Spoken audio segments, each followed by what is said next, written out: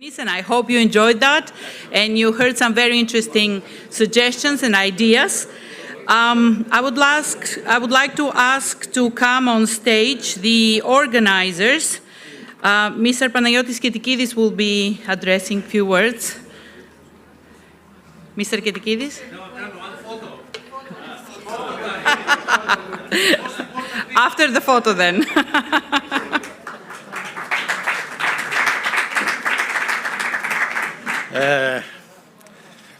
What can I say? I'm very happy because I see happy faces.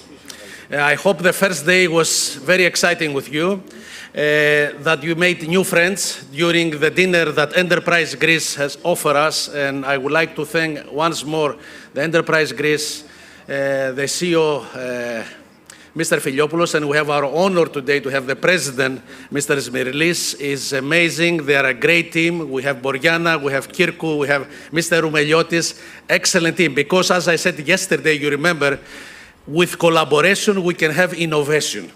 As we said yesterday, the quadruple helix is actually government, industry, academia working for the society. So we can accomplish that by working together. I'm very happy today also with the pitching sessions. It was great that many of my great friends from abroad, Finland, United States, Canada, Africa, Tommy here, that they said excellent things about Australia. Yes, sorry, and many others, sorry. Nico, sorry, Australia, Greek diaspora, we need you here, okay?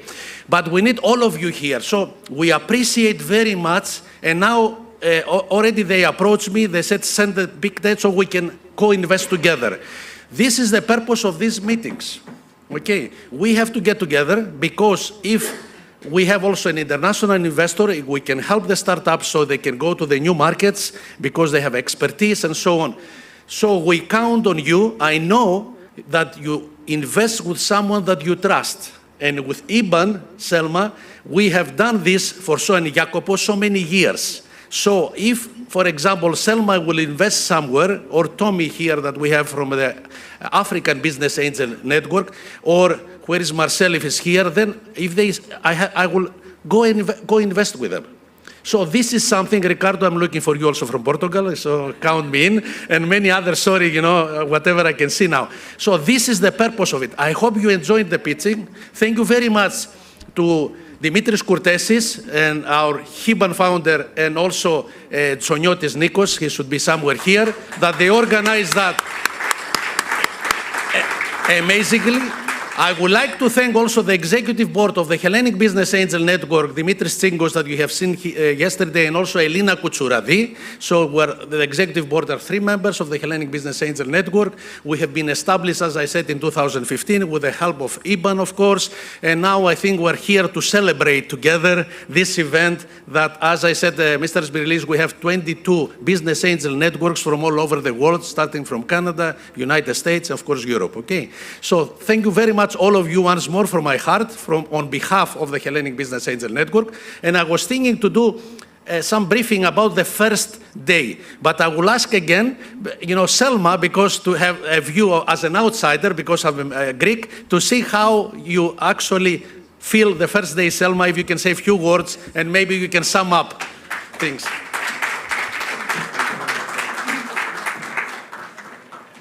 Isn't it wonderful? I love Greek food. Yeah, so, I think it's all. We don't need to do more. Thank you so much, and Panos. It's just such a great event because of the human touch that is behind. And it's so good to see you, how excited you are about everything that is happening. And this is what it's all about. We are about humans investing into humans to make a better tomorrow. And it is so important to have this human touch, and we missed it so much. And we were online, and it worked and everything, but being together again is just beautiful.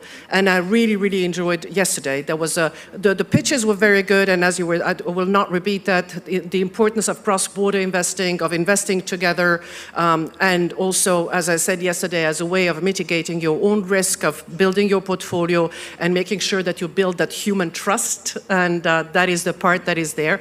But it was just amazing to see yesterday The panels and the speakers were just awesome. Really, really good, because I was talking to somebody today, and we were talking that this is in fact one country event, but one country plus event somehow. I mean, when we do our EBAN event and we have this kind of internationality, then you assume that that's the way it should be.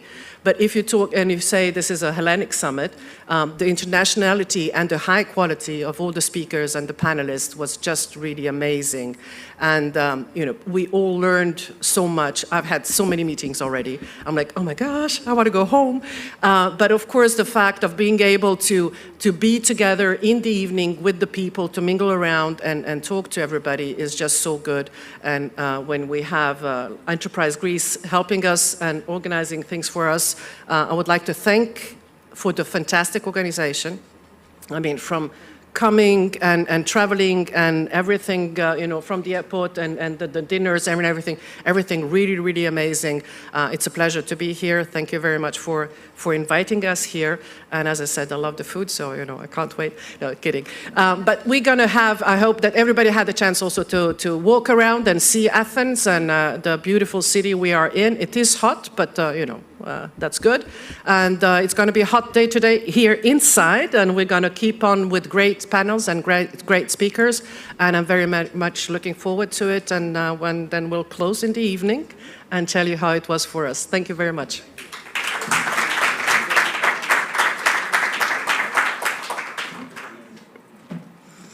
And now, ladies and gentlemen, it's our honor to have on stage the Secretary General of International Economic Affairs to the Ministry of Foreign Affairs and Chairman of Enterprise Greece, Mr. Yannis Mirlis.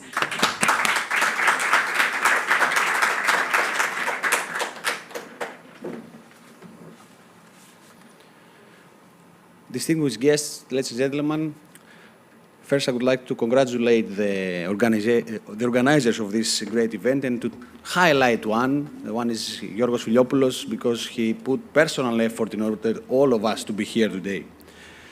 And of course, I would like, on behalf of the Ministry of Foreign Affairs and Enterprise Greece, to welcome you all, the startups, the business angels, welcome you all in Athens, and to have the honor to participate in this great event with you. Dear friends, you are the reason we're organizing this event, because you are the future. This event is a great proof of our will to cooperate closely with all stakeholders involved in order to support and promote Greek entrepreneurship. Most of all, our event is a great proof of our will to support and promote Greek innovation and pioneering ideas, to help startups realize their ideas and spread their wings all over the world. 2021 was a milestone year for the global community, as the pandemic COVID-19 created new, unprecedented conditions for economies, societies, and people's daily lives all around the world. The current situation is even more demanding. The ongoing war in Ukraine is once again shaking the world economy and our daily lives. We are called upon to take initiatives in order to tackle rising energy costs, food insecurity, as well as to find alternative markets for our products. Despite all difficulties mentioned, the Greek economy is on the road to post-COVID recovery with rapid economic growth rate. In particular, Greece's economy is expected to grow at a robust of around 3% rate, following a better than expected rebounding of 2021, which represents one of the fastest growth rates in Europe. Moreover, Greece also saw record foreign direct investment in 2021, achieving a 5 billion euro and marking the largest FDI inflow since 2002, confirming that our country is on the right track and in a dynamic growth phase. Greece is rated among the top 10 investment destinations in Europe. This fact reflects the wide range of attractive opportunities available in the Greek market, as well as the coordinated efforts of the last several years to create a competitive and positive business environment. Technology and innovation constitute a central pillar to the Greek strategy for building sustainable growth far into the future. This is why we place great importance to supporting Greek innovation and startups. The Greek startup scene made its first tentative steps during the years of the financial crisis, and it has kept growing ever since. Aspiring entrepreneurs with new ideas and innovative business models, especially in the high-tech sector, have been attracting domestic and international interest. In the last 5 years, the Greek startup ecosystem has grown rapidly, and Greece has emerged as a regional hub for innovation and technology. Let me just highlight the fact that the last year was a record year for the Greek startup scene. Venture capital funding for Greek startups tripled and drew the increasing attention of both European and American venture capitals. Startups based in Greece raised funding of almost 500 million euros for the period 2010-2018, while in 2019, a total of at least 147 million euros was raised. In 2020, the ecosystem took a blow due to the pandemic, but support measures were rapidly implemented, allowing entrepreneurs and founders to remain optimistic. In a year globally dominated by COVID-19, Greek startups proved not only resilient, but flourishing as well. Let me give you just some specific examples. Microsoft acquired Softomotive, a software robotic automation platform, and Applied Material acquired Think Silicon, a Patras-based startup. According to Startup Blink 2020 Global Ranking Report, the Greek startup ecosystem was ranked 44th globally among 202 countries, while in 2021, Greece had 4 cities in the ranking: Athens, Thessaloniki, and Ioannina, followed by a new entrant, Rhodes. Athens ranked 107th globally among 1,000 cities, reaching the top 100 startup cities, which is a big goal for us. Moving forward, 2021 was also a very lucrative year, setting a new record for the ever-growing Greek startup scene. The top 10 Greek startups this year raised a total of 397 million euros, tripling the amount raised last year. The total number of startups funded was approximately 70% more than last year, while the total investment secured by them exceed 500 million euros. We have also seen a total of 6 exits, 3 of which entered directly to the list of top 10 of all time. This is also the year we had our first unicorns, PeopleSend, BlueGround, and Viva Wallet. The top 3 areas in which startups are active remain life sciences, retail, and agritech, with the startups of maritime tech and deep tech continuing to be on the rise and are expected to maintain this trend in 2022.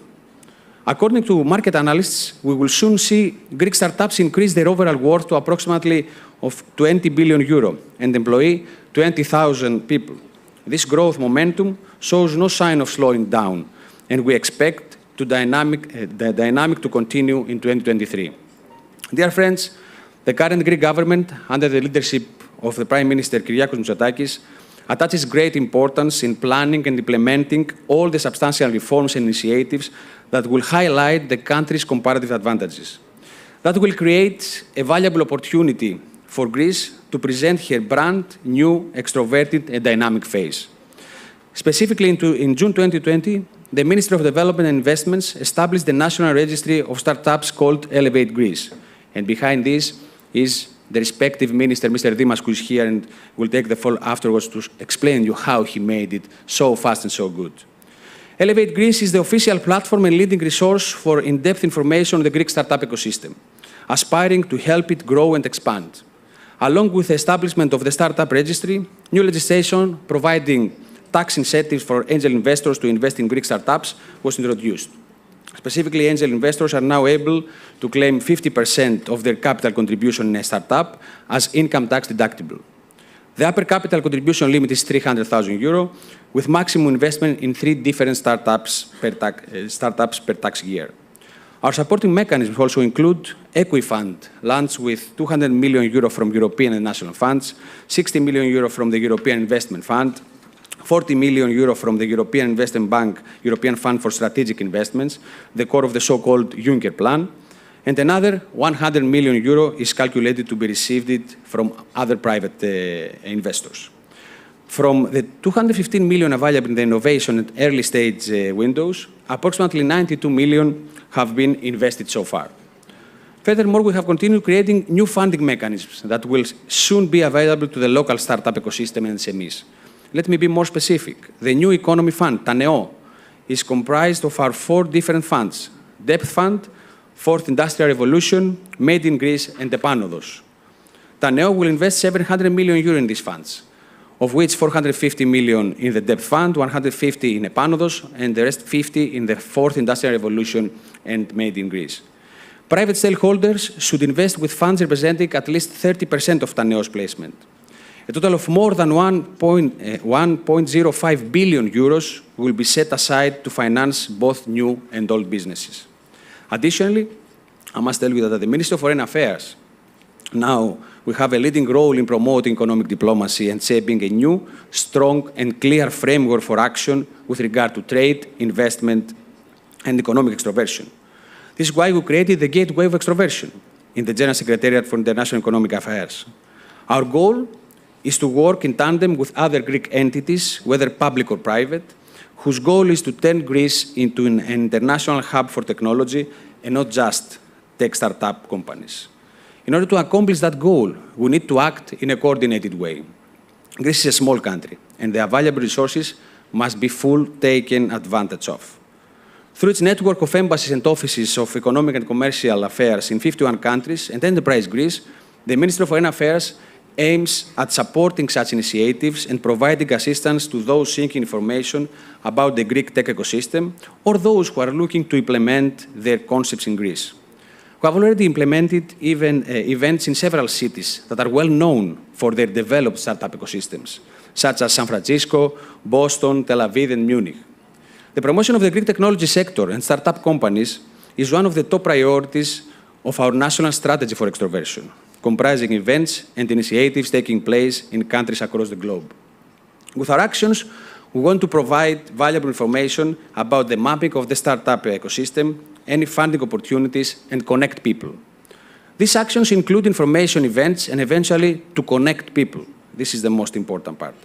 Following all these significant reforms and the record scores of Greek startups, the 2022 Hellenic International Business Angel Summit, that is co-organized by the Hellenic Business Angel Networks, the European Business Angel Networks, and of course Enterprise Greece, aims to bring together angel investors with Greek venture capitals, accelerators, and startups in an attempt to promote networking and knowledge sharing. A centerpiece of the summit is the opportunity for select local startups to pitch directly to the investors, and as I heard, it went pretty well in the morning. The startups that have selected to pitch today are early-stage companies that have raised less than 500,000 euro to date, companies looking for active investment from 50,000 euro to 1 million euro, and companies with headquarters or activity in Greece. In addition to participating in the pitching session, selected startups that will be able to attend all workshops and conference modules for more networking opportunities with participants. Dear friends, dear Minister, the innovation and technology sector is one of the most critical industries in the Greek economy. Demand for innovative tech in both the public and private sectors worldwide will only continue to grow. And the Greek tech sector is well positioned to meet that demand. The startup ecosystem is developing quickly. Greece's workforce is highly educated, especially in the STEM field. And the country has an enviable geostrategic location with well-developed infrastructure. Building up the angel investor network will play a crucial role in getting our Greek startup running at top speed. And our aim here today is for you to get to know the Greek ecosystem as part of the greater region and expand your opportunities for networking, collaborations, and productive investment. It is crucial for local startups to accelerate and scale up to attract business angels and investors. To do so, they need to be extroverted, they need to network, and they need to think and market themselves with an international perspective. Going big means going global. And we are ready here to help you and to assist you in order to make it. Thank you very much.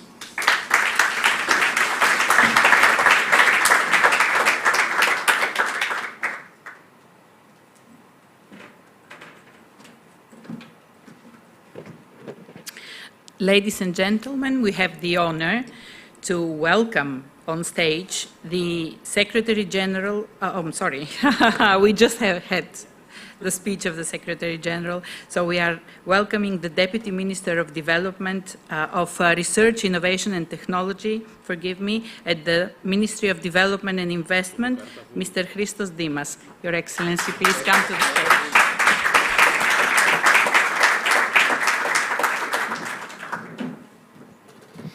Mr. General Secretary, Yannis is my friend, so Yanni, ladies and gentlemen, first of all, I would like to congratulate the European Business Angel Network, the Hellenic Business Angel Network, and also Enterprise Greece for organizing this summit, which I consider extremely important and very useful.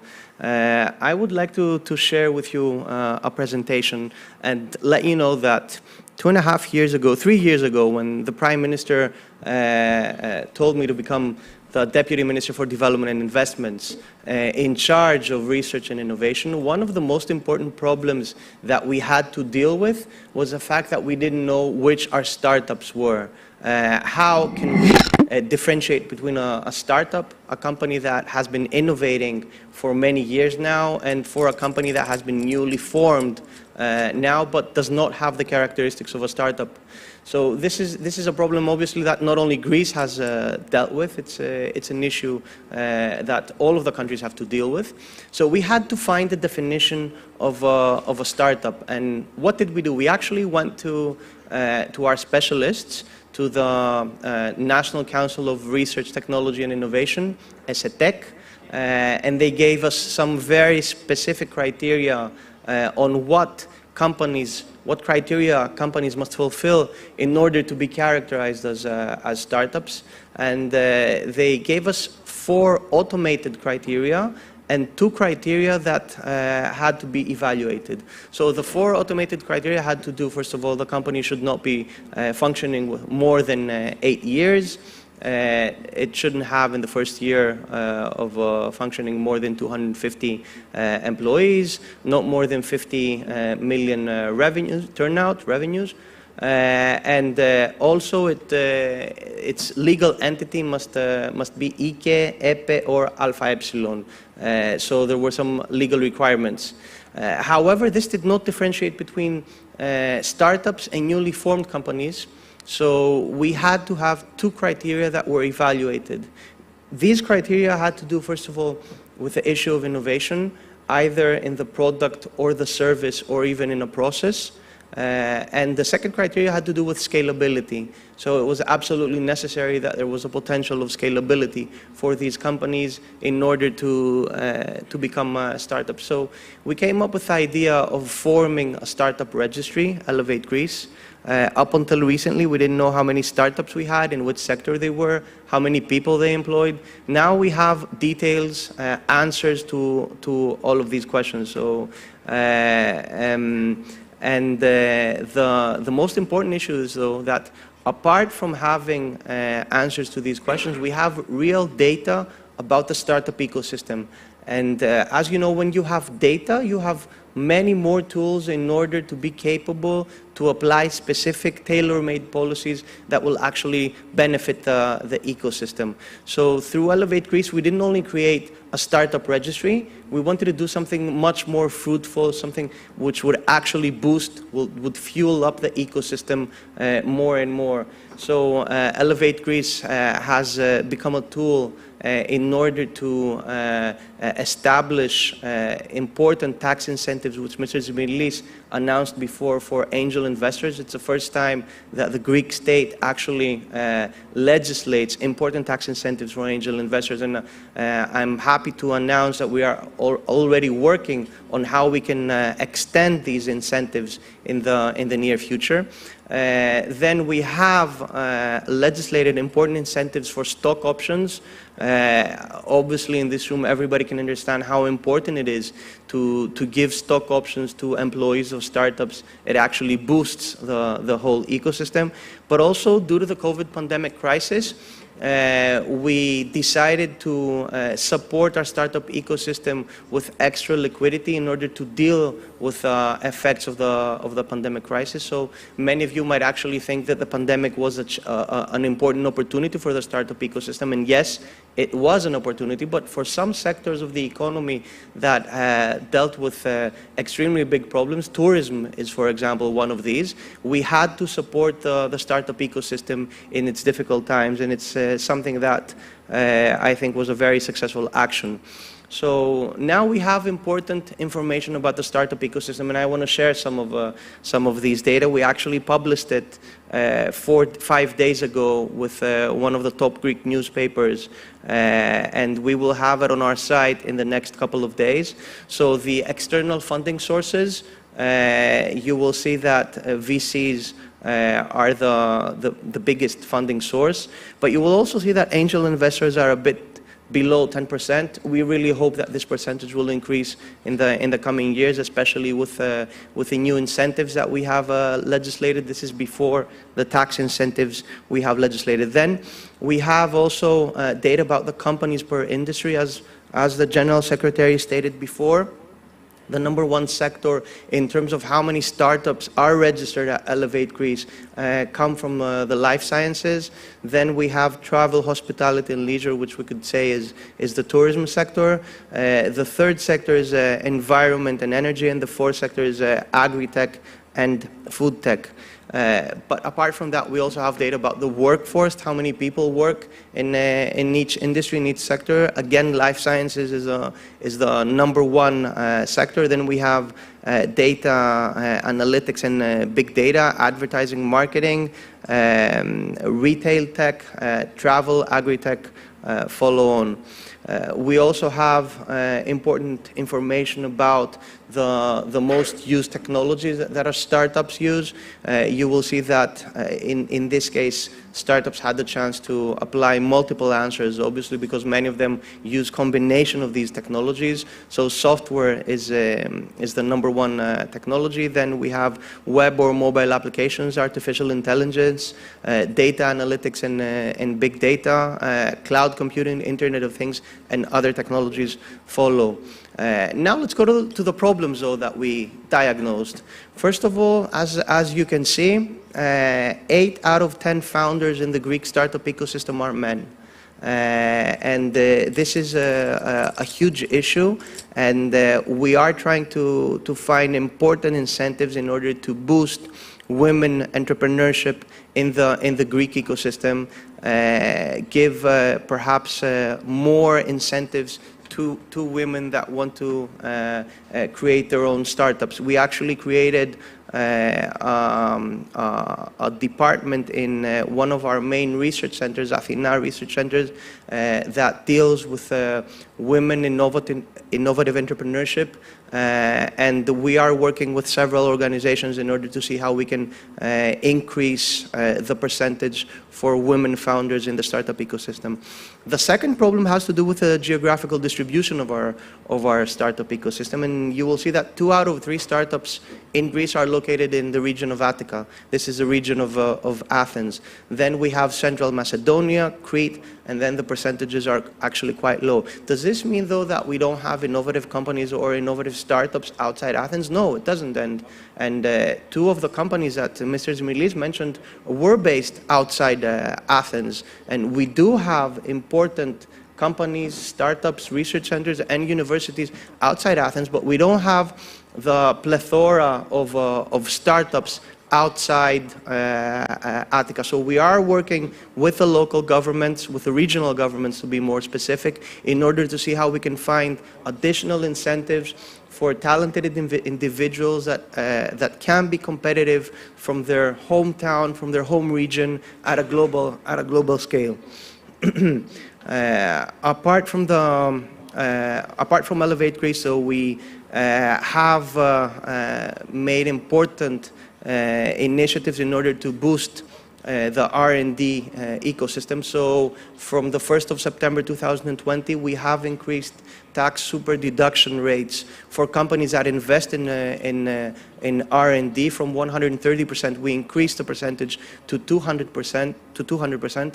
With this actually initiative, we have the most competitive framework in the European Union in this field, and we have actually legislated this in order to boost R&D expenditure from Greek companies in order to allow companies that already operate in Greece to invest further in R&D, but also to attract companies from abroad to invest in Greece. And allow me to say that in the last 2.5 years, Greece has been quite successful in attracting foreign direct investment in R&D. Companies like Microsoft, Pfizer, Cisco, EY, Applied Materials, Volkswagen, Amazon Web Services have invested in Greece in this sector. And it is a priority because you all know that Greece dealt with a financial crisis for almost a decade.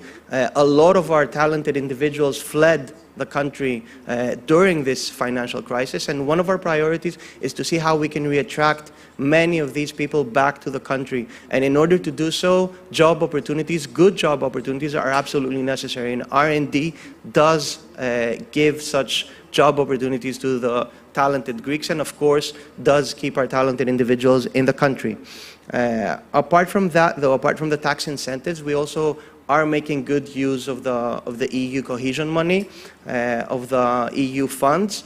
So we have 3 very important actions in that direction. First of all is the action of Research, Create, Innovate. It's an action trying to link much more effectively academic institutions, universities, research centers with companies, with entrepreneurs in common projects of R&D. The second action has to do with the formation of innovation clusters. I'm quite sure that you all are aware about the importance of having strong innovation clusters in an evolving ecosystem.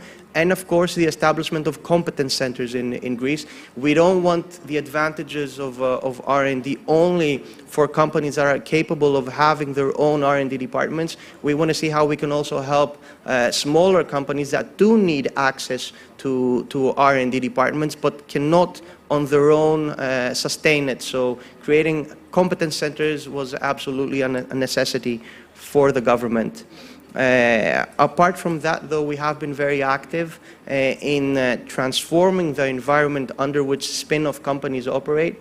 Allow me to say, I didn't mention in the beginning, that spin-off companies of research centers and university are automatically registered at Elevate Greece, so they don't pass through the process. There's a fast-track process for them. And we decided to transform the legal framework under which spin-off companies operate in Greece, and ever since last December it has been very much simplified. It's much easier for an academic, for a researcher to create his or her spin-off within the university or research center, operate it.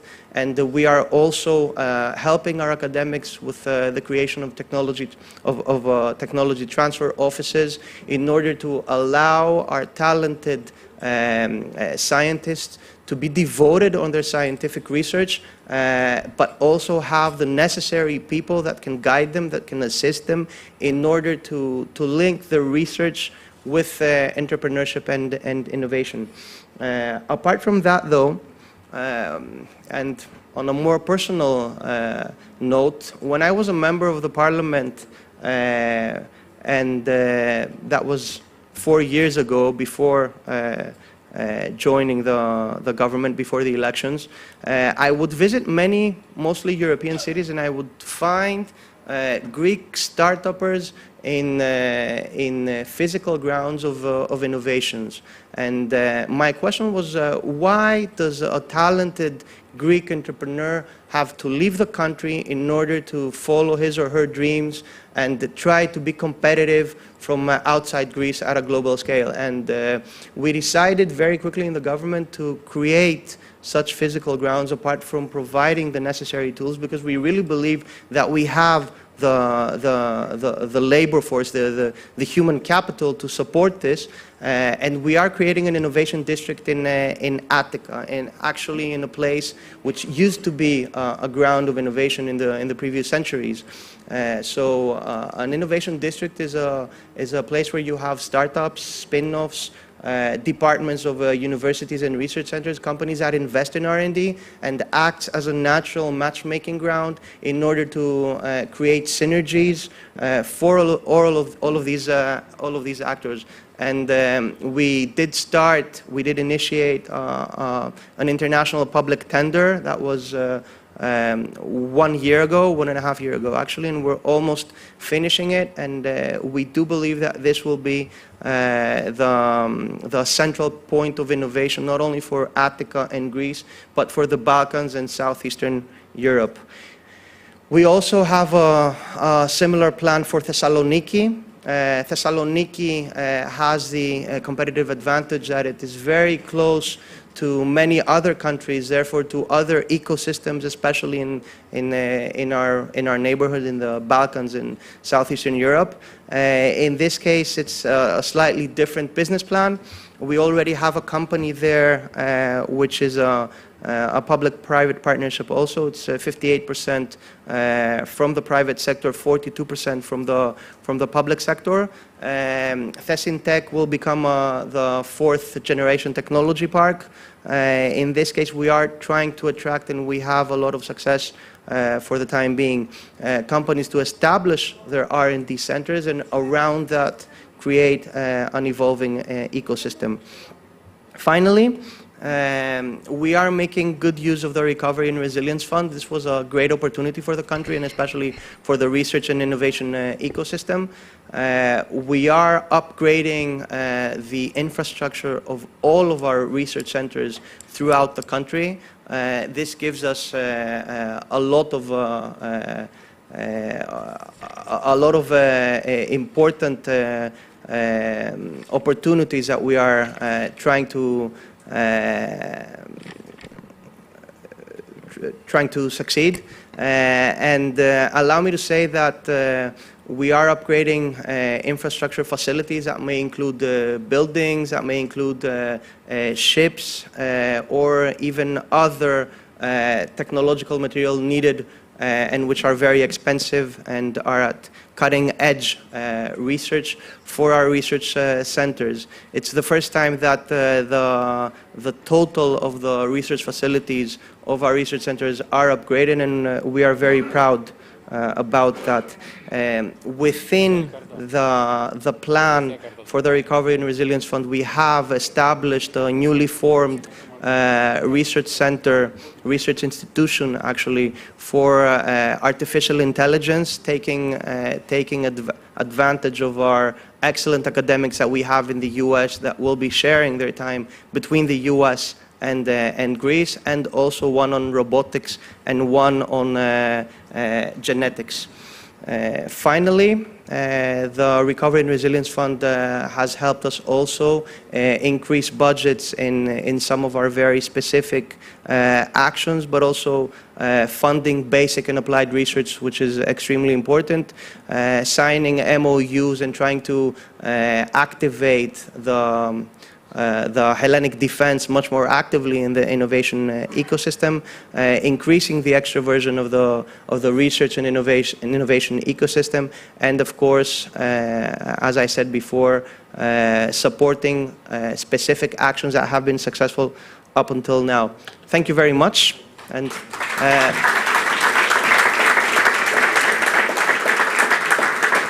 And again, allow me to congratulate the Hellenic Business Angels Network, the European Business Angels Network, and of course Enterprise Greece for organizing the summit.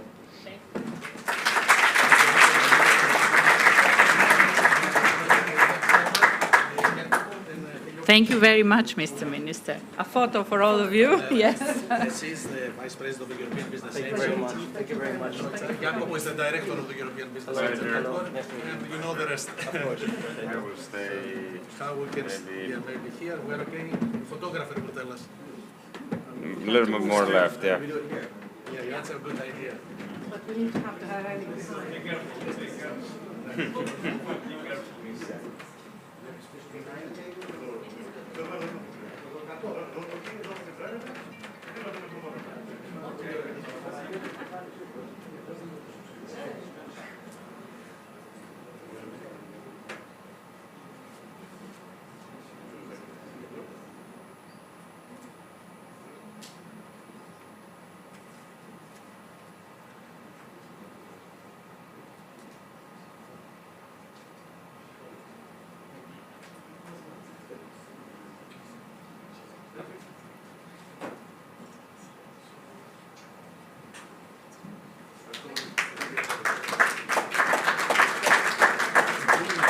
If you allow me 1 second to say what actually our minister said, very briefly. Exactly, we were waiting for that. I was 30 years old when I came from the States minister, and it happened after 30 years. And thank you for your government.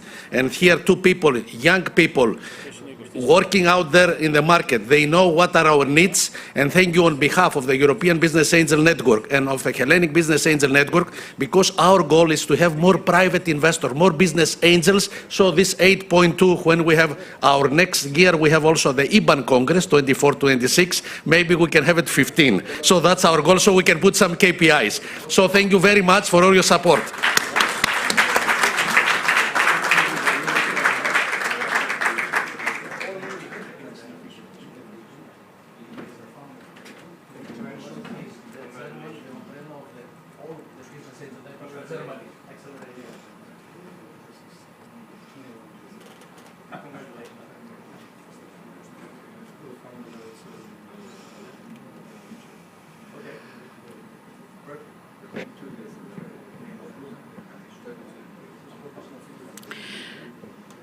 And now we will continue our program with our next keynote speaker, whom I would like to invite on the stage, the Emeritus President of the European Business Angels Network and the founding President of Business Angel Network Deutschland, Mr. Peter Jungen. Please, Mr. Jungen.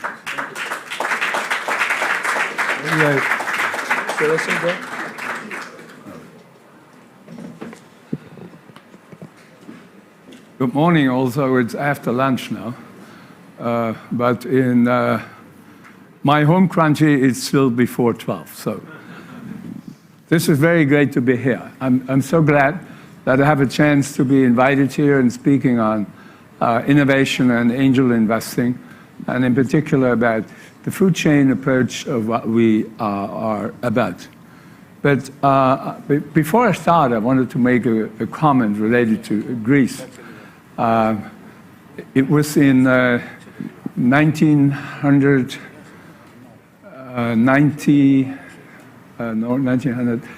in the 90s, before we founded IBAN and BAND. That was at the time when Helmut Kohl was still chancellor in Germany. And even Helmut Kohl asked for, we need more startups, but that's a long time ago. And I have to confess that still we don't have enough in Germany. But more important is when Helmut Kohl was in government, he introduced me to a gentleman who was the father of the present Prime Minister. And I visited him in Athens and had the pleasure to see him there on as Helmut Kohl being the intermediate. And when your now Prime Minister was in Berlin, was on his first visit to Angela Merkel, I think 2 years ago, I met with him and I told him the story about that I had been introduced to his father. So we have quite a close relationship, and I want to say that while I'm here. When we talk about innovation, you simply could say everything what's in the world is based on innovation. There's nothing on, and some people have a hostile position on that, which of course is pretty stupid. We need to have more and not less innovation. Innovation is the driver of everything, and therefore it is very clear that without innovation there would be no growth and wealth in the world. It's the key driver. All ground in the 250 years is based on innovation. And the process of innovation involves complementary contributions from scientists, entrepreneurs, financial markets, investment communities, and from governments. So the world economy will only be successful as an open system. What happened 10,000 years ago, not very much happened in the world, and even not since. So everything is based on the last 250 years, where innovation has made an incredible impact on the world. So these 250 years is the key difference. The only justification for capitalism is economic dynamism. Now, how is economic dynamism brought about? Through innovation, through research, development, entrepreneurs as transfer agents and driving force of knowledge, entrepreneurs and risk-taking investor. So it's important that we understand capitalism as an innovation economy, which would be a much better word. So capitalism is not about rich people. Capitalism is about eventually making people rich. The question is, what role is there for government? So we need the government for the framework conditions, as in capitalism is a relentless search for the new. And capitalism is, as I said, therefore the innovation economy. At the heart of entrepreneurship are fast-growing companies.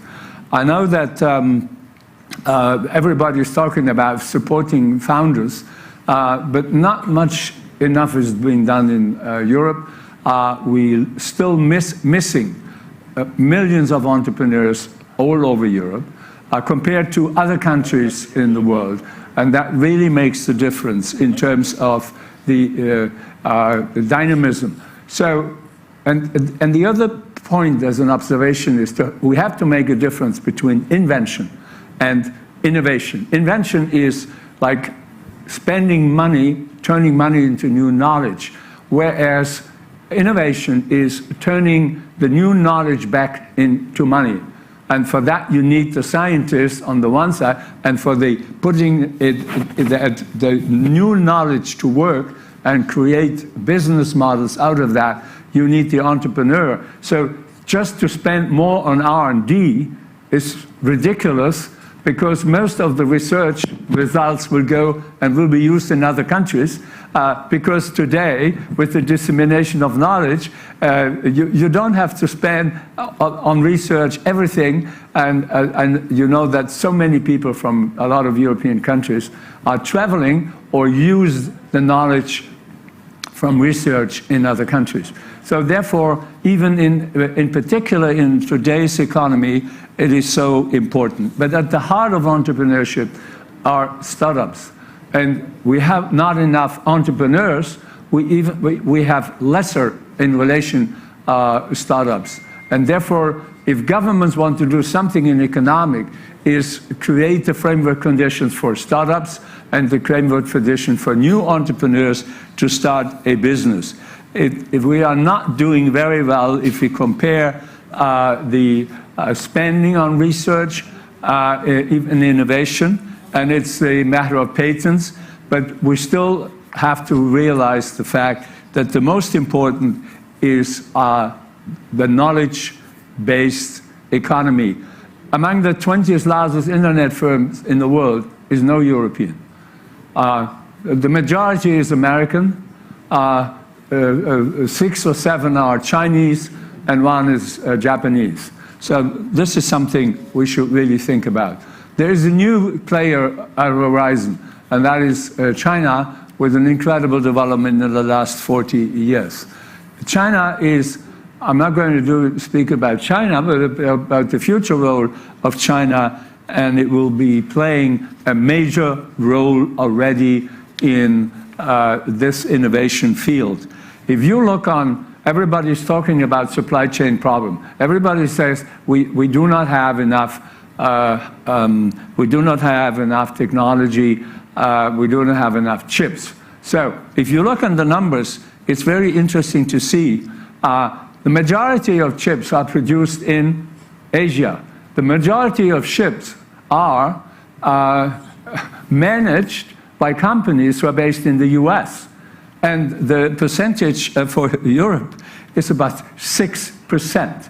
And Asia produces 73%, and the US 13%. So the Western world is very short, actually, even without supply chain problems and chips. Just to give an example where we are lagging behind.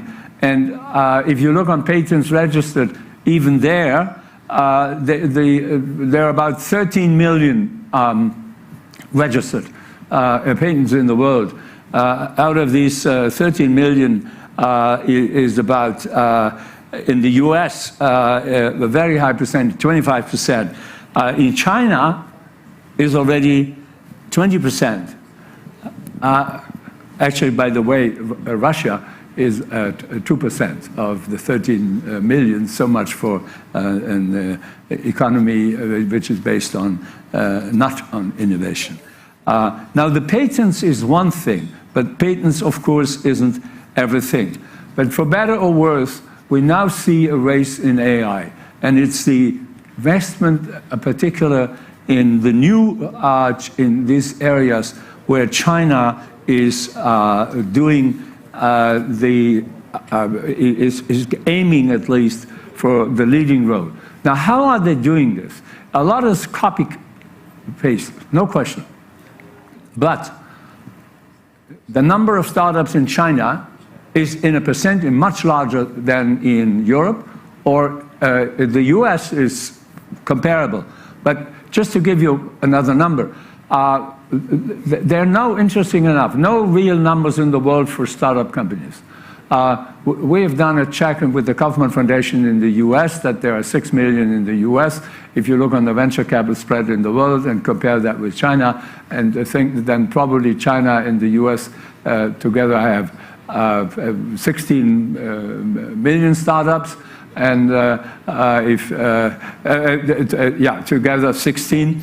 And in Europe, I give you a number for Germany, which is disappointing. Germany has still 4.5% of GDP in the world, but has only 1.5% of startups. And that seems basically we're dying out. We become older, not only me, but the Germans become older, and most of the West Europeans is the same thing.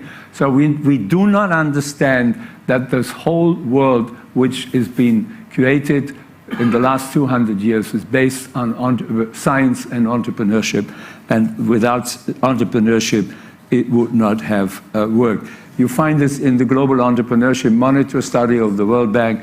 I can refer to that. Now, what is important for angels? For the angels is important, as we spoke about, that there are startups in the country.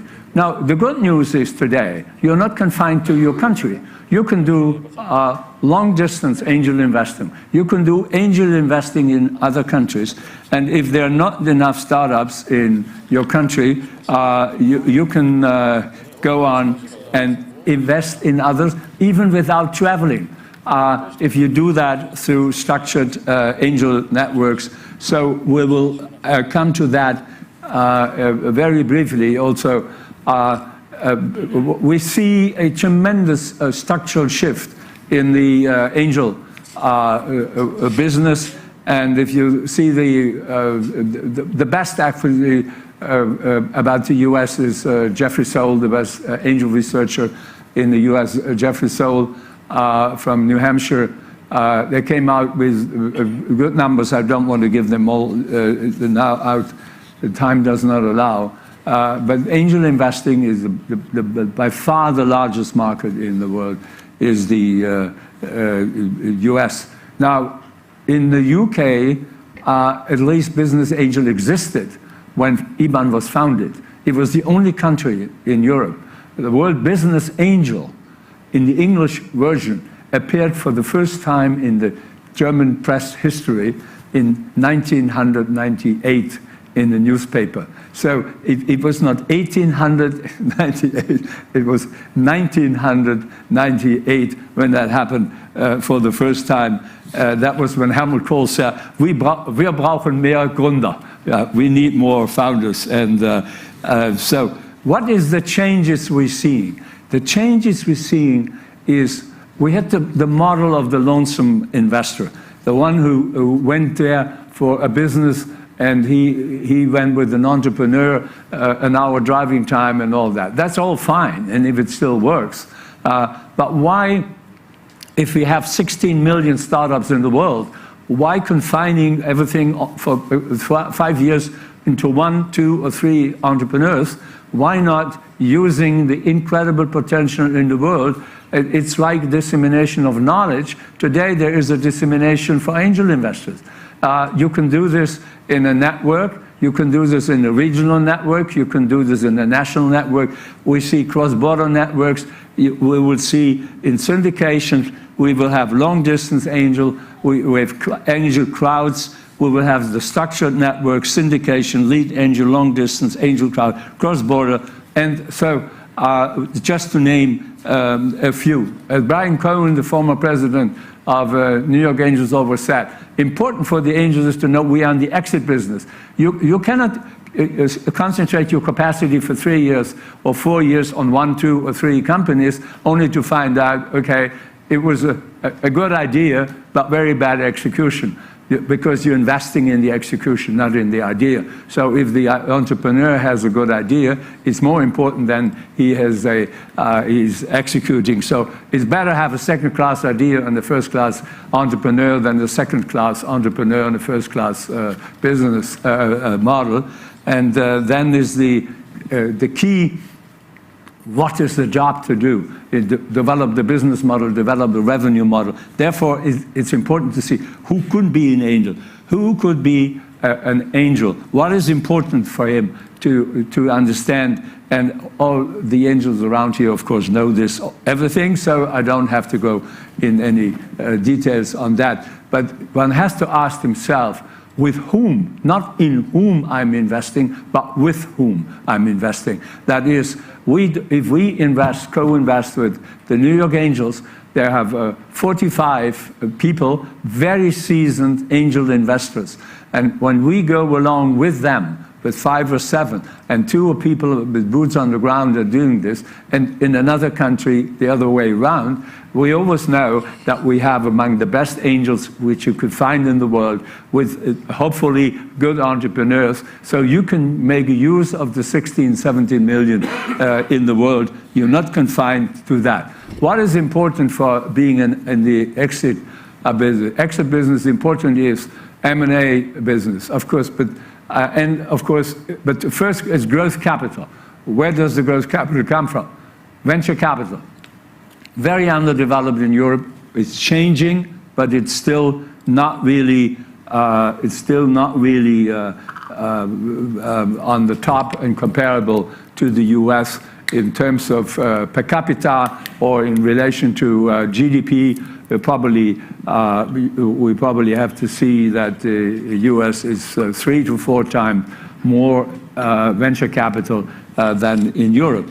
But interesting enough is we have seen an explosion in the last 24 months, and the explosion is that we have had the record number, the best 4 quarters ever in history recorded were in last year. We had globally about 700 billion venture capital, unheard before, out of which is the US almost exactly 340, half of it. So the US, and then you have very high numbers, Israel, if you say the 12.5 billion, but it's only 8 million people. Europe, even X, and that is ex-UK. We are pretty low still, but improving. China is larger than Europe in terms of venture capital. And if you see the development between 2010 and 2021, you have seen the US increased by, even then, by 10 times, Western Europe by about 5 times, and China by about 33 times in venture capital. So you can imagine, with the huge number of startups and the huge number of venture capital, that what is happening in the US. Now, how are we going into the new year? Or did we go? Well, we went very well into the new year, only to find out that the party is over. And that, so the uncertainty is everything, volatility is there. Although venture capital in the first month was still there, IPOs is going terribly down, and we'll see much less of that. We will see less fundraising, and we will see also with this less growth financing, It will become more difficult for the startups where you have invested in, so you better check what's their runway, whether they have enough cash to survive. Cash is king at the moment. Valuations don't matter. Cash is king. And therefore, it's so important that you guys find out about this situation, and that these entrepreneurs have to understand that this is for them the key to take care of their business. For instance, if you look on the autonomous driving sector, you remember that a lot of them went into SPAC. Almost 90% plus of all the mobility who were bought by SPAC went into there are underwater. But the interesting thing is, that reminds me, more than 100 years ago, there were in the US 3,000 companies who went into the automotive business. And from the 3,000, 30 had an IPO. And how many are left? I think I would say 2.5 max, if it's 2.5. Maybe one day, if we're sitting here, I won't be here, but many of you, and think about this, think about the number. So what do we need to know if we look into the rest of this year? It will, as I said, we will have a drop in public assets. We will see more IPOs in Asia, but have a substantial drop in the US already. We have a decrease in mega funding, that is in more than $1 billion rounds. We'll see a drop in venture funding as well. And what does that mean? It means there is less growth capital. The more it's important to look at the startups where you have invested in, to be sure that you are still with them on the same page, and that he doesn't spend the money. Hopefully you have not invested everything at the same time, because nothing else is. There are two things we are very bad for a founder.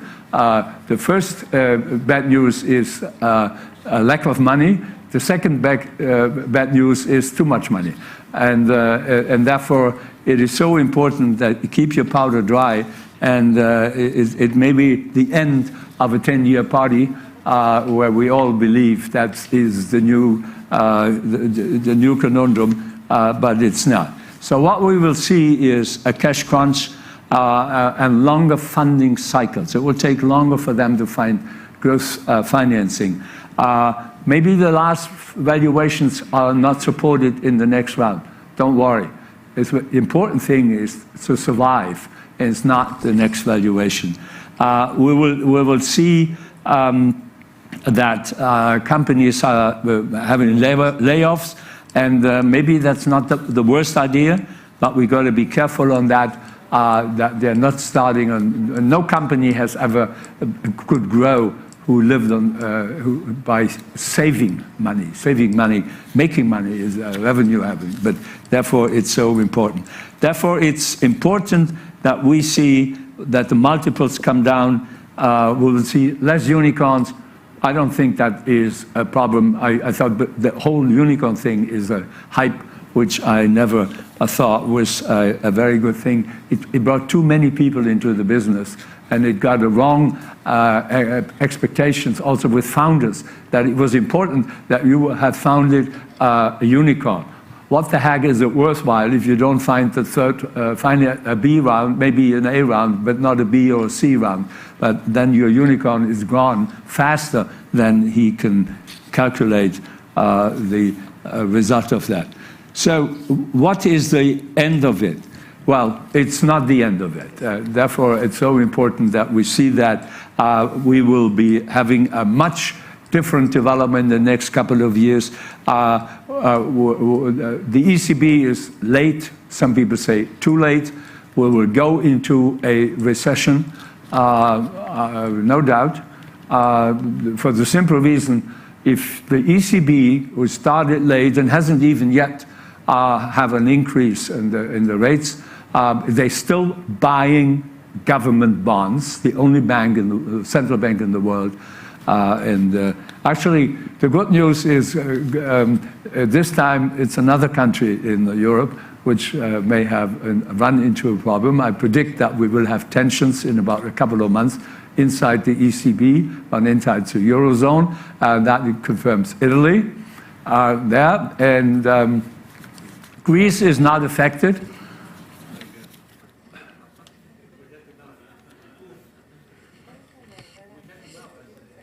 You know the reason. Most of the Greek public debt is owned by public institutions, by the European institutions. So you're not running into a problem with this. So is the globalization over? No. Will we see less globalization? No. What is the future? We will see a beginning of the globalization of services. Globalization until now was globalization in hardware, manufacture. We will see that, which means basically there's an incredible development for startups, incredible development therefore for angel investing, and maybe one day we could find out this was one of the best times to be an angel investor ever. After the party is over and the party and the punch bowl is empty, there is another way to come. And I'm sure the good news is valuations have come down, particularly on the stock market, as you have seen. But valuations in seed are pretty stable, unfortunately. Maybe it would be good if they come down also a bit. But it is one of the best times to invest. Why? You have more time, you're not pressed, you find people who are very recipient for the money you get. And therefore, I think this conference takes place at a very appropriate time. And thank you for giving me your time and to listen to what I wanted to say. Thank you.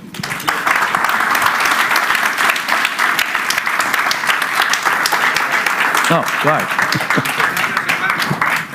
The panel. Now you're on the panel. Yeah, but I'm going on another chair, I understand. Very correct. I'm following the instructions, as you see. Thank you very much, thank you. Our next panel will be speaking about angel investing, opportunities and challenges in the global turmoil.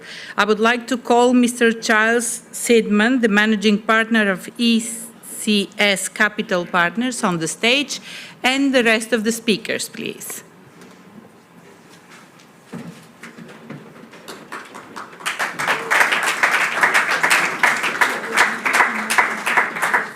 Number 5. Okay. Okay. 5. Where do I see the 5? Is this 5? Yes. Okay. Thank you. Yes, because of the microphones. Great. Show me.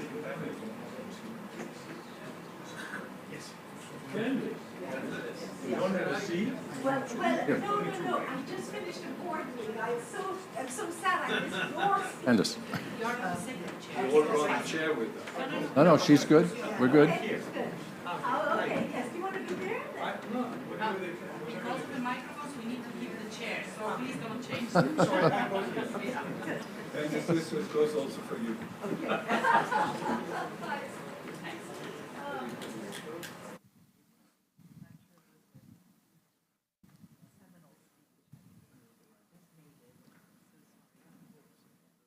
Okay, well, I guess we'll begin. And I hope this is an interesting, stimulating panel to set you up for further conversations at lunch and later on. Our topic is opportunities and challenges for angel investing in the global turmoil.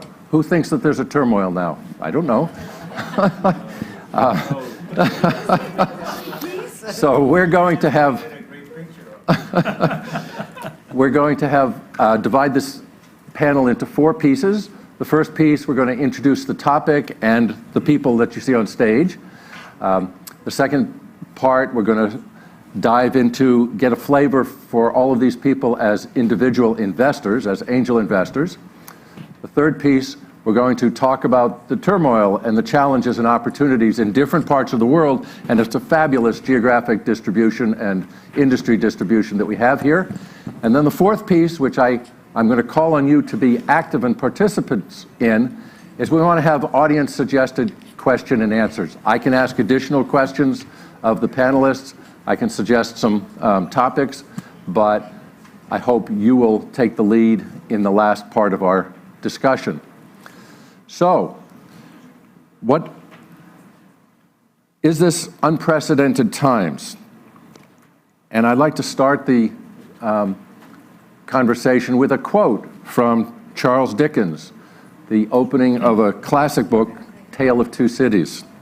And as you hear this, it's one paragraph-long sentence, but think about the comparison between those days. He was writing about the era of the late 1700s, the French Revolution. He was writing a little bit after that. But think about what he wrote about that era in comparison to our times. So, he wrote, "It was the best of times. It was the worst of times. It was the age of wisdom. It was the age of foolishness. It was the epoch of belief. It was the epoch of incredulity. It was the season of light. It was the season of darkness. It was the spring of hope. It was the winter of despair. We had everything before us. We had nothing before us. We were all going direct to heaven. We were all going direct the other way. In short, the period was so far like the present period that some of its noisiest authorities insisted on its being received for good and for evil in the superlative degree of comparison only." So, does that describe our present day? Very good.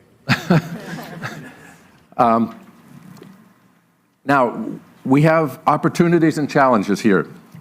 I want to focus for the moment on the opportunities. We're going to come to problems, but problems always create opportunities. And there are several sayings in American folklore: when the going gets tough, the tough get going. So it's an opportunity. We have, as Peter just referenced, and the whole conference is about, mind-blowing technical advances and capabilities.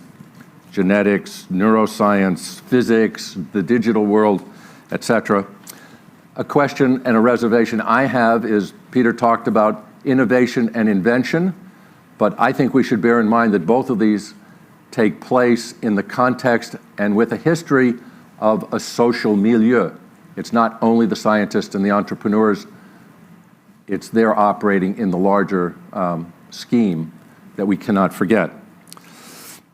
So I'm not going to go through a whole list of challenges. I would like to give all of our panelists a minute or so just for a brief biographic description. I will start out. I started my life as an entrepreneur in the digital world. I spent most of my adult life as a biomedical researcher and a business academic.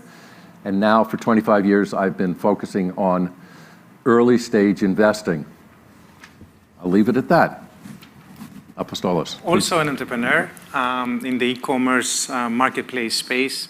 A couple of companies started from Greece and then became an angel investor gradually with a couple of companies that started from Greece and then became international. When the food delivery company I was co-founder of was sold in 2015, I actually launched a venture capital fund, and then we invest through that fund globally nowadays with the third fund. But I'm also doing angel investments on the side. Thank you. Pleasure to have you here. Candace, please. Yes, well, it's such a pleasure to be here, and I want to thank again our dear friend Panos and the Hellenic Business Angels, and also Enterprise Greece for making this possible. And I also want to say I'm so happy that the logo has a rocket ship. Because that's what I do. I do space. I've been in space ever since I was 5, when that was 1957, when my dad gave me a Sputnik to put on the Christmas tree. And,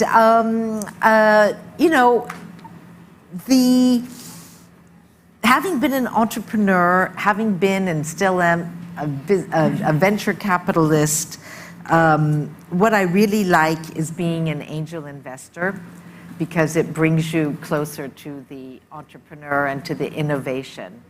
And so that is why I'm here today. And give so much time to IBAN and to the world of business angel investing. So I'm just thrilled to be here. Thank you very much. You'll get more airtime in a moment. Israel, please introduce yourself briefly. Great. Thank you, Charles. And thank you for welcoming me to Athens. It's my first time in Greece. Hola, I'm from Mexico. And I'd just like to say I'm also an entrepreneur, and I think any angel investor that I have ever met, deep inside, they always think like entrepreneurs, right? We never stop thinking like that, and that's why we fall in love so much with entrepreneurs, because we're actually one of a kind. So I represent Angel's Nest, which is an angel network born in Mexico, but we operate in the whole of Latin America. And I also the co-founder of an event called Pitch at the Beach, which hopefully you will hear more from about soon. And yeah, I'm very happy to be here. So first, I'm going to give you a few curious points about Latin America. Do you know that Latin America has, as a region and 3 top countries, the people who own the most dogs in the world? Point number 1. I'll come back with more. Thank you, Israel. You didn't Peter, know that. a brief introduction. No, of I'm flabbergasted. I didn't know that. a few biographical facts. Well, that is they don't know. finally a number I had no knowledge of. A number of dogs. Well, I hate them, actually. At least in the building. Outside is okay. I have been coming with Angela Merkel when she was visiting Putin, and his huge dog was always around her, and she confessed later on, I really was afraid of the dog. but she said I was afraid. It wasn't quite clear whether she meant the dog or Putin. Well, okay, you wanted Just a little biography. Okay, Sketch. I'm Peter Jungen. I was an entrepreneur. I run the largest civil engineering group in Germany, which Strabag, which now employs 70,000 people. I co-founded and with German Unity, I bought the largest civil engineering company from Treuhandanstalt with 3,500 people, and we turned this around very briefly within less than a year. And 3 years later, we sold it, just ahead of the breakdown of the crash in the construction industry in East Germany, which was to be expected, of course. And then we started this angel investing. I haven't learned this in the US. I co-founded with the German government at the time of Helmut Kohl, still the BAND, Business Angel Network Deutschland. And a year later, with the commission, and Rudi was instrumental for the commission, that Rudi Arnaud, we co-founded IBAN, and I became also a president of IBAN. I'm personally a member of the New York Angels. I'm a member of the Angels, Israel Angels. We are closely investing, in particular in Europe. Have a look at this, is the Baltics. In digitalization in Europe, absolutely number 1 area where we are very active. And we are involved in China, in innovation ventures, where we investing with Kai-Fu Lee. Those who are in the technology of AI know he is probably the guru on AI worldwide. His newest book, I only would recommend, even if we don't understand everything, at least I don't understand everything, but it gives us an idea where we are, where this world of technology is heading to. And when I said it before in my contribution, this may be a good time. What I actually am saying is we haven't seen it yet. What is coming. If we believe this is a world driven by and dominated by technology, I would say we haven't seen it yet. Because when my last sentence was basically is that in the new phase of globalization, we will see an incredible development, and that is the digitalization and globalization of services and digital services. And I think we all can imagine what kind of changes this brings. And I'm afraid that in Europe, we are dominated our debates by whether you get a discount if you fill your petrol at a petrol station, and with all these kind of things. We're talking about energy security. We should rather talk about technology security for us to understand what is going to drive a development which has been driven by Europe for the first 200 years, but not anymore. Very much, Peter. It's good to have you stay on the stage. Robert, please, a brief introduction of yourself. Yes. Good morning, Robert Łogowski. Arrived here from Warsaw, Poland. My history is, I think, quite typical for many angel investors in Central Eastern Europe.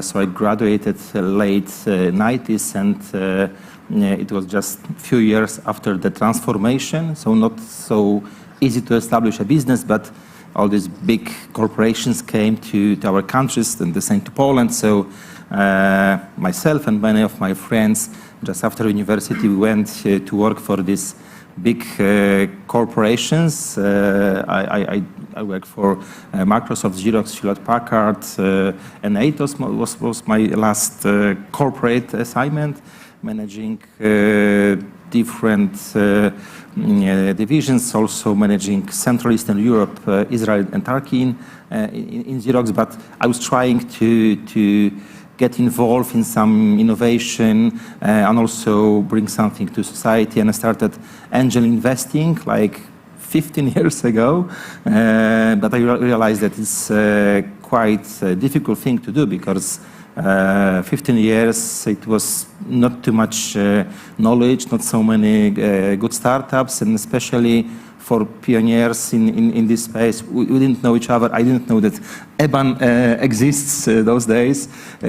So I decided to finish my corporate career and focus on helping angels in doing that, increasing this change on the market, because I believe that for these young economies like the C countries, it's fundamental to bet on it and to use the best resources we have. And very often those resources are working for these big corporations like myself. So we have a number of clubs, we have a number of programs helping people to become a business angel. But one of the most interesting areas is this, how to help these guys with experience, like between 40 and 50, being on a top position in corporates, to move to angel investing, and maybe this will be their new career path for the rest of their life, or just maybe some add-on to the existing business activities. But this is our mission. So I established a club called Cabin Angels, and we have 2 more clubs right now focused on on impact investing, and the last one is focused on Web 3.0, so it's the in blockchain space. And we also have this program to educate angels. I think we can discuss about this later on, but the name is saying something. It's Business Angel Revolution. It's BAR. So if you take the BAR, if you want to be an angel, you have to go to the bar first. And saying a bit, yeah.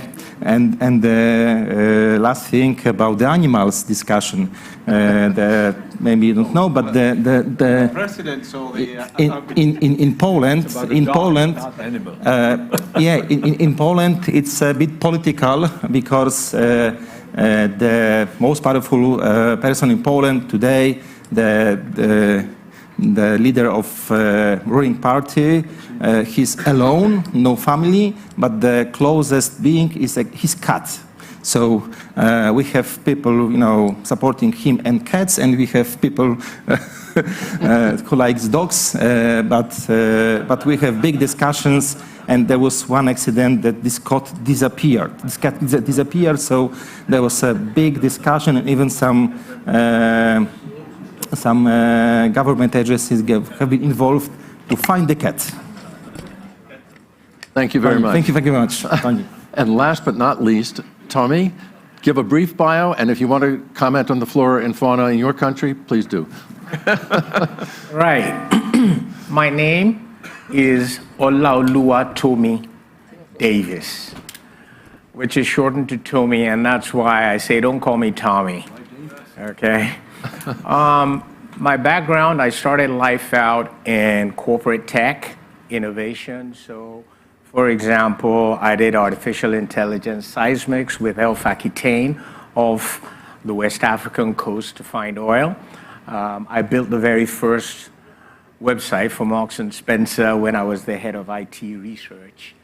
And then I joined Ernst & Young as a partner and ran the Ernst & Young incubator, which is where I caught the bug for startups. So when the partnership was sold, I took my team, my incubation team, and joined Sapient, which was a startup at that time, and we ended up selling it to Publicis at $3.5 billion much later.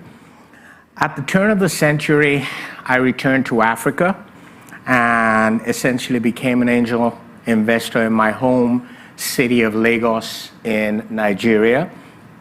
And after about 6 or 7 investments, our startups wanted to expand out of the country. So we started looking at Egypt and other places they wanted to go, and we could only find 5 angel networks on the continent that we could relate to. About the same time, I got an invitation from my big sister, who's on stage. There's only one person on stage who can be my big sister, so I'll leave you to figure that one out. Inviting me to Helsinki along with the creators of the Lagos Angel Network, Cameroon Angels, and a few others from Africa to say, hey, you guys, we've got the European Business Angel Network. Why you need to really put something together for your continent, and let's do this. So I was, yeah, we're gonna do it. And I was there with my senior partner and quite a few other people, so you can imagine my shock when I ended up as the founding president of the Africa Business Angel Network. So I got to work. That was in 2015. Remember, I said there are 5 as of today. We have 56 angel networks and 1,600 angels. And last year,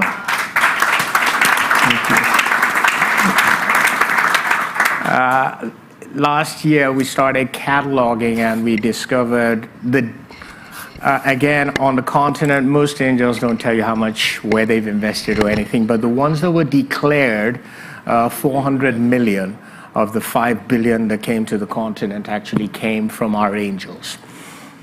Now, that's set the context for what we're trying to do next, because we went city-centric. My mantra for 5 years, Big Sis knows, was every major city with over 1 million people on the continent needs to have an angel network.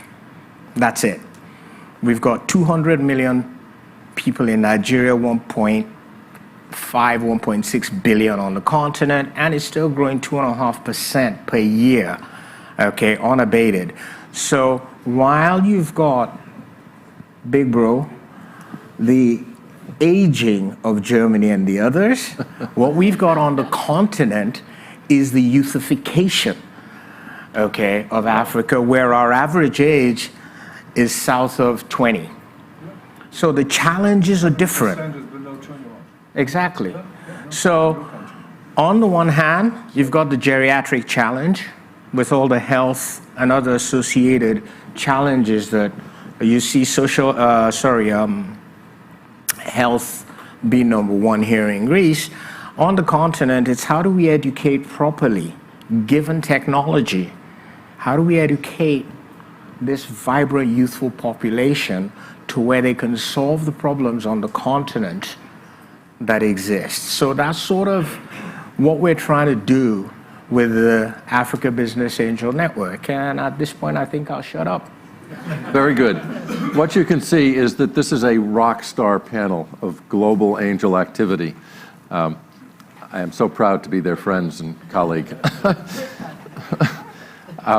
We're going to do a little bit of a pivot, as entrepreneurs do, because people will want lunch.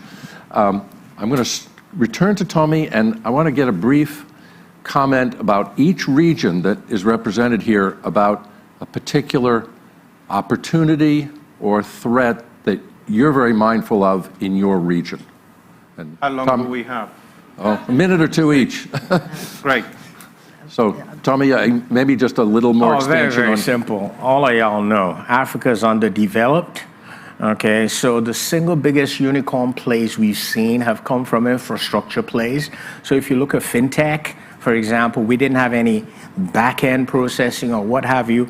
Our first 6 out of 10 unicorns are in fintech for that reason. Why? Because payments is an issue. Okay, expect to see the same with health and education as people start to understand what I call the art of the possible. So again, infrastructure plays that are centered more on need, because we don't have disposable income yet. So these have got to be actual painkillers, not vitamins. Okay, These are Painkiller opportunities then. solutions. You're Sorry? focusing on opportunities rather than a threat of the Correct. present era. Well, you see, they're both flip sides of the same coin.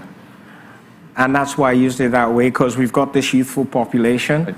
And I said education is a potential opportunity, but the flip side of it also is the lack of education is creating some of the violent flashpoints you continue to see across the continent. And last but not the least, which is a threat, is really our leadership on the continent. You know, no disrespect, half of them are a waste of space. Okay. Thank you. Robert, threat or an opportunity from Eastern Europe? Or? Yes, I will talk about Poland and Central Eastern Europe. I think that the main message is that those are young ecosystems, but a couple of years ago, mainly driven by government decisions to heavily invest, like EU or local money to develop it. So I believe that we have a great talent pool. Maybe this is the opportunity also for Western countries. And we have quite good startups. The first unicorns are rising. However, compared some statistics to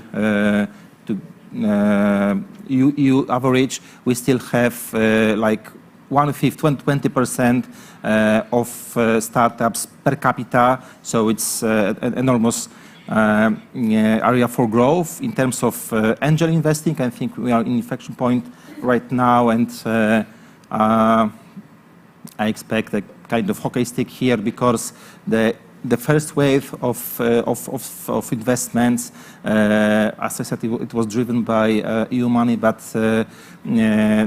the EU money will be less and less in this sector. But we see more and more private investors, not just angels, but also funds. We also see international US funds coming to Poland and investing in later rounds. So I believe that even considering what Peter said, that we have slowed down, but if there are good startups, I believe the market will grow.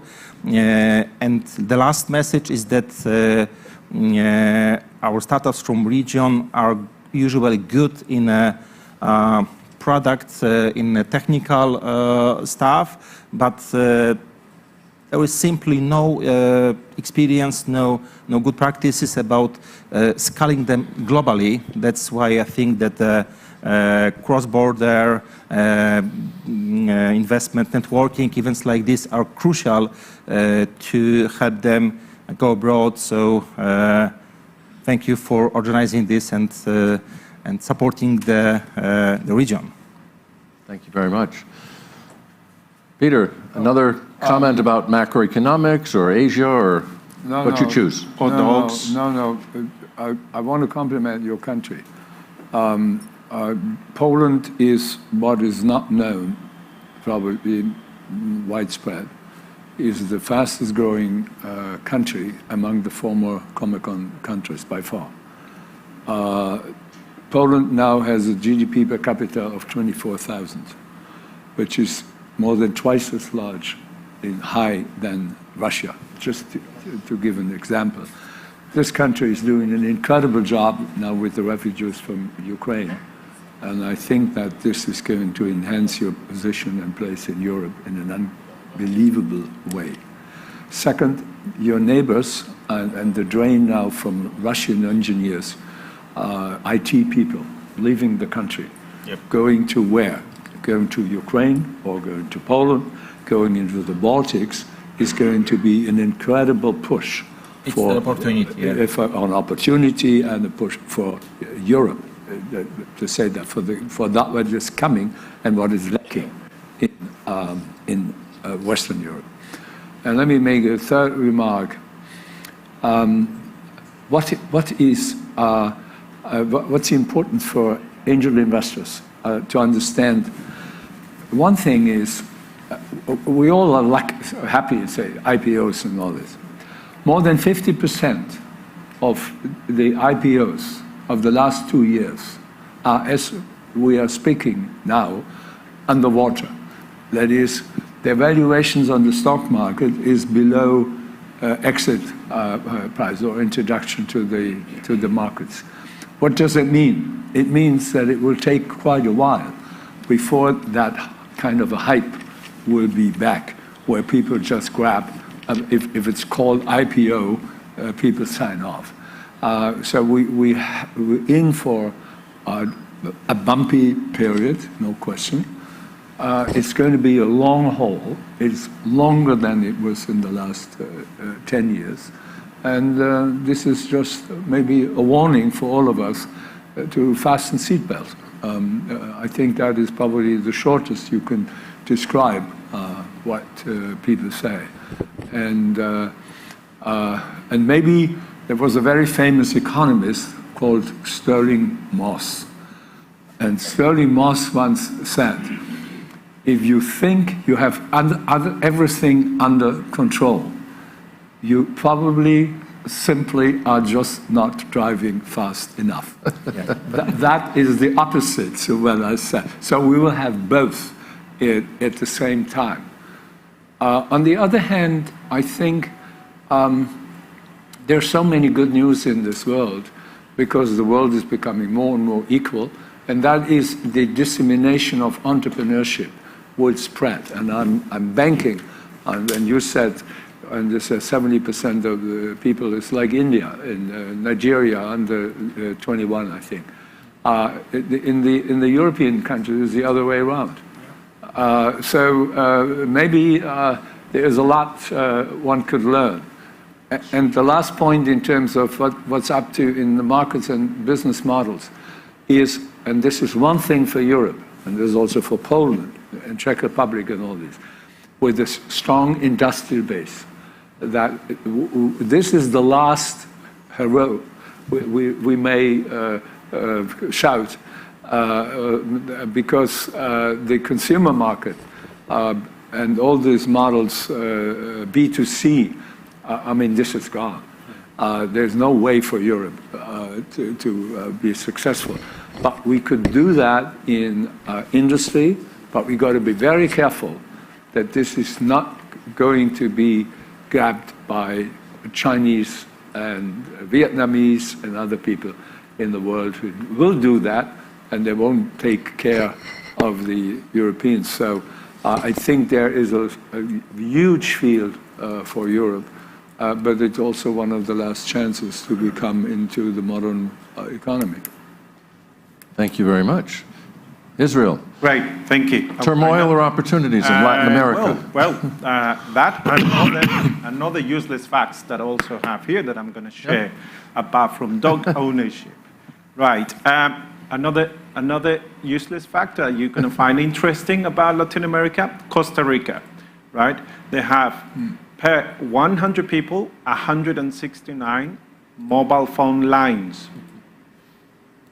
So each person owns 1.69 mobile phone lines. Why? We don't know. We don't know what they use the other mobile phone lines they have. I'm not talking about just mobile phones. I'm talking about mobile phone lines, right? That's another interesting.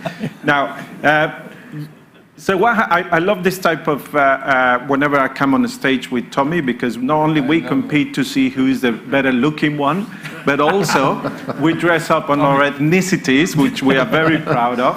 And also we compete to be the most active and youngest region. Obviously, Latin America has also a very young population, early adopters on technology as well, early adopters and everything. But as Crunchbase publication has mentioned, if you believe Crunchbase, they have said that Latin America is tipped to be the most active region in the world for VC investment, right? And we already seen it.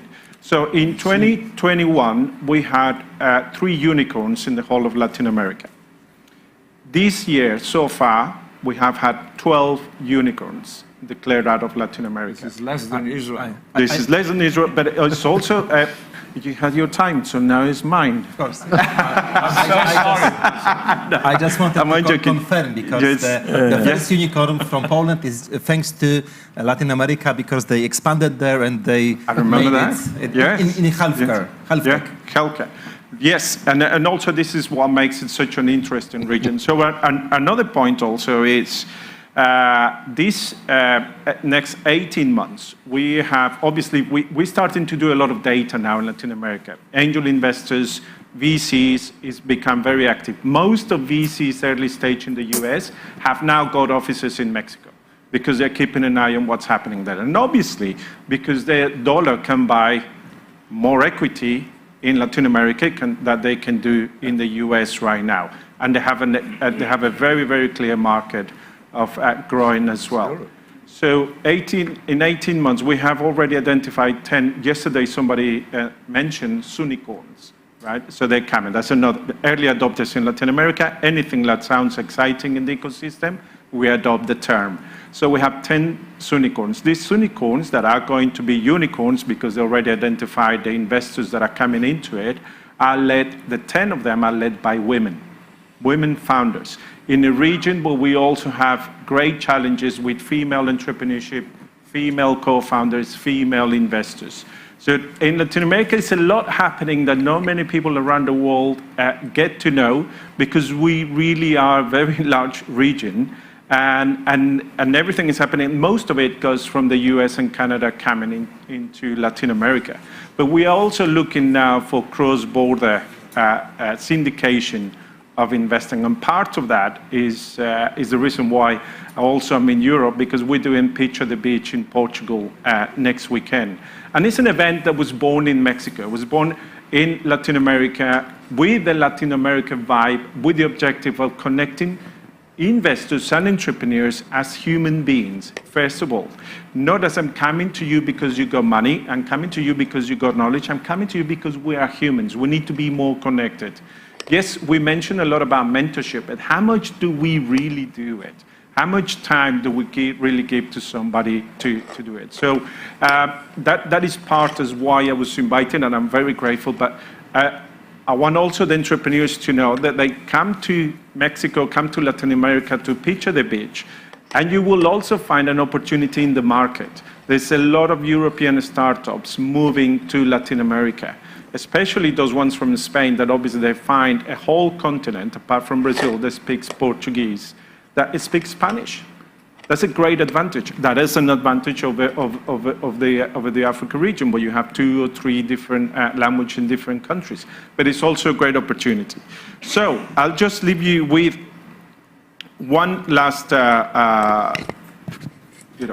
pointer to how we in Latin America have gone with the angel networks. We don't receive any tax efficiency grants. We don't receive any money to set up our angel networks. We really found, bootstrapping and entrepreneurs had to create an angel network. And we need a lot of help from other angel networks around the world to co-invest with us, because we need to grow as a region on the deals that we bring and on the deals that are in other regions. Otherwise, it becomes very boring to just be a local angel investor. That's what I say, is that if you're going to stay local, that's great. Help local, put your money local, but also co-invest with other regions that are around the world. Thank you. Sorry, I took a little bit longer, but yeah. Maybe they'll be generous, give us another minute or two. Candice, your region, would it be space or? It is. So indeed, I'm going to talk about space for a number of reasons. And the reason is that, I think it was Marco yesterday, he said, invest in what you know. And I really do know space. And my best investments have been in space. Plus, my best entrepreneurial endeavors have been in space. And I would just like to say 3 or 4 things. So one, SES, the world's largest satellite system, which I'm very proud to have co-founded, and also then built to become the world's largest satellite system, received its first $1 million by a business angel. It was so risky at the time. In 1983, when there were no private satellites, there were no private satellite dishes, a European count who had been a diplomat with the European Union put in the first $1 million. And he received 1,000 times his return 14 years later, which really wasn't too bad. That's okay. And Charlie had asked us to talk about, one of our angel investments that we really like. So I'd just like to name 2, but one is, it was done 10 years ago. I started Oceania Women's Network Satellite, put together in the Pacific, women from the various Oceania islands. And a young New Zealander had told me, she said, Candice, we need to have broadband internet, and I'm going to go to Australia and get some broadband internet. And I said, don't be ridiculous. I said, start your own satellite. And so we did. We started our own satellite. And this satellite is now, it's called Pacific. We were the first and largest investors, and it is basically bringing throughput, broadband internet, high speed to all of the islands in the Pacific. So it really is also impact investing. And now, just very recently, I'm very proud to say that Christine and I, so from Sweden, to talk about cross-border investing, we have put together an investment, a 375,000 euro round in Sweden and in France to invest in the Exploration Company, which has a woman CEO and is building their own spaceship and will be doing experiments in space with pharmaceutical companies and agricultural companies, and then also we will be going to the moon. And, so, we're going to the moon. So this is very exciting. And I'll just end with saying that, this is a perfect business angel investment to be investing in space, because we do take risk, but we take risk that we can see and that we can do everything we can to make it better. And one of the most exciting things, I'm 69, so one of the most exciting things that I am so thrilled about is the recent developments that we were able to see, the beginnings of the Big Bang, the photos of the Big Bang. And so we now have deep space, we have near space, which is satellites, and we have the Earth. And so people talk about new space, but I'm actually talking about one space, which really does bring all of these 3 separated spaces together. It is a universal space. It is a space about humanity, and it's very, very exciting. So, thank you. Thank you. Thank you so much. Apostolos, you are getting the last word, and I'd like to charge you with trying to distill all of this wisdom, opportunities, turmoils, etc., and apply it to where we are now, Greece?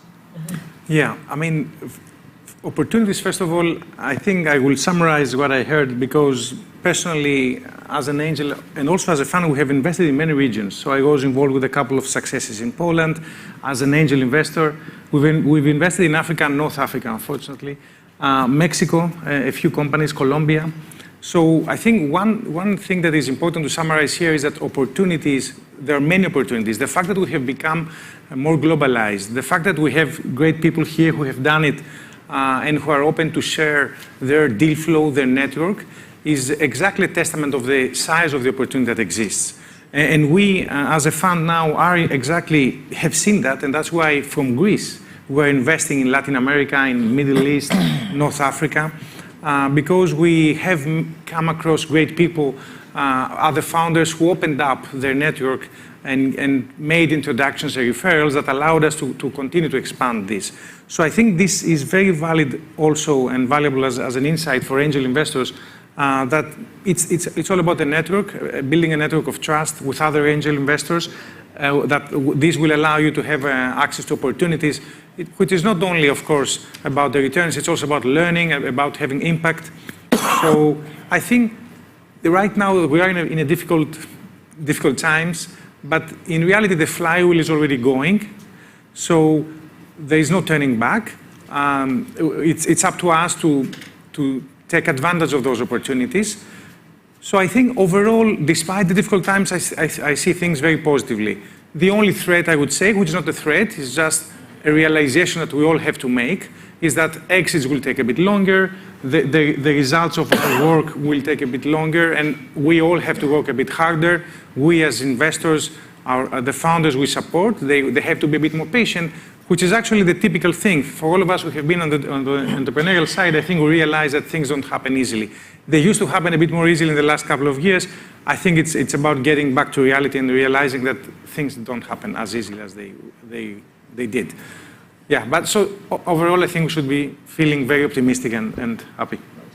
So on this positive note, I release everybody to go to lunch. Continue the conversation among yourselves and with these wonderful people on stage. Thank you very much.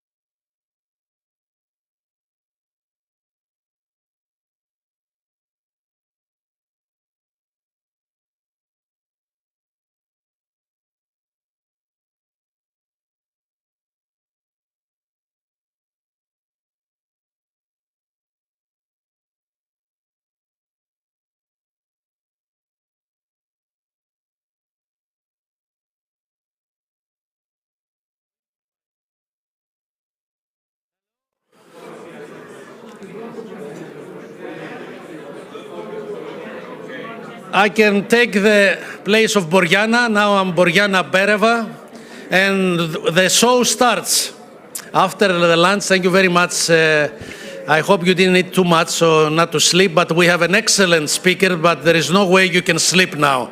So Stuart, come to here to the panel, and thank you very much, Stuart, for your time coming from Canada, and we're very much looking, forward to hear you and get all your brain today. Thank you very much. How are you? Thank you.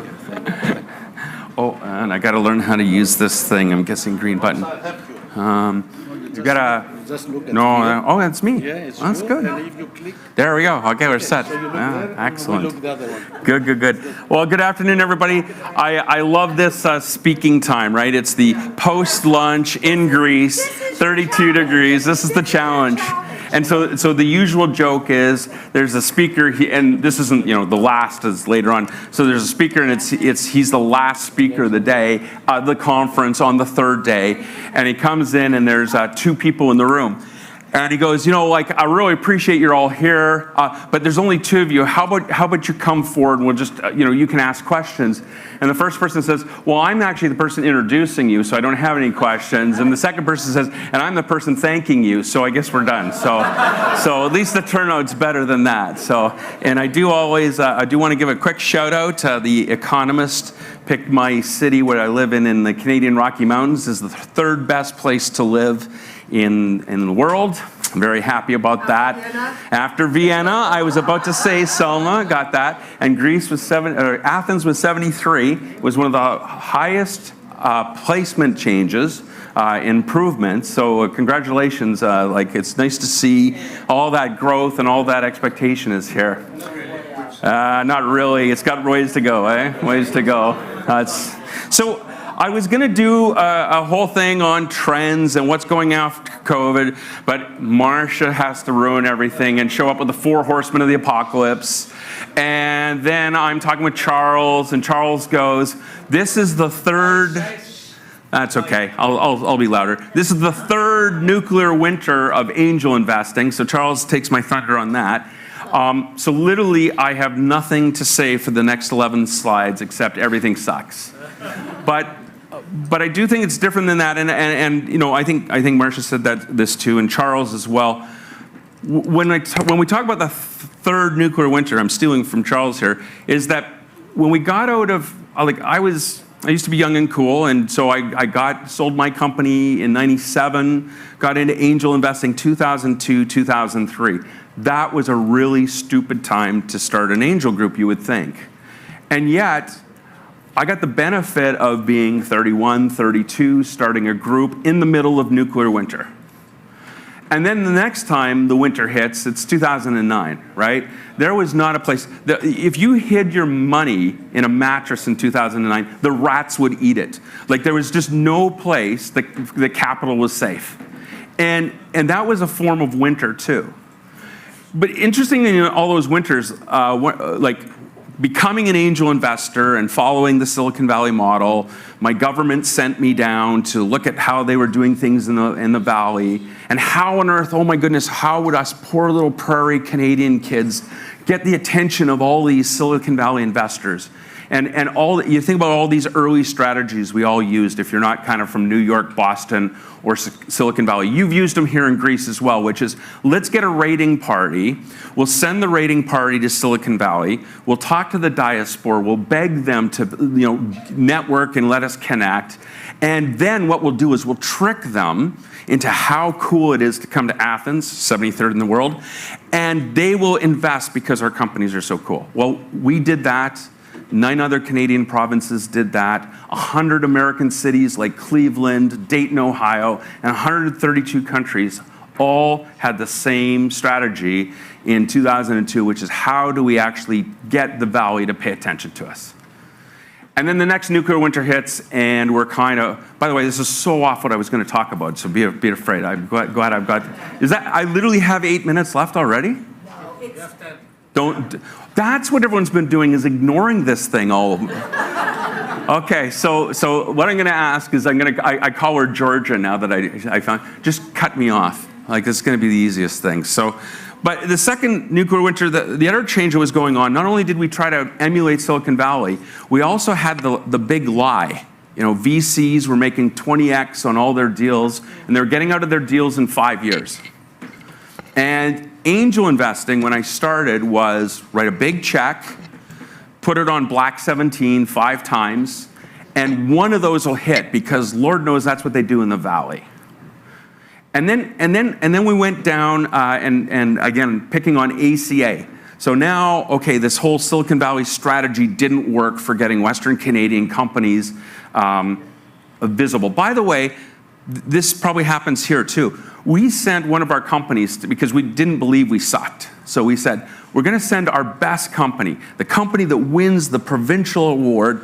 If you don't know where Alberta is, think Denver, Colorado. If you're a big fan of like Brad Pitt, Edmonton, yeah, the Oilers. Brad Pitt did a movie, Legends of the Fall. That's where I live. So it's kind of a cool place, but there's not a lot of people. And we're landlocked, but it's only an hour and a half flight to San Francisco. It's an hour to Seattle, season ticket holder of the Seahawks. So we got that access, but you go there with that kind of provincial feeling, going to San Francisco, you take your best deal, and we went to something called the Keiretsu Forum. That was how I started, actually. I was a Keiretsu Forum chapter and left the family. And in Keiretsu Forum, our company was 15th out of 16th in deal screening in 1 month. So that was our best company. We were in the bottom 5% quartile for how bad our deal quality was. And I think that's a struggle that I like to say 97% of the world is going through right now. If your deal is not New York, if it's not Boston, and it's not Silicon Valley, the metrics you're using for how to measure your angel opportunity, your investment opportunity, you're going to get killed, because Dorsey and Calacanis and Fred at Union Square Ventures, these guys are all hanging out together. They're sharing deal flow, and they're not sharing it with us other investors. And if you're an entrepreneur and you don't have access to your buddy Reid Hoffman, you're not going to get treated like that either. It's an unfair game that we got taught by a bunch of Americans. All hail Marcia, sorry. But honestly, it's the same problem in the States. So I've done this speech in places like Dayton, where it is, listen, if you're not in the mainstream, you can't play the mainstream game. And so this is actually, while the winter is going on, it's actually a great time, because fragmentation is the new order of the day. And in the early days where I was going, it was all homogeneous. There was a playbook. You ran the playbook. You went to Silicon Valley. You did a formal angel group. You had pitch sessions, Dragon's Den, Shark Tanks. It was very homogeneous. And as we move into this new time where some things suck and other things are going great, really bad time to be kind of a Davos supporter, but a great time to be supporter of a really, I would call it hyper-local. Like, there's a lot of movement right now to hyper-local, which is the antithesis of where we were pre-COVID. And we look at venture capital. Pre-COVID, we had SoftBank and Tiger, and I'm going to talk about that in a little bit. And you look at how they wrecked the venture marketplace. And so now the venture marketplace is being rebuilt almost from the ground up. And we can blame the pandemic, but I actually blame Tiger and SoftBank for how they wrecked the marketplace. And angels fell for it, and VCs fell for it. You all paid too much for your deals. And now you are paying the price, because I've seen your stock market portfolios. But then you thought, okay, well, I'll get out of this whole angel thing, I'll try crypto. How's that portfolio going for you? We're back to 2009, and the rats are eating the money under your mattress. So I should get on track. Where I'm going to go is kind of build on the trends we talked about over the couple of days. But instead of kind of doing a forecasting thing, I'd like to give you some thoughts about how we're fighting it. I'm not saying I'm right, I'm not going to sit here and say it, right? I'm just saying this works for us. And the thought is to give you some ideas as an entrepreneur, how to fight with angels that are really scared right now. And right now, I wish I was a brand new angel instead of an old dog, because you're at the beginning of the new 10-year cycle. This is the perfect time to start a portfolio, is the absolute worst time to be sitting on a portfolio. So if you have 10 more years in you, then get at it. And I'm going to try to manage my zombies as we talked about yesterday. Okay, so let's see if this works. I do that. Okay, so one of the big changes is in angel space. And it's interesting to come to Greece, and there is the classic, how we all started. EBAN, if you think about EBAN, it was a collection of, we used to get together and it was like, oh, so what country do you run? There was almost that language of, oh, well, I'm the angel president for this country. That's unhealthy. It's unhealthy in Athens, it's unhealthy in Calgary, Alberta, and Vancouver, BC. I used to say that in order for it to be a healthy ecosystem, I actually thought you should have 6 or 7 groups within an ecosystem. So that way, if Israel's here, your dog died last night, and you have a terrible pitch, or you don't have a good relationship with the chapter president of whatever, and you just have a bad day, you're done. There's only one group. That actually has changed everywhere else. It's probably here, I just haven't seen it yet. But instantly, because I asked for it, God decided to grant it for me. And I woke up post-COVID, and there was 8 angel groups, platforms, family offices, University of Calgary's got a group. And now, and we're seeing segmentation. You get life sciences, gender, we call it BIPOC, so you have minority groups as well. You'll have just e-commerce or crypto. And instantly, it's been healthier. And I think, again, that fragmentation we're talking about is going to be a post-COVID thing. And if fragmentation isn't about us getting together full-time, the other big change is I don't actually have to come see you. So how many of you now are, platforms in Europe is amazing to me. I own a football team in England. We had a bond raise. We went on a platform and we raised £2.5 million in 8 days. You're going to see a slide where I have crowdfunding is the worst thing you could possibly do in Canada. So if you're a platform owner, just bear deference that in my country it's worse than actually going public too early using crowdfunding platforms. But now you have these platforms. You've got virtual meetings. I'm having meetings with people in Boston about specific deals. Syndication has gone virtual. And everybody's got the new version of AngelList going. So you can join AngelList and try to get in on these Silicon Valley deals. So there's so many ways to be an angel right now that I think those changes are really healthy. The one thing, though, that is a problem is everybody, entrepreneurs, this is the great takeaway of the last 2 days. There is too much money on the street. If you cannot raise money right now, you probably need to think about whether you're doing the right thing. Literally, we were talking about a valuation fight. You know why valuations are up?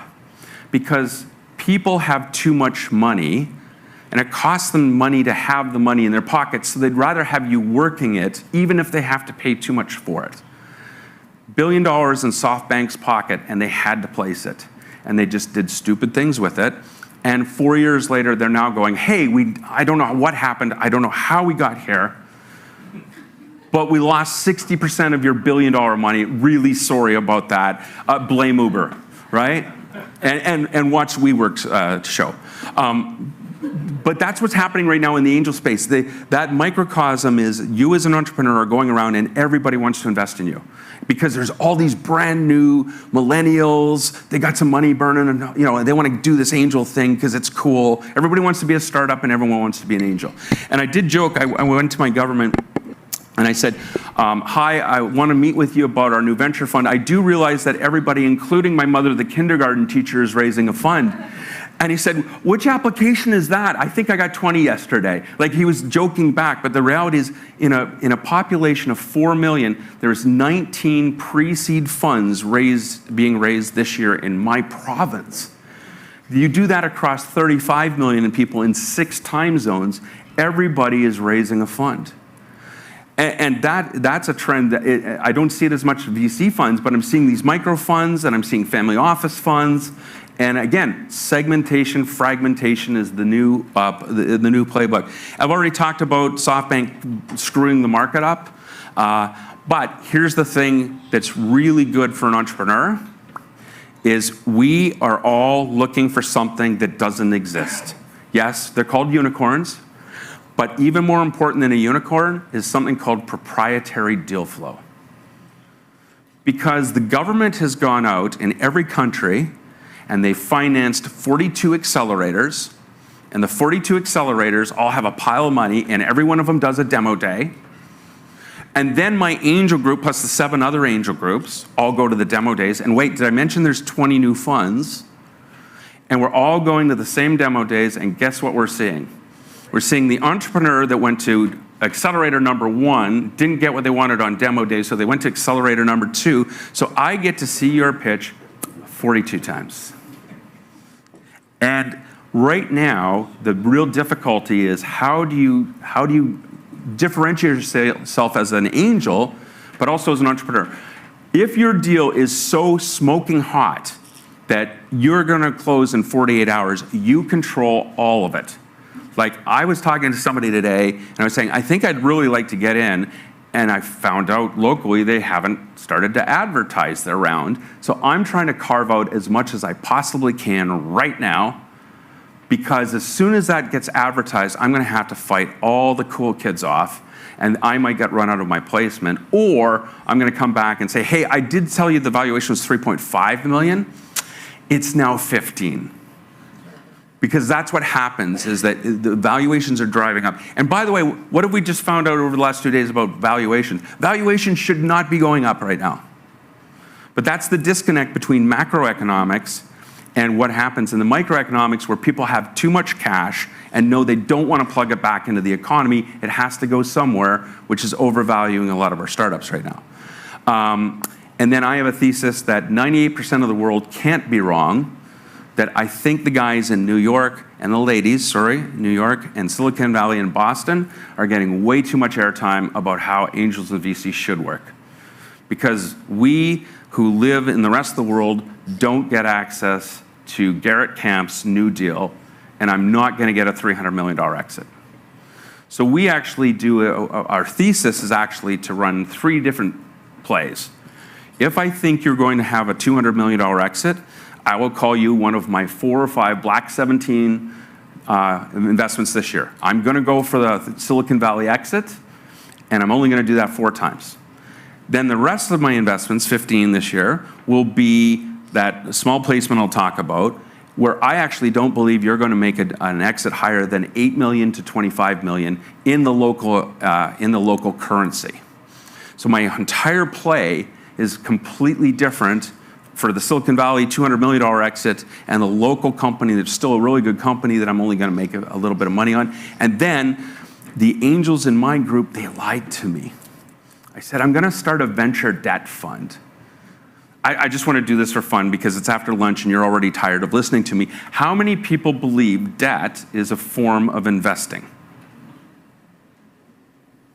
See this? That's what you all said to me. So I started a debt fund. And by the way, the debt fund, we charge credit card rates to entrepreneurs, and the investors, we're bridging against tax credits or monthly recurring revenue in SaaS. The investors lied to me. They all poured into this fund. We raised $150 million of angel money into a debt fund, and they get a 2.5% quarterly check, and then profits on top of that. So they're making about 14% a year. All those lying angels that said debt is not investing, great, you can have your money back. I don't want it anymore. So we found that this debt thing, even though it's kind of the cousin nobody likes, has been a really interesting tool because entrepreneurs don't want to give up the equity either. So being able to actually come in for startup debt, especially in communities that don't have a lot of access, because I hate to say this, in other communities that are emerging economies, let's face it, the family offices and that Padron kind of mentality has actually crushed angel investing, which is, we don't do angel investing. If you want to check, we're taking 51% of your business, or you're paying 30% interest. So there's a lot of that emerging economy mentality that we break down with a 14, 16, 18% interest rate. So there, I just did the whole speech. I seriously have no idea what time it is. So somebody's going to have to stop me. We're done? Okay, good. Okay. It was good. Thanks. Yeah. Good.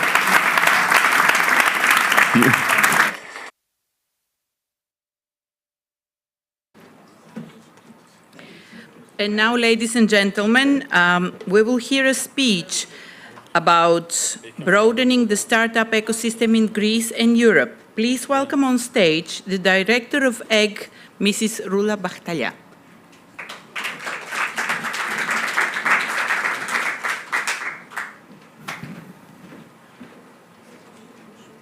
So, Stuart, you are not the last keynote speaker of this conference.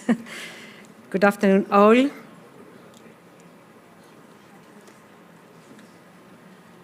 I think I have a presentation, maybe to share.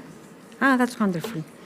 It's wonderful to be a keynote speaker who take the floor late evening in this conference. I really love it in many reasons. Even we enjoyed so much Stuart's presentation, very inspiring. I believe even it's my presentation is more corporate. I think that my offer, my direct offer to you, business angels in this room, at the end of this presentation will be also very interesting. Dear board members of IBAN and HIBAN, dear valuable partners from Enterprise Greece, Mr. Filiopoulos, my dearest Betty, where are you? Vaso, thank you very much for this great opportunity to be partnering that fantastic conference that turned into a great business networking for the value of the startup ecosystem in Greece. Dear guests from abroad, welcome in Athens. Dear friends, my name is Roula Bachtalia. I'm working for Eurobank and I'm heading the EGG Business Accelerator. Thank you for the opportunity to say a few words in 5 minutes about EGG, Eurobank and Coralia and the startup community that we built the last 10 years. A few words about Eurobank, as we have in this room people from abroad. Eurobank is one of the most dynamic banks in Southeastern Europe, with total assets of 77 billion euros and approximately 12,000 employees and an operation in 6 countries, except Greece, in Cyprus, Bulgaria, Serbia, Luxembourg, and UK, specifically with an office in London. With a total network of 647 branches in Greece and abroad, the Eurobank Group offers a comprehensive range of financial products and services to its retail and corporate customers. In Greece, Eurobank operations encompass a retail banking network, dedicated business centers, a private banking network, and a dynamic digital presence.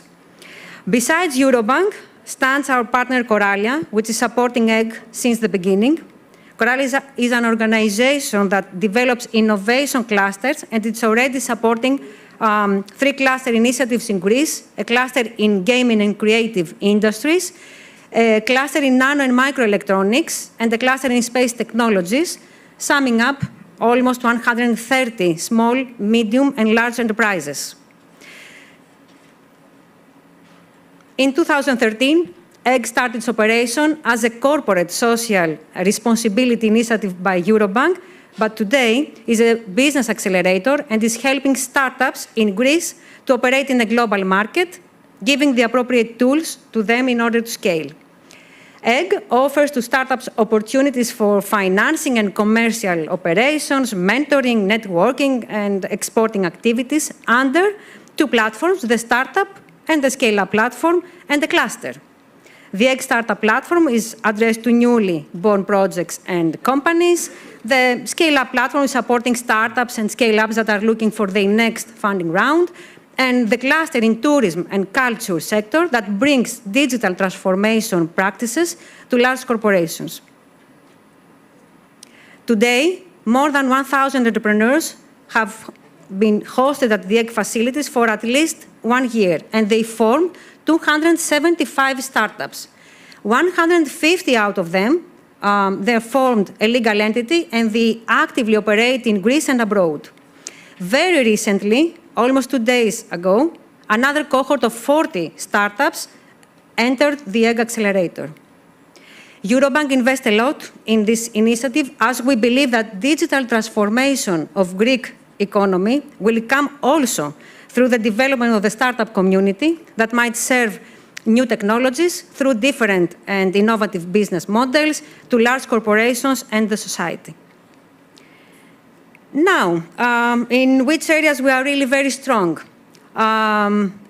First, a co-working space, a hub that startups from Greece and abroad can start their business with an office here. A strong business networking, mainly with large corporates for creating business synergies and the opportunity to find their next customer. A perfect bridge among Greece and Southeastern Europe countries where startups would like to explore business opportunities scaling in Greece. What we are looking for? We are looking for startups who would love to expand their business in Greece, experts for supporting EGG companies as mentors and coaches, and business angels, and of course venture capital funds, who search for startups in different segments who want to be sure that the companies have the ingredients to scale, mainly in 4 sectors: Industry 4, Health Tech, Tourism Tech, and ESG-related projects. Now, distinguished individuals from the business and academic arena, institutions in Greece and abroad stand by the EGG as its advisory board, as well as a population of supporters, corporations, mentors, investors, who provide to the EGG companies the knowledge for implementing new projects. EGG runs a huge extroversion program every year to bring together entrepreneurs with mature startup clusters abroad, potential customers, partners, investors worldwide. We experience the great impact that these business trips bring to startups because they gain a strong business networking that convert this network to attract funding and many business synergies along the way. Something I have to mention is that the EGG companies have access to flexible financing solutions such as working capital to improve their company liquidity, but also long-term loans for facilities and equipment. EGG startups can reach 75,000 euros from Eurobank, which is wonderful for startups with organic growth on their first financing the business. On the other hand, as we speak, more than 37 EGG startups raised equity funding by business angels and venture capital funds with the support of EGG, Eurobank, and Coralia. Now, with the intention to enforce angel investments to our startups, we have created a clustering strategy to enforce investment funneling, helping further business angels to invest at the EGG alumni on a more consistent manner. In other words, we have created a segmentation by sector and by funding needs of each EGG startup, meaning we have a library for each startup, having updated their one-pager, their pitch deck, the business plan, an investment plan, as well as an internal EGG report which describe EGG contribution to this acceleration, the journey of the company, other milestones, their KPIs, and other inside information that we may have and the company, of course, wants to share. Having already organized this library in that way, the interconnection of the angel investors with the companies is more methodical and successful. It facilitates the process of contact of the angel investors with the subset of the companies that are looking for funding. Having said that, we come up with a proposal to you, an open call to invest in EGG alumni. We invite you then at the Egg Hub, either with physical presence or digitally, to connect with our Egg alumni in a more structured way, with the confidence that startups are very well prepared to discuss together with you. With this proposal on the table, you can experience more about Egg through our website, theegg.gr, and we are keen to contact in person together with you. Thank you very much.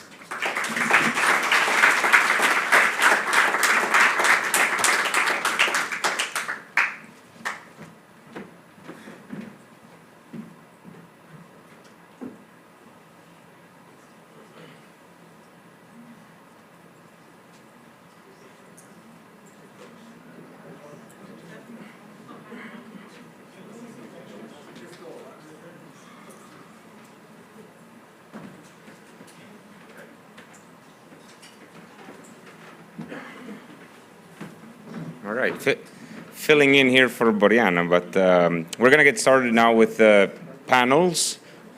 We have in this room Greece as a venture capital destination, I believe, and in the other room promoting gender diversity. So we have Agis? Agis? Yeah. Yes, is that you? Yeah. Fantastic, so over to you. Okay. So is this working? Yeah. Okay, thank you. Hard act to follow after a combination of a bit of a show and then a bit of a more corporate presentation. So I think we're going to be in the middle of that, a mix of that. But please stay in the room. Please don't go. You don't have. Please. No, I'm sorry. Okay. You don't go. Only reason is because a couple of my proteges are in the gender, so I wanted to go and support. Yeah, we're facing some competition here from the other room.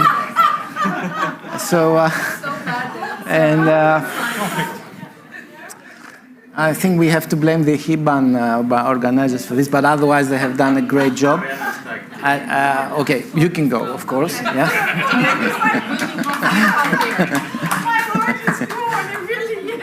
Okay. I look forward to getting to know all of you afterwards.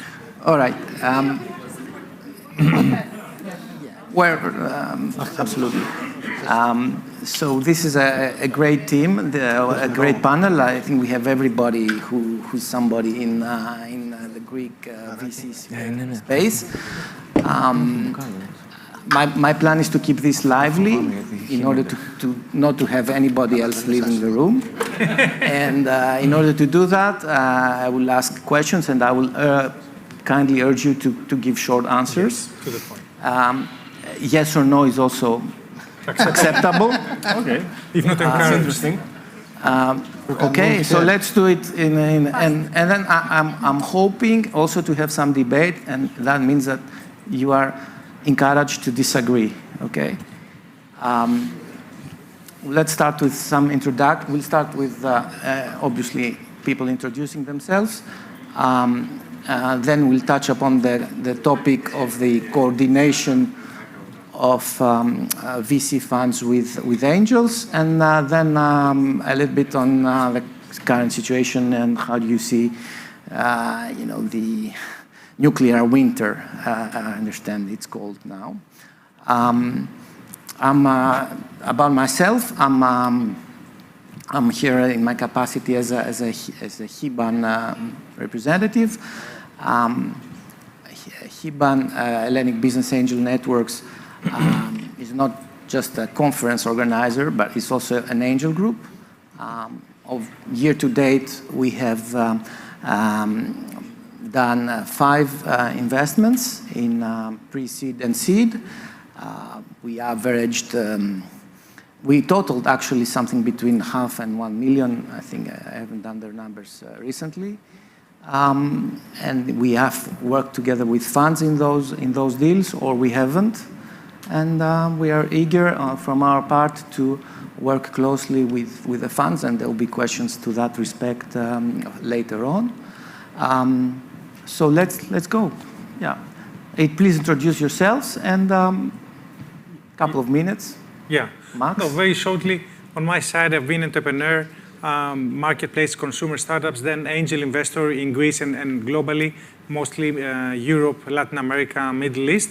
And after the sale of one of the companies I was involved with in 2015, the food delivery one, we launched Venture Friends, a venture capital fund that also invests in marketplaces, consumer, fintech, across Europe, Middle East, and Latin America. Thank you. Myself, Dimitris Maroulis, my name. I started my career in a startup in the US. I'm Greek originally, but I've been away for like 20 years. Just came back to Greece to start Genesis Ventures with my partner Sterios. So startup was the first one, then worked for a few years in big corporates, the likes of McKinsey and Oracle and UiPath. And then the last 3-4 years, I joined a fund in their very early stages, an early stage fund, Antler, also an accelerator. We launched, so I came back to Greece a few months ago, and we launched Genesis Ventures. We're a pre-seed, primarily angel co-investment fund. That means that we basically always co-invest with business angels in the same round. We're sector agnostic. We're deploying typically tickets between 1 and 400K. And yeah, that's it. Okay. 100K, I presume. Huh? 100K. 100 to 400, yeah. Without the angel part. All right. Okay. Hello, my name is George Karantonis. I'm one of the partners of Metavalon VC, which is an early stage venture capital fund. We are a horizontal fund with 32 million assets under management, roughly. We have started our activity 4.5 years ago, at the beginning of 2018.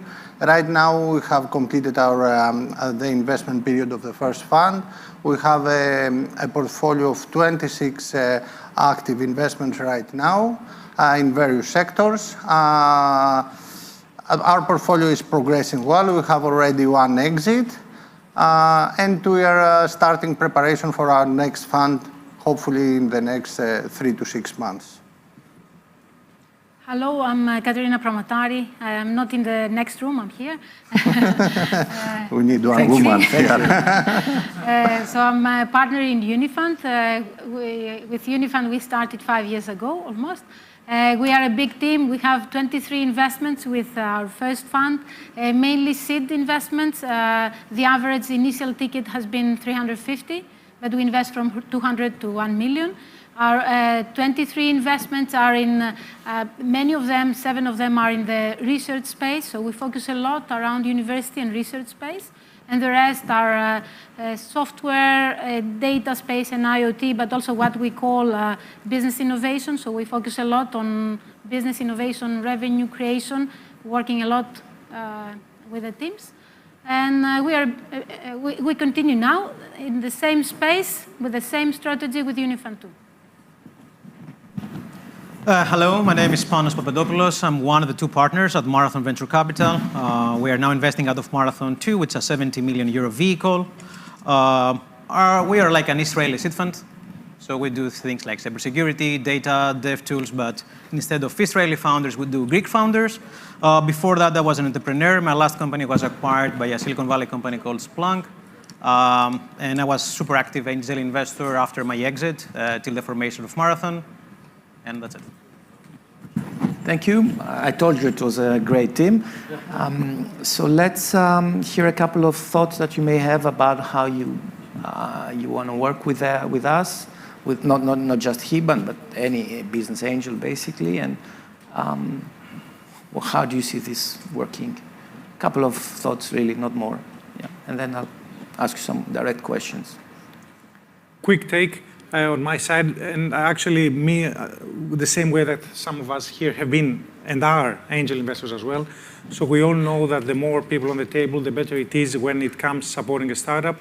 So even now, as a venture capital fund, we obviously want more people to be aligned with the company, and we also acknowledge that some angels are particularly relevant for specific startups. So we often have, we always leave space for relevant angels. And in most of our investments, we have angels co-investing with us. And that goes both for investments in Greece as well as in the UK, where it's also even more prevalent, this phenomenon. So from if you can add some examples, any of you, you are welcome also, of working together with angels. I can, on our side, for instance, we have an investment in an e-commerce company called Simpler, the most recent example. So some angel investors have joined. They are potentially they own e-commerce companies, or they are in the service industry supporting e-commerce companies. So very relevant agents who can help, for instance, with business development and introductions. So in our side, in Genesis Ventures, we always co-invest with angels. It's part of our mandate. And I guess one of the differences with other funds, we're early stage, we're pre-seed typically, as I said earlier, and we do 2/3 of the ticket from Genesis, and 1/3 of the ticket has to come from business angels, right? So, we have made already 11 investments since we started in January, and in all of these, we have 30 to 40% of the ticket taken by 1, 5, or 10 angels in each case. And we see that working really well. Typically, the angels are part of the fund with a small ticket that we have kept low for that specific reason, so that basically we give everyone diversification and exposure to the whole portfolio of 60, 70 companies. They can choose, right? Exactly. And then these investors have priority access, and they can look at our deal flow. The moment we have a deal, we basically show it to them first, and they can decide whether they want to double down on specific startups, right? And complete the 1/3 of the ticket that's missing. It goes both ways. So you have several of these angels who also send us deals. So this is a good way of getting deal flow for us, right? So although we're structured as a fund, we also consider ourselves a bit of a big angel who is syndicating other angels around them and basically do deals together. And I can confirm that as we have co-invested in 2 of our 5 deals with Genesis. Okay. Right. From our side, I can say that during these 4.5 years, we have already co-invested with more than 70 angels. As Katerina mentioned, our average ticket is at the range of 400K. So we invest at early stage, but we require that teams have already developed their prototype, their MVP. So we usually see that this is funded by angel money. So this is one way that we cooperate with angels. We found them already in the cap table because they have financed the initial product development. But since our strategy is to lead just one round, the first round we participate, we usually at the follow-on rounds we go only for our pro rata. So usually there is space for additional co-investors, of course, apart from the lead investor. So in many cases we co-invest with angels as well, and we also encourage our LPs to act as angel investors in follow-on rounds. Presenting opportunities that are related to their business interests, so that we support better the growth of the business as well. And we also have examples of good collaborations with business angels that turn into LPs for the next fund. So this is an interaction in many ways, and a very productive interaction with the business angels. Thank you. Katerina? I would like to share a best practice I had seen in France with one of our companies, and I really encourage what is happening now also in the country with the Business Angels Network increasing. Kinvent is a company that started from Greece, but half of the team is in France. And together with us in the first round, we had co-investment by Business Angel Network in France, BAC. There were many people behind that invested in the company, but one only representative. And we could see we had the same mindset, and that was really good, helping the company grow, let's say. And now with the follow-on investments, both us and BAC and BAC continued. And you see in the General Assembly of the company, you have 20 people there. And it's really great to have the energy and the networks of all these people helping the company, as Apostolos said. And I think this is something that now is starting in Greece and is really, really welcome. Okay, I think I have a very different view here. Having been an entrepreneur, had angel investors, a fund manager, and an angel investor. So by default, we're not looking for angel investors. We have enough capacity to buy the full round, and we are fiduciary responsible to our LPs to buy as much equity at a better price. So out of the box, vanilla, we're going to take the full seed round ourselves because we want to invest with conviction, right? So why give equity at this price to anybody else? Unless, if the founder, there are two types of angel investors that we want to have on board. One is that the founder has some people that they're dear contacts to him. They are friends. Most of all, they are friends because going into the entrepreneurial journey is super lonely, right? So there are some people that you want to share your success and you want them to have some skin in the game so they can be your advisors and be your friends and keep your sanity. That's very important. And I think, it's the best when you have these friends that align with you because you are really feeling responsible against your friends. Like a fund, they're going to lose money. That's what they do. But losing your friends' money, it's something that's going to keep you at night and you want to succeed. So if the founders want to bring their friends, that's really great. Then we have, of course, what we call the value-add investor, right? Someone who's a VP somewhere, someone who used to be like a CEO or used to be a founder. That's the best because they can, again, be good mentors. That's great. We always want to bring these unicorns. In reality, very few people care, right? And I think if you're going to have people in your cap table, they're going to have, their own requirements. They're going to be asking for their money at some point. You don't want to deal with all of this shit. And you should only take money from people who care about you or they really care about your product and your market. If there are some people that have heard that, angel investing is cool and everybody's doing it, so I'm going to make this 100x, don't have these people. And don't invest in startups. You can go invest in the stock market, buy an ARK ETF or something like that if you're feeling adventurous. So it's always, we never say no to any angel investor, of course, but it has to come from a point of actually caring. At this point, you don't make any money, right? If you invest in seed, you're going to lose your money. And I think as an angel investor, you should invest when you care. You care about the person or you care really about the market and the product. Otherwise, I don't think it really comes down to be the best use of money and resources for both sides of the table.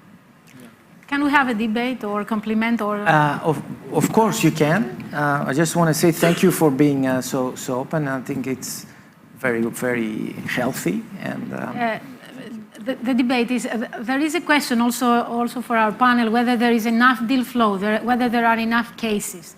And I think the answer is the same today as it was 5 years ago. If you look for the best cases everyone is searching for to invest the money and make money, I think you find almost nothing. I don't know if that's in the country or everywhere, but you find almost nothing. But if you are prepared to do work with the cases, to create value with the cases, to help the people grow, create the right team and grow, then there are many diamonds out there. And I think business angels can play a key role there. And I think this is also what you said. Yeah, so an extension to your comment, that's where you can make a very nice 3-4x, which is great for angel investors. It's terrible for funds.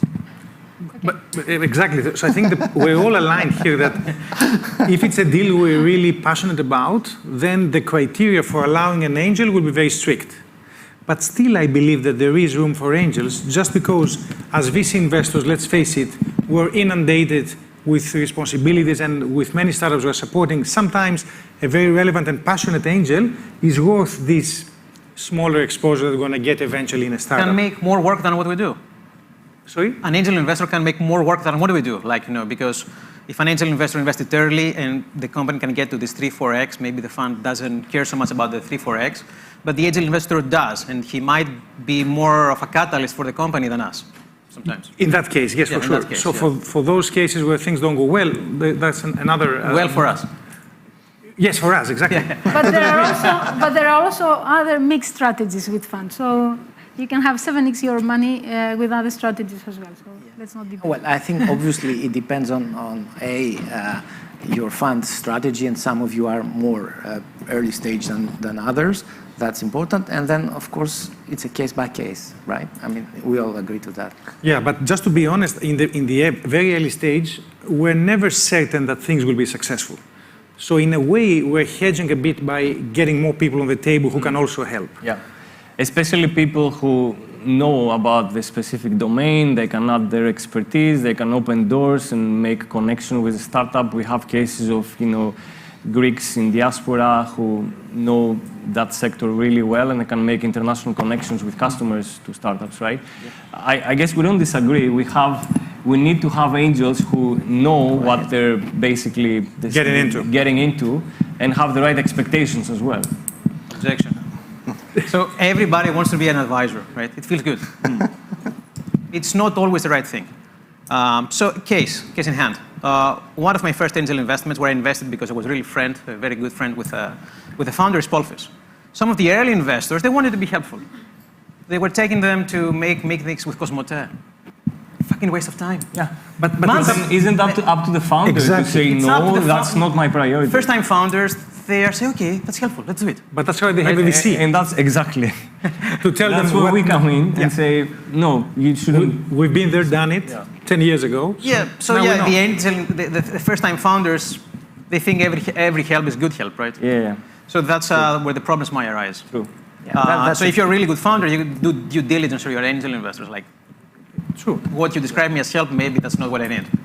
Yeah. But a small ticket from an angel doesn't really make them really have a big say, right? So you can always say no. I get the point. Early stage founders sometimes don't know, but I guess. But it's an exercise as well for them to mature and understand that you're a good founder because you say many no's as well, and you prioritize. Yeah. I guess if I may add something, I mean, it has to do with the availability and the strategy. I mean, how much money you want to deploy. I mean, we work at the early stage. We don't have unlimited funds. So as I said, we usually do one round, and then we follow the second round, and then we have just a little bit money for a follow-on. So there is space for additional investors. Of course, we try to have an institutional lead investor from abroad if possible. So this is must, but this investor typically covers 50 to 60% of the round, so there is space. I understand what Panos says, and it's always a critical point when a company has a 3-4x exit opportunity, and you want to support the founders to have the vision to keep on going, to go for another round, to take the risk for another 3-5 years. Then sometimes there are cases that, and especially these close friends that you mentioned, Panos, they are not good advisors. They prefer to get their money and go away. So, and this is not good enough for us. I'm going to bring another dimension as well, the mindset that the angels have and the fund. So in our case, I think complements what Panos is saying. I think you just need business angels. You need people that think alike, so at least they don't drive crazy the founders. So in our case, we are really very cautious about the people we collaborate with. We need to share the same values, principles to some extent. Although it's not easy because we are a big team, and inside our team, we even have to agree the direction a company should go, for example. Okay. What I can say here at this point as Hiban is that we believe we are professional investors. We've already done a few deals, so we can talk to you about them. And we are fully aware of our strength in a cap table, so we will not waste anybody's time if that's our position. And we've usually bundled together through an SPV, so not to burden the logistics of closing or too much or anything. So I guess we can work together with at least 4 of you. Unless if you're friends of the founder. So you have to make friends. You have to make many friends. We're friends with many founders, but that's not necessarily the case. Now, flipping it a little bit, you're looking into an investment where there has been earlier angel participation. What's your take on buying some of the angels out? And if you are willing to do that, would you give them a discount to the valuation? Starting with Panos. That's a tough one because we also invest early, right? So if a company raised 200, I understand. and then we invest another $1 million, no, because it's too early, right? So every of these euro counts, it's like another 2 months of runway. So no, it will not happen. Now, if the company, had raised some ludicrous amount, they have given up a ludicrous amount of equity, and the cap table needs restructuring, we might do it, but most likely, most of us, our EMA doesn't allow to do secondaries. So it will be very tough at this stage. I think usually you get the secondary opportunities when the company has proven that it should exist. They have the revenue, and you have like a much bigger Series A round, and it's now very common, at least up to 2021, it was common to see secondaries after Series A.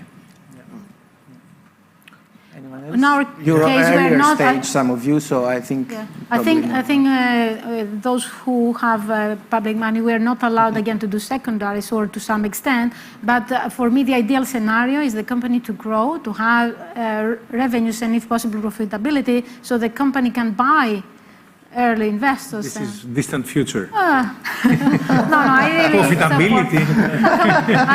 but this is for me really. That's I mean, slow. we have a case in Greece, like Scrooge, the guys from Scrooge. They did 20 years.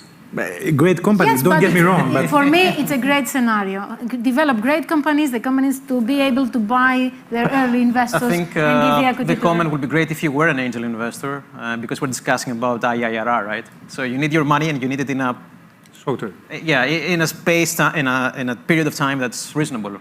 Otherwise, you can invest in the stock market. But to the specific point... We are investing, by the way, in the stock market as well. But I think, and it's getting more and more interesting every day. So yeah, more attractive indeed. I'm connecting to the next issue, but yeah, go ahead. Here I have a slightly different view. For me, it all starts with conviction. If we have, and I think that, Pano, you will agree that if you have conviction about a startup, and if an angel wants a secondary for some reason, because not good chemistry, I would personally certainly do or personal reasons or whatever. Personal reasons, he has liquidity, it doesn't matter. If you have conviction in a company, and we have done it, we've done like huge secondaries even early on when the cap table needed restructuring. And by the way, you can always find ways to make it happen. Yes, we are discouraged, but we still can do like 20% of a primary round, right? Or you can find someone else that you think is going to bring value. You can facilitate.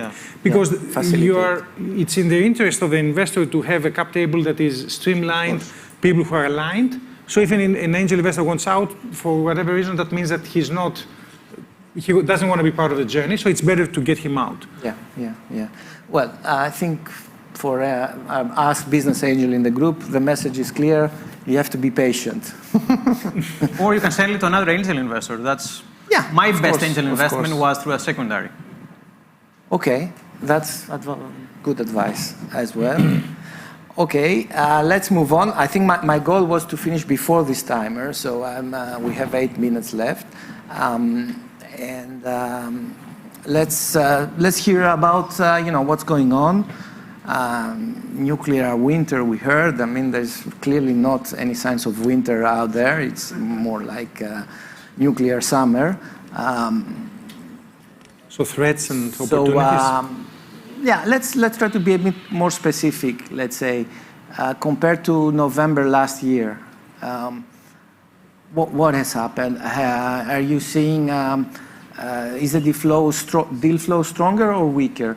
Are the tickets smaller? The valuations, to what extent are they down? What's the percentage, if you could, that you're seeing?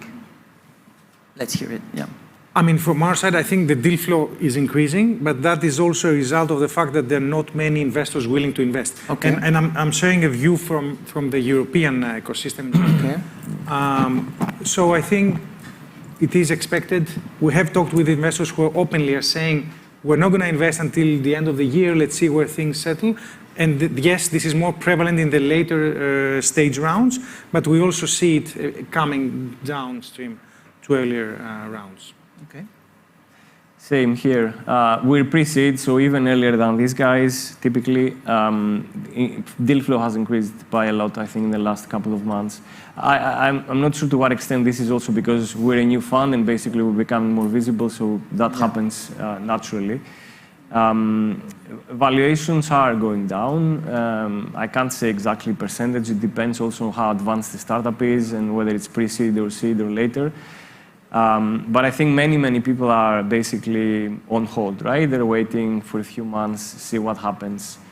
Yeah. Okay.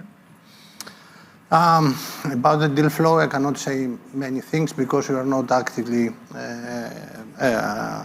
investing right now. We have completed our investment period. I mean, we have some discussions. It seems like we have the same number of new teams that are approaching us. Of course, we have this phenomenon that the previous speaker mentioned, people that going from one, incubator to the other. Yes. So apart from that, I mean, in terms of valuations and investment appetite in our stages, we don't see any difference for the time. I mean, at the seed and Series A space, we don't see any real difference so far. But of course, all of us have become a little bit more conservative. We advise our teams to try to extend the runways a little bit and this kind of stuff. I mean, nothing. I mean, we are all waiting to see. You're not sending any of those, let's say, scary presentations that Sequoia and others are sending around? No, just a little bit.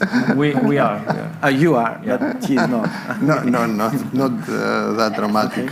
First, a disclaimer, and then I will answer. I have, as a person, a positive bias, saying good things all the time. So in our case, actually, we see quite positive elements in what is happening. We have been accused from the beginning because we were very conservative with low valuations in general, and we were trying to push our founders behind revenues well beyond COVID and well before the rest of the world started appraising this practice.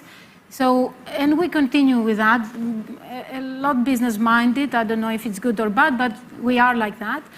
So what has happened now is that our companies have not been punished by valuations or by valuation decreases, and because their valuations have been based on revenues. And also what we see is that this turmoil creates opportunities. So there is another... there are people saying also that this downturn creates more opportunities for especially VC investment, because now you don't have to convince founders for more down-the-earth valuations. And also during this turmoil, you can expect that in 10 years, things are going to be up. So there is this side of the coin as well. So far, it's not a nuclear winter. It's just that it turned to the norm. We have to forget 2021 ever happened. It's like it never happened. It was a mistake. Yeah, we had like 7 out of the 10 companies we invested had an up round. We're not that great pickers. It's just that everything was excess, right? So the same funds that they couldn't find any more investments in London, they will look out to the periphery. And I think going forward, we're going to go back to what is the standard, like 3 out of the 10 going to the next round. So that's one. Second is that we tell our companies that they have to get to default alive scenarios. We don't know how long this is going to last. And definitely, I don't think we're going to see this exoticism. A lot of funds, even though they have commitments, they will go under because they cannot make for the losses they're going to have in 2021 cohorts. So I think it's going back to what was 2017 or 16, right? Now the entry prices in Greece were never really expensive. What really matters is what is the exit price, right? How much leverage there is, how much there's competition for an acquisition. And given the crazy multiples that companies had in the stock markets, which are usually the good buyers, like when you were trading like 50x revenue, you could do 50x multiplier for the company you're acquiring. Now you do 7, right? So it's a completely different scenario, and we're not going to see 2021 again, ever. Yeah, I think the previous speaker mentioned we that, hope right? to live a long time. 17 years of quantitative easing, it's not going to be done again anytime soon, right? So unicorn is going to be the exit. not just the entry point, right? I think they probably invited me to moderate this because I was alive at the dot-com bust, so it comes back. Takes time. No, yeah, but it takes time, but it's always the same story. Yeah? Yeah, when we forget that the attack happened, right? It So the works. next generation of investors that will never know that this happened. 20 years. It comes back. It's always the same story. It's always like that. Okay, but down-to-earth question. There's a consensus, I think, among probably everyone in this room, that there's a recession coming our way, if it's not already here. How do you advise your portfolio companies to address that? I mean, okay, it differs, and there are companies that sell directly to the consumer, so they might be more affected than others. But what do you advise your average founder? I think it was mentioned, but Okay. yes, of course, we try to, just to summarize some points, we try to tell them to extend the runway if possible. And how do you do that? By, tapering costs and then trying to do better with revenue. So essentially, that means that they will slow down on their growth plan.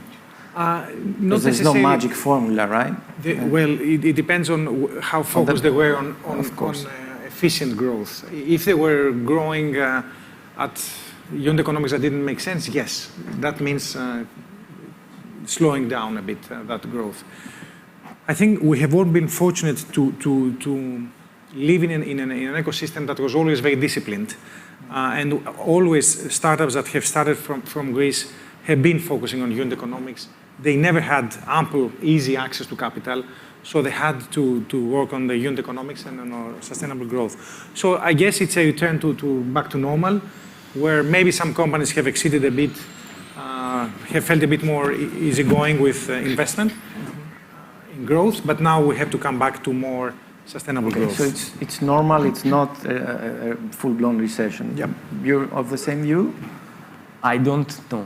So, going back 2 years ago, if you remember doomsday scenarios when the pandemic started, and then you see what happened a year later, market rallies like there's no tomorrow. I'm not saying this is going to happen again. I think we are going to see a crisis. Right now, it's more contained at the more advanced stages, big tech and late stage of startups.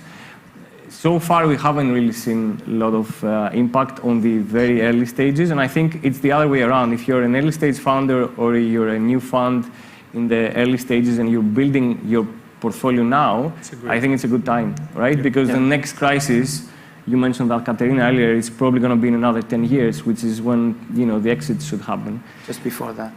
Yeah. So then one thing, though, that is going to happen, and I think Apostolos mentioned it, is that founders are going to find it very difficult to raise the next round over the next 1 or 2 years. So extending the runway is definitely a good idea. And I think that's going to force the founders to basically become better at, making money rather than spending money, which has been the case so far. Yes, I think that this is the number one thing, extending the runway. One can suggest, but I don't think the time frames are compatible. I mean, in our stage, when you give money to a startup, usually lasts for 1.5 years or so. So, I mean, they can extend the runway by 2 months, 3 months. This is it. And I mean, for us, let's say more than maybe even half of our portfolio, they don't have they cannot be sustainable organically. So there is, you can do just a few things. Of course, you can try, but it doesn't make a huge difference. If they fail to fundraise, they will not make it, no matter what. The other thing is that the advice is to get as much money as possible. I mean, not to be that selective on the money that become available to you. If you have opportunities, take the money. Accept more dilution if needed, so that you are on the safe side. I don't know what else to say. For us, it was very hard to do that before, when it was 2020, 2021. Now it's much easier to do what we believe it's the normal thing. So instead of saying or, say more. So be able to grow while being sustainable. And this is not easy exercise, but because we are at this part of the planet and we never had a lot of money around, I think the Greek founders have learned to be resilient and to learn the hard way. So the whole planet is following this path. So for us, it's normal. Yeah, you're right. Yes, so one is that we are telling companies to put their growth plans to ice or be way more cautious with that. We also think that the salaries, they were really inflated in engineering mostly, right? We're not going to see, I think, any further inflation, even though there is inflation, they had already skyrocketed. So hopefully that will keep, the burn cost at some equilibrium. If there is an opportunity to do an internal round with companies that we like, with internals, with companies that we have conviction we're going to do it. And I think it's a great opportunity for us to increase ownership in the companies that we think are going to go very far. And for the rest, we advise them to start doing conversation around M&A, build partnerships. You never know when it's going to happen, but if you have 1 year of runway, you should better start today. Absolutely. And we try to encourage them and find them the relevant links wherever it may happen. And don't forget that a lot of money has been made by mediocre acquisitions that they were acquired by a big public company that then grew significantly. So I think it's up to the founders to identify who are these companies that could be also eventually good holding opportunities instead of taking, like, again, a mediocre 2x cost to take equity in that company and then maybe wait another 3-4 years. Great. Okay. There's a lot of zeros here on the time. Does this translate into we're out of time? Yeah? So no questions? No, this is not fair. I mean, people have been watching here for any questions? Just any? President, Mr. President? No questions. It's good enough, very clear. Thank you very much. I'm not going to try to summarize or anything. The debate, but we need another debate one-to-one sometime. I would love to do this debate. I'm not going to endeavor to summarize. What I will explain, because also we are there for, to give something back to the society, because we had a big exit. When I was 30, now I'm 60, and it's my time to give back. Yeah. So when you care, you do it, right? Yeah. So this is not black or white. It's something sometimes between. And I think we can do together a lot. Thank you very much for your contribution. Thank you. Thank you.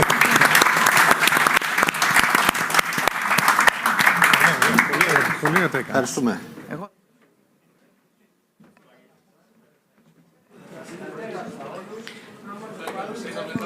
Well, after this very interesting discussion on partnerships between VC funds and angels,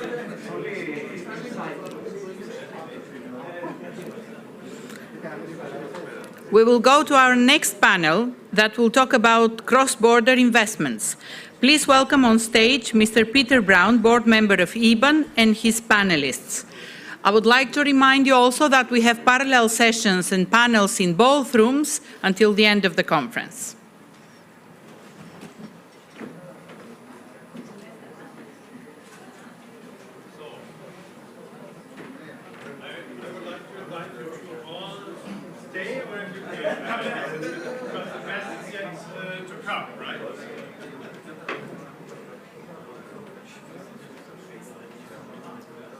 May I ask my panelists to join me here on stage, please? Thank you very much. No break for you, no break for us, no. We are trying to achieve a balance here, but we hope there will be more people in the audience than on stage. And it would be great. Very nice. One gentleman is missing, and that's my good friend Marcel Dritsch, who's also a board member. He's running the other panel in the other room, but he will come. But he's freshly married, and he's talking about gender parity. I mean, we cannot stop him there, right? Our topic is, for the 20th odd time, no, be advised, it's not going to be boring, cross-border investment, but 2.0. I mean, what is it going to be and how is it going to be interesting? And I have a very distinguished panel. I will not ask them to introduce themselves because their vita is so impressive and so long. It would be over before any one of them is even finished with that. So we will jump right into the game, and I'm very happy to have you here, my friends and distinguished members. I can promise you it's going to be very interesting, and for me, very important is that you participate, that you please actively participate, that you ask questions, that you challenge them. They're good enough to do that, so please do that. With that, I would like to open the panel with the first question: cross-border investment. Why? What's the reason? Why should we even consider doing that? Nick, you're from Australia. Well, look, what do we say? I mean, cross-border all the way to the other side of the world, right? So, what I have seen is some amazing examples of great Greek-based companies over the last 10 years internationalize really well.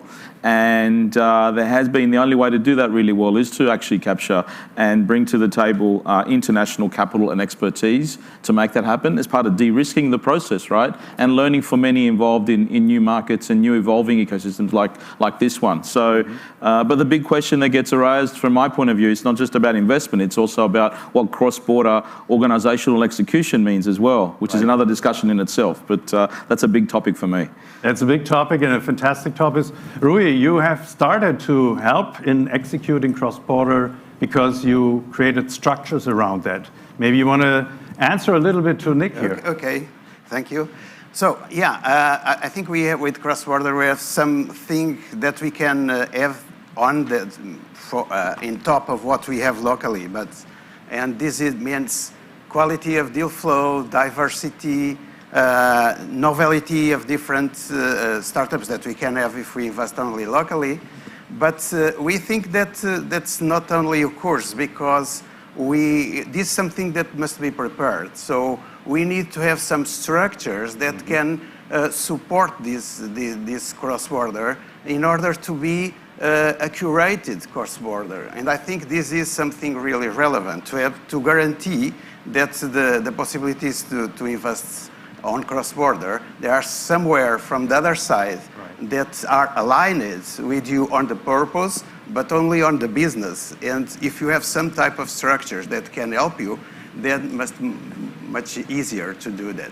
And you very successfully created that with Core Angels, right? And in how many countries are you today? Yeah, today we are in 10 countries. So we are doing cross-border with small units of angel groups that invest in the portfolios. So it's like a long-term commitment with small angel groups, but because they are structured in the same way in different countries, we can trust that the thing is organized and is standardized. So that's why the structure is important to facilitate all of that in the cross-border. Thank you very much. And I would like to go over to you. From Turkey, fantastic founder of Galata Angels. Cross-border for you was like from day one an important thing. Right. Do you have similar structures, or would you be willing to use maybe what Rui had built up? Tell us about your experience, please. Thank you, Peter. Thank you. Yeah, we'll use Rui's experience. I actually talked to him about it already. I mean, Galata Business Angels is, I mean, look at this conference. I mean, this is a cross-border conference. That's what makes everyone happier, richer. And that's how you diversify your risks. It's like, why not go cross-border? I mean, can you think of an entrepreneur which says, I want to conquer my village? I mean, you don't conquer the village, you conquer the world, you know. I want to conquer the world. So yeah, Galata Business Angels, we have investments in, you know, England, Switzerland, Greece, Kazakhstan, USA.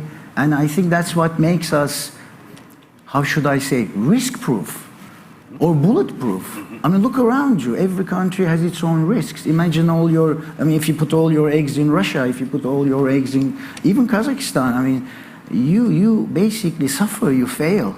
And so all we need to do is we need to cooperate more. I mean, the new words for the new generation, for the new era is all about collaboration, cooperation, transparency. It's all about collaboration and cooperation. And I want to invest in Australia. I learn from Australia. If you want to invest in Turkey, come to Galata Business Angels. We got all the expertise. We got 40 lawyers. We got 38 investors. We have the experience. All we do is co-invest. Yeah. And that's the future. New generation. We have two younger gentlemen from the Baltic states here. Welcome, Gitenis, and welcome, Helmuts. Coming from a smaller country, it's probably natural to reach out to your neighboring countries, to collaborate. What's your experience on that front? So I think if we look at the Baltics, there's definitely a lot of collaboration. We have an outlier, Estonia, and we're trying to catch up. So Helmuts has invested quite a bit in Lithuanian portfolio companies and so on. So there's definitely not enough deal flow. And then if you look, exits happen cross borders. So acquisition happens cross borders. So why shouldn't we invest cross border? Helmuts, what are the challenges investing cross borders? What are the risks that you see, and what are tools maybe that are modern to help you? I would say the main risk, if you approach country that you don't know, maybe some kind of tax incentives stuff, legal stuff. But basically, I have been living all my life in Latvia, so I know Lithuanian market pretty well, what Estonia is doing. So taxes don't differ much, and the legal frame is like quite the same. I have been following to Lithuanian ecosystem development, so the challenges here would be, I would say, you should look to another markets if you want to enter. But in my case, when I'm concentrating on Baltics, I see only benefits because we establish a relationship, we communicate, we connect, and we let's say keep the human contact. Mm-hmm. Peter, I don't want to rock the boat here. Please. But we talk about cross borders, right? Yeah. And from my point of view, it's a little bit old school thinking, with all due respect, when we're entering the 21st century now, and where we all have to collectively start to partner with the planet in order to save our human species on it, right? Yeah. The planet will continue. The weather we will in the next 100 years is another topic of discussion, but I think cross-border conversations and investments is a very 20th century mindset point of view from my perspective. And what we should be looking at doing is looking at thematic investments across the board that don't actually cover borders in any sense, right? And this is something that we must start to consider stronger and stronger. And it's something that I'm shifting towards heavily from an approach point of view, and therefore geographies don't much matter to me. It's more about execution around existing technologies and capabilities and getting them deployed so we can save ourselves on this planet and not have to follow Elon Musk and go to Mars, right? Wonderful point. I just wanted to bring it up because it's really so important that we think in planetary systems, and there's no borders actually. I mean, maybe planetary borders, but we should not ruin our ecosystem here, our habitat, where we live. And maybe Rui, over to you for that, because I see you're full of energy. What do you do? How do you introduce the deal flow? And also in terms of digital, there's also no borders if we take it serious. Before we go to that, I think the question about cross-border, in a certain way, it's against angel nature. At least what all the academics say in the books is that you should not invest if you are in a 2 hours distance from you. So you can, because of the added value, eventually you should be close so you can help the entrepreneurs. And this is the thing that tell us. So the rules of angel investing say, do not do cross-border. But the practice, in a certain way, we can understand this for one side. But for other side, we need to, angel investment is a risk perspective. So the question is, in which way cross-border is a possibility to reduce your risk? To mitigate risk. Yeah. Is that the truth? But we missed, this is a question. So are you sure that investing cross-border reduces your risk? Maybe, it depends. Because also invest in local startups, maybe you also do not have the guarantee that are very good startups. So the quality of the deal flow is a really important issue. And you need to trust, in the people that on the other side and on the team that on the other side that are giving you that opportunity. And that way, the times of cross-border are challenging our nature, angel nature. Maybe we need to be angels in the future that we are not today. Maybe we need to be digital angels and less analogical angels to do cross-border. Peter Jungen said earlier, it's not so important in who you invest, but with whom you invest. Would you, Gitenis, understand, or what's your interpretation of that, doing a cross-border investment? So you're not doing that alone. Yeah, that was also what I wanted to mention, is that I think the major problem when you are doing cross-border investments is, how do you know that you're making a good deal, that the entrepreneur is actually diligent enough? Why is no one locally investing? Or why the round didn't close within a month and now they're expanding it to neighboring countries? So something might be wrong with that deal. How would you know? So I also really resonate with you, Nick, on the matter that if, what we expect from entrepreneurs, what's your competitive advantage? What's your unfair advantage? What is our unfair advantage as an angel? Why they should choose us, instead of a VC, instead of an accelerator, there's so many angels, why they should choose us. And then also I would like to share a statistics that cross-border is actually happening really well in Lithuania. Last year, Lithuanian Business Angel Network invested over 10 million euros. It's small number compared to the bigger business angel networks, but 60% went to foreign companies outside of Lithuania. Right. So it means that the majority goes abroad, and the tools as well as 2.0 and resembling on you, do you need to meet the founder that lives next to you and so on? Many are actually now investing through platforms as Either, Thunderbeam, and so on. And AngelList, yeah. And that's maybe a bit of spray and pray, and that's probably not with the idea with whom you're investing, so more of gambling rather than investing. Speculating, yeah. So there's those two, I could say, schools that we could weigh maybe during this panel as well a bit. But I would like to introduce, of course, we're from IBAN, and of course we spread out to all these angel networks, and we have personal relations and contacts to people we trust. And that is something you said, the personal relation is important. By the way, I would like to welcome my friend Marcel back from the other panel, so he's a very much sought after person, and now you're here. Catch your breath, my friend, and welcome on this panel.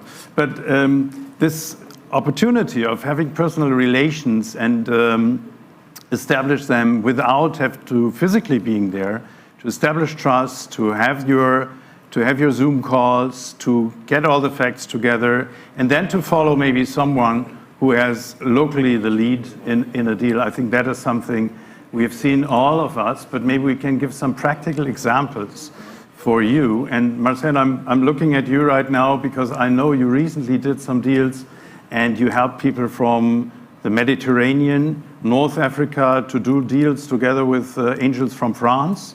I think 1-2 practical examples on that, and you're all invited. But Marcel, maybe you go first, really snappy and quick.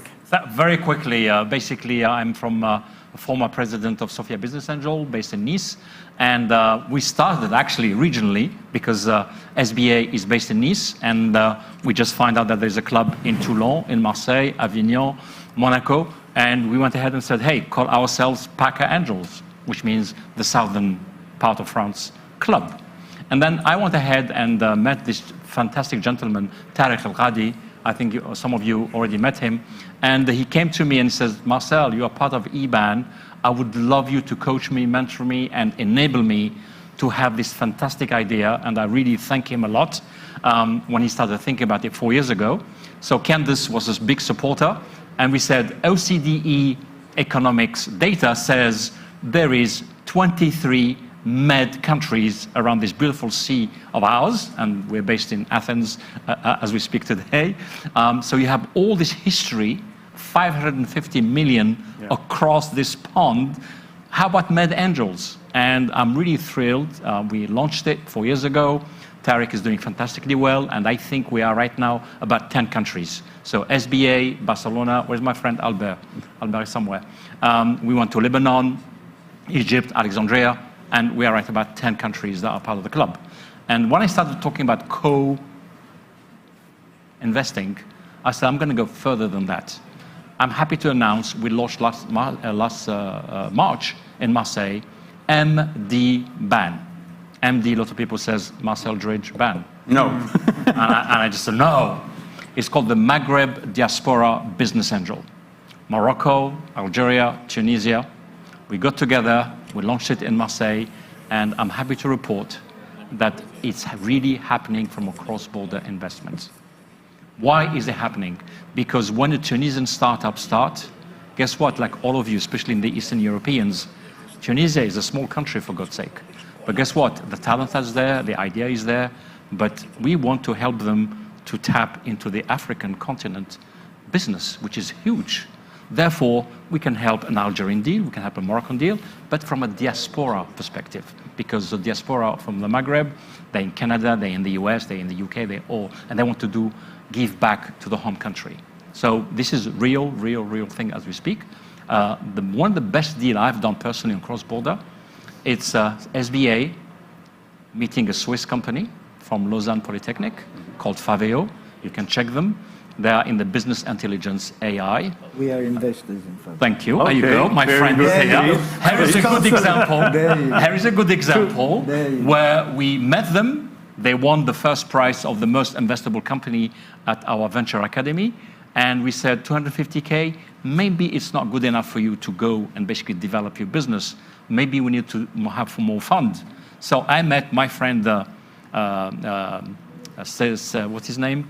Odimishish, from Galatasaray Business Angel Network. We were a friend of SBA. Just a phone call. They went and pitched again. We put together a deal. They went all the way to 750K. The next thing you knew, the canton of Swiss heard of this deal, and they did what they call a local government matching from 1-to-1. The next thing you knew, they're doing very well. They just opened an office in New York as we speak, and they're doing very well. Very good example. Thank you. Would that be something for you as well, for the Greek diaspora to follow such a model? Is that something you would be interested in? May I ask you that spontaneously? Thank you. Can you hear me? Thank you. Yep. All right. We already have been working on a model to attract the Greek diaspora. And here I would like to differentiate between the typical Greek diaspora and the recent Greek diaspora, because we have a large diaspora in Australia, North America, and Western Europe. Most of them are second, third generation now. And we have the recent Greek diaspora that was mostly a result of the financial crisis. The recent Greek diaspora, I would say, consists of mainly professionals, very well educated, doctorates, master's degrees, who went abroad because there was a lack of opportunity in Greece. They have been doing great abroad, but most of them would like to return as long as there is a good opportunity for them, a decent standard of living for them in Greece. And both the Greek state has provided incentives in the past couple of years for them to return, tax incentives and so on. And we have seen it with the investments that we have attracted. It doesn't apply to angel investing, but we see when multinationals announce that they plan to start something in Greece, they have been telling us that their offices are getting flooded by applications from very qualified Greeks of the diaspora who would like to come back. Yeah. Right. And this model of the Swiss state, for example, to do a matching fund for angel-funded situations here? I think our minister, the deputy minister of development, mentioned specific plans and specific incentives that the Greek state has initiated in the past couple of years that would work in a similar fashion. Fantastic. Thank you so much. Appreciate it. Peter, let me give you a specific example about how cross-border investments happen. This is what we're all about. Specific example, something you can take home. Example. Please, Arif, go ahead. Brilliant Greek entrepreneur, Alexandros Trimis. He flew to Istanbul. We were in the Soho Club. He pitched the idea. Welcome pickups didn't exist at the time. You look at the entrepreneur. What a wonderful guy. What a great example of, you know, he's drive, he's passionate, he believes in the idea, and boom, I met him yesterday. He's in I don't know how many countries. So even entrepreneurs can initiate cross-border investments. Absolutely. A guy flies in from London, an Indian guy eventually. And now we are investors in Tailster. Excellent. So it's both ways. If you do something really well, if you're a really good angel investment group, really transparent, you have a name, you attract good deals. So let's to lead off that. I mean, we I've been directly involved at quite a few of the younger B2B SaaS companies here at Athens for the last 10 years, and two of them done phenomenally well, and they've been heavily non-VC backed originally through being bootstrapped through the capital efficiency challenges of the last the previous 5 years from the from the 2012s and the 2017s, and the businesses have gotten to a certain point where they got so well established internationally through product-led activities that with the well-oiled machines of the growth capital and VC operators internationally, outside of this geography, so to speak, we were getting approached month on month with dozens of venture capital and growth capital investors to come and actually talk to us. It took us over 2 years to actually decide who to actually invest in or invest in us, because we wanted the right value-based partner to come and join us and join us on the journey to the next stage, right? Yeah. And I think there are machines out there that are very well-oiled go-to-market VC and growth capital enablers out of North America that are heating up our great companies here right now on a daily basis. And I'm very proud of the fact that we actually found the right partners in a few of them. So, but cross-border, I'm very driven on cross-border from a point of operational excellence. Capital is one thing. One thing that's missing here quite a bit is actually the operational organizational complexity that's required to execute internationally, right? It's not just good enough to say we're going to depend on our international cross-border angels to open up doors for us. This is not the case. We need to start to build institutionalized capabilities within our multinational companies that exist from Greece that are going global, or from any parts of Europe in smaller nations, and actually start to learn from the lessons of larger technology multinationals. Like actually, you're ex-Cisco, I've worked at Microsoft and Fujitsu around the world. We can bring value to the table above and beyond just time and connections and Rolodexes, right? So Rolodexes and connections is nice, but that's also from the 70s, right? Yes, correct. But we're all fighting in our startups for a war of talents, and we cannot typically reach them locally. I mean, if they come back to our home country, wonderful. But I think this is a challenge. So how do we really staff that? How do we establish processes and structures in these companies for growth? And Helmut, I would like you, I know you're building on the waste program and you're looking into other countries as well.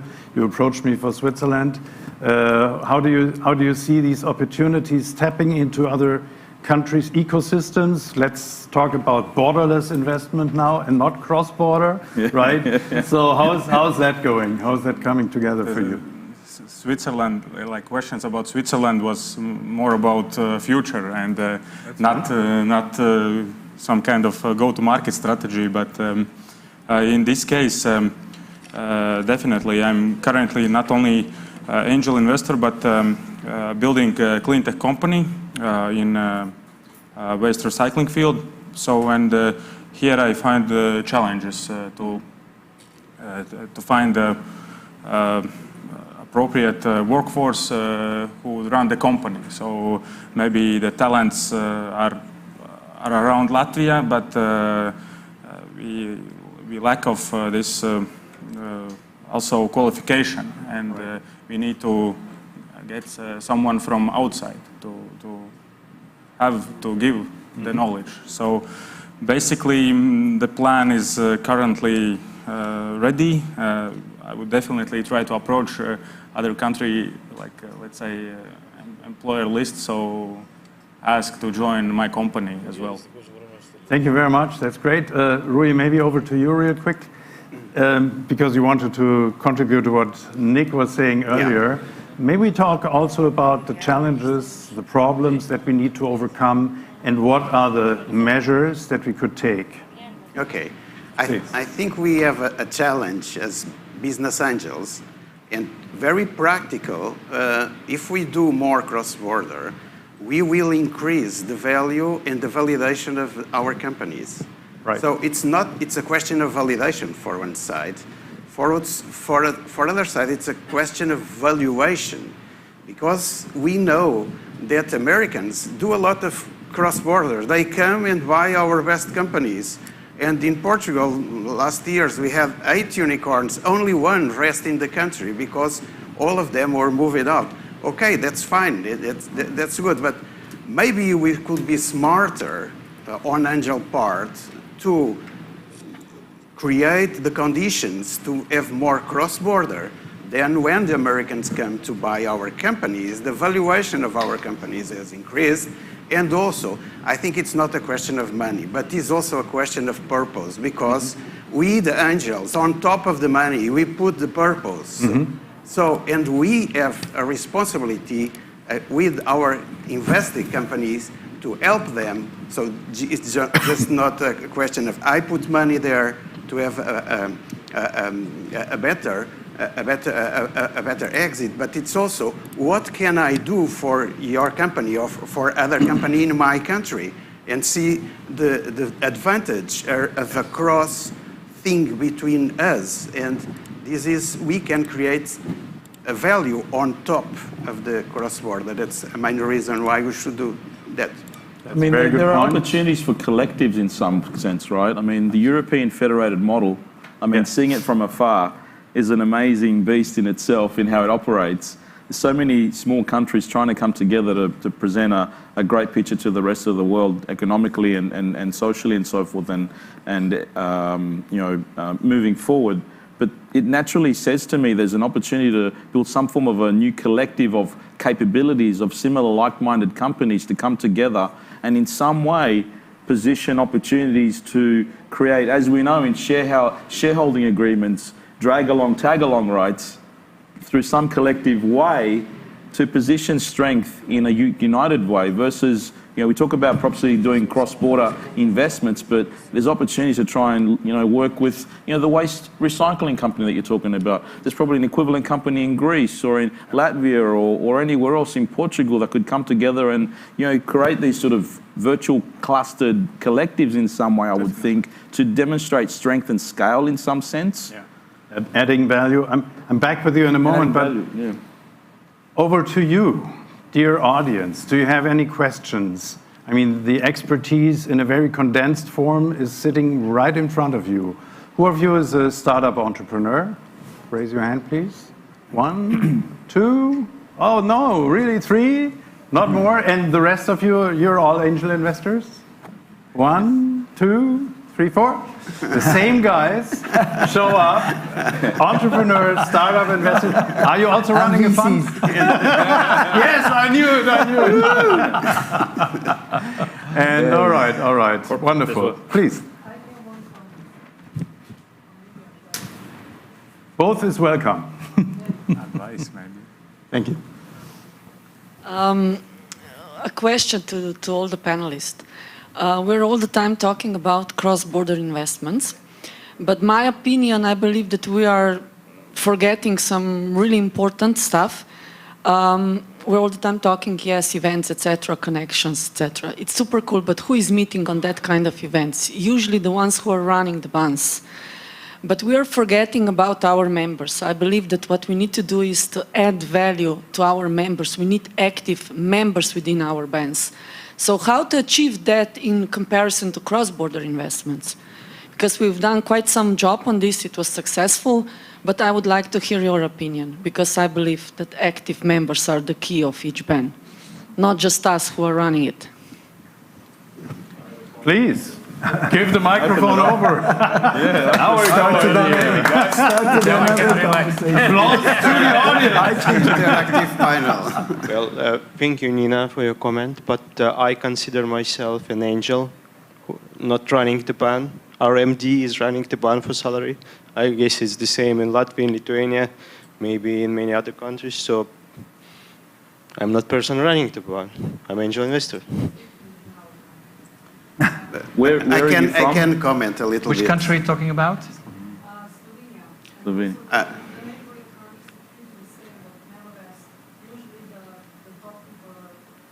So member-run ban versus management-run ban. I fully agree with you. I think you go to a very important point, because it's how to, in a certain way, democratize cross-border, make it easy. And this, I think, it's a challenge for all the angel investing, that we like the venture capital, they say, the Sequoia president said that in venture capital industry was almost the same for more than 40 years.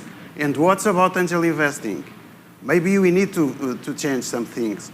And you are right on that process. We need to create a layer on the top of the connections between the leaders that lead the groups or lead the networks, to facilitate the visibility of some of the startups to our members. And there are some possibilities to do that, but we need to create that possibilities in order to create a new way to continue the angel investing, because it is changing the way we should do that. There is not a May I for the lady, just to give you concrete use case. I belong to a club. We're going to be celebrating 20 years in September, called Sofia Business Angel.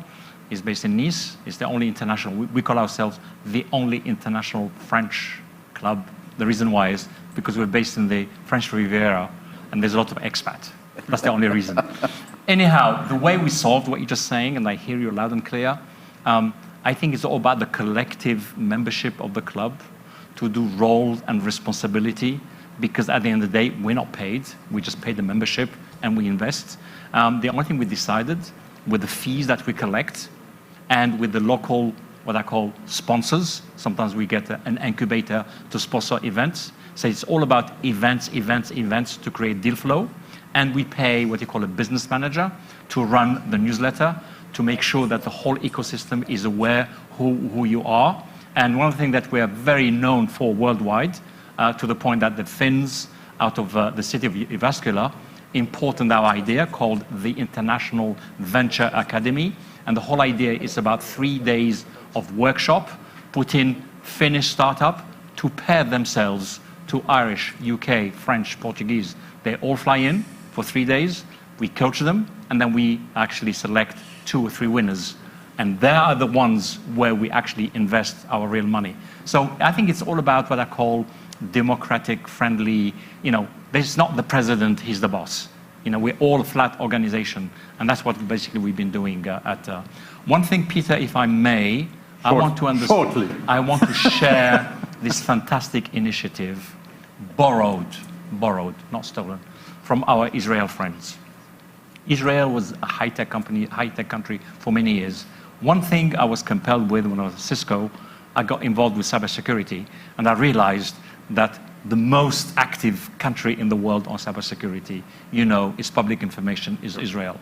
And I was seduced when I said, who is the #1 company back in the 90s, a company called Checkpoint? And they all emulated everything that way. What they've done is they kept the talent, they kept the brain with the whole ecosystem of incubators, accelerators, universities back home. And they decided, for a small country like Israel, the business is global. And the way they did it, they went to the US and what I call opened marketing, business dev, sales operation. But not development. Not development. Exactly. And 30 to 40% of that revenue was given back home to keep the talent. Well, guess what, guys? I'm very proud to announce, thanks to IBAN, Selma, our vice president, is here. We created this thing with the Next Society. It's called Anima, it's EU, like GIZ, they actually worked with IBAN and created something called the soft landing program. For whom?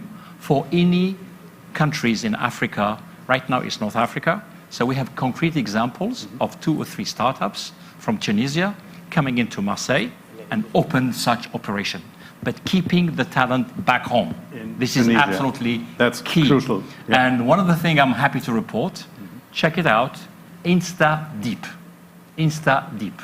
Just Google it and you'll be shocked and amazed. A small Tunisian country got $100 million from whom? Google. Why? They're doing AI for the big, quote unquote, Pfizer and the like in getting the next variants. Right.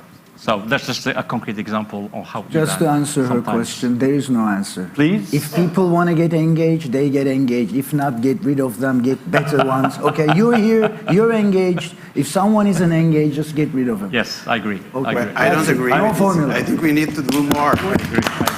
We need to, first of all, applause to that. We need to wrap up, so I would like to ask one forward-looking question, and I hope this is interesting for you. We talked about the problems, we talked about no-border investing, but the idea that you tipped on is how do we create another layer or strategic structure within our network, maybe of IBAN, to put deals together that would make, larger market share, a larger capitalization, and maybe for a better exit. I think that would be a very interesting discussion, and that could be backed by our fund that IBAN is currently raising as a very interesting and very unique positioning. And I just wanted to quickly have your answers. And Arif, why don't we start with you, and then we go through it, and then that would be the end of our panel. Please. Sure. I'll let the question be answered by the experts. Nah. Yeah. Listen, no. Your the thing opinion, is, I want feeling. to say this. Really, if you're good, if the entrepreneur is good, like we have a company called Insider. Yeah. I mean, Sequoia Capital found us. Mm-hmm. Sequoia invested in us.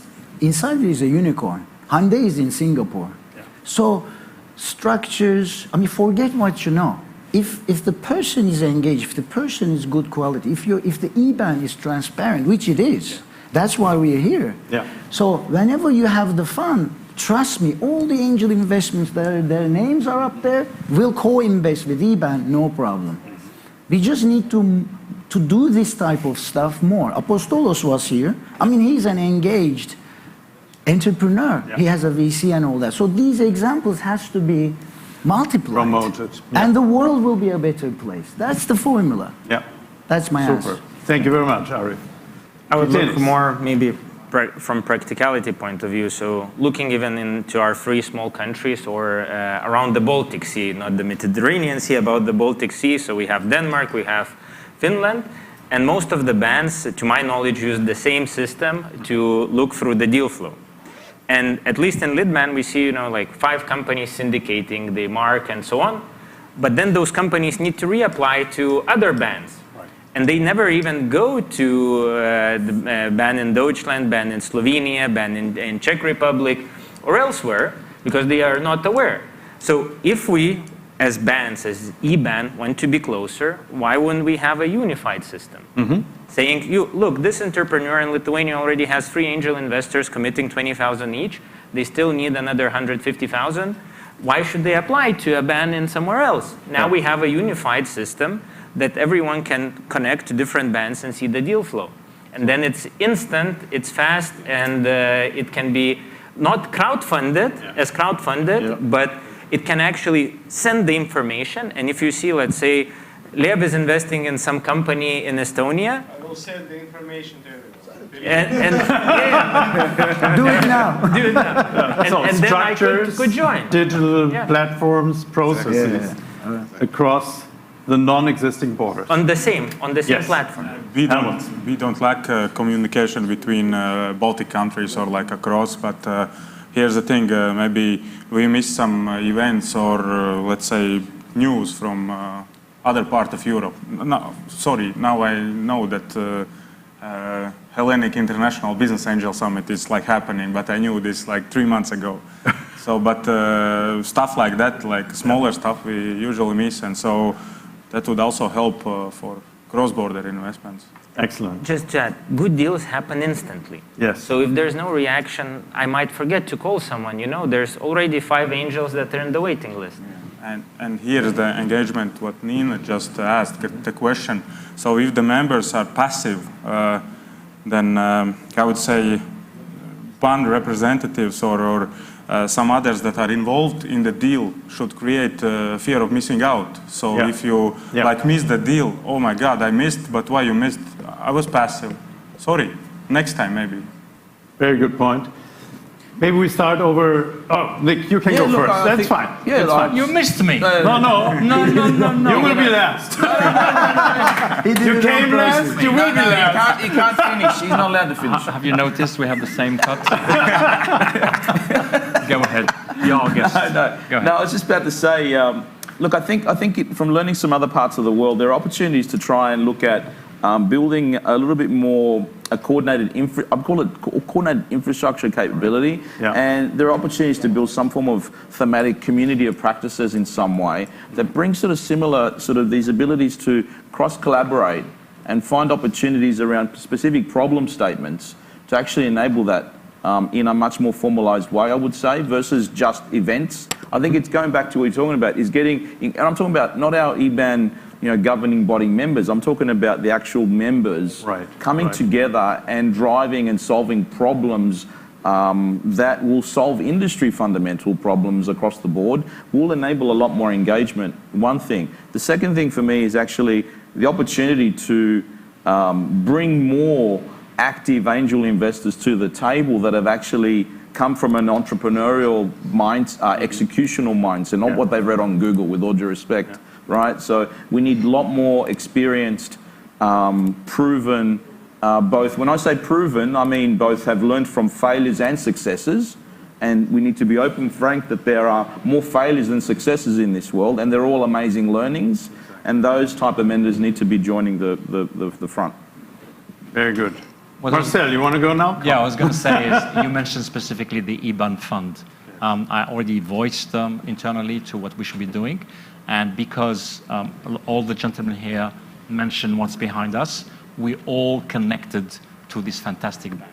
Mm-hmm. The only thing is missing, if you want to have that IBAN fund successful, is to articulate what we call the criterias of what that fund is going to be doing in what vertical, and articulate it in such a way we can say to all the band, hey guys, enrollment time, it's up.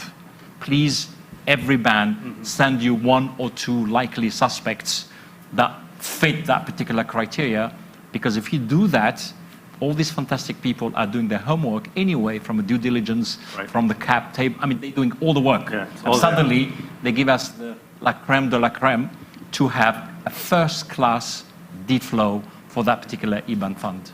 That's what I strongly believe we should be doing. Super, and I want to say, I mean, we require innovation from our companies. Correct. Why don't we innovate ourselves, the processes, how angel investment should be done? And I give you, Rui, the last word, because I know you have been working on this. Please.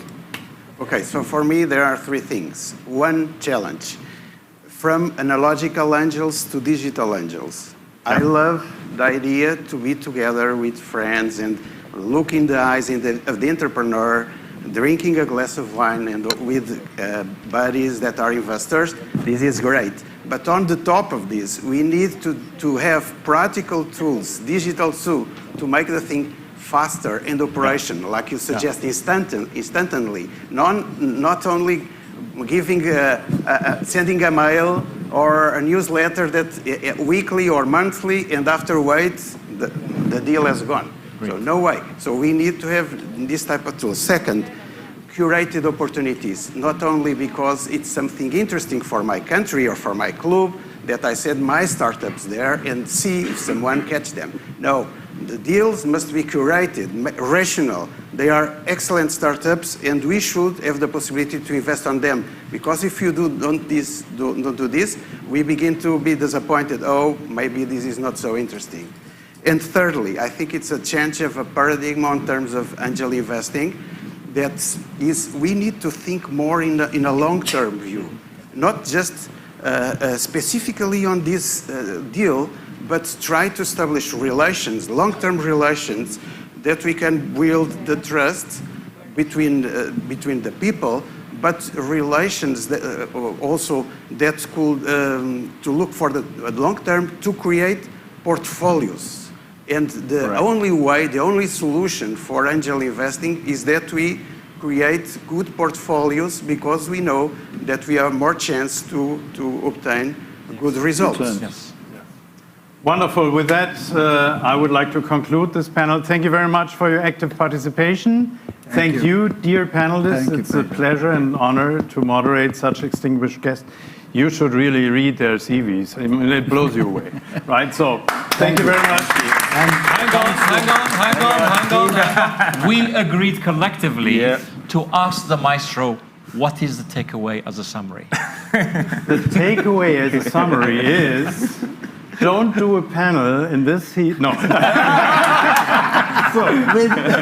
I hope that we could give you some inspiration and insights to rethink how things are done, challenge yourself, challenge us, to innovate, not just ask innovation from the deals we invest in, hey, you need to be quicker, more digital, and so on. This should apply to us. So, and I think when we have that open mindset and we reflect ourselves and we challenge ourselves to be also modern and not from the 70s, as much as I love to have a wine with you, and we will. I don't get that far. I think that is the biggest takeaway. And I thank you very much for your time, for your attention, and I hope you enjoyed this. And Peter, IBAN, and Enterprise Greece has done a fantastic job. Yeah. I learned so much. I learned so much. Thank you for saying. And our friend from Greece Enterprise. Absolutely. Thank you very much. Thank you. Wonderful. We take a photo of the... Yeah, we take a photo, of course. Of course. Wow. I learned something from my friends, so we need to turn around and have you all in the background. Don't go away. I think we should go down, Peter. It's better that way. Let's all fill in the back, right? Let's all fill in the back. You stay there. You stay there. And we can stay there. We line up, come close. Yeah, we also want a pro photo. Closer. Yeah. There we go. And a professional one. Excellent. Professional one. Yes. There we go. Thank you very much. Brilliant. High five. Well done. Well done, Peter. Thank you. It's so easy to do it. Ladies and gentlemen, hello? Yeah, ladies and gentlemen, after this very enjoyable panel, and after we have been running late on our schedule, I suggest you pick your cup of coffees and come back, because we continue with our next panel, and we will be talking about leadership in startups and how the investors could help the founders in that direction. I invite Mr. Sortiris Karagiannis, who is a founding member of HIBAN, and his panelists to the stage.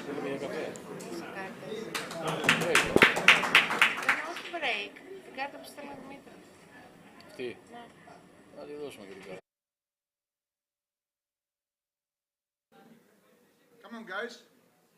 Where are you? It's the time of the day.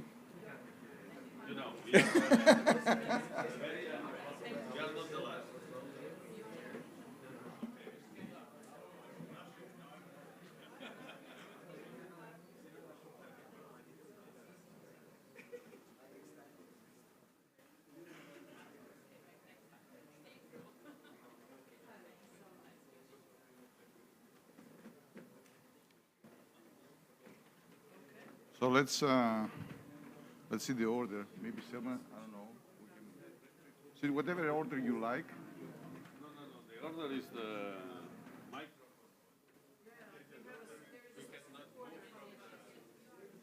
Then we are 2. You are 6.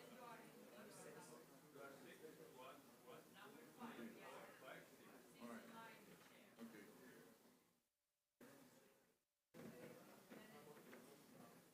Are we good?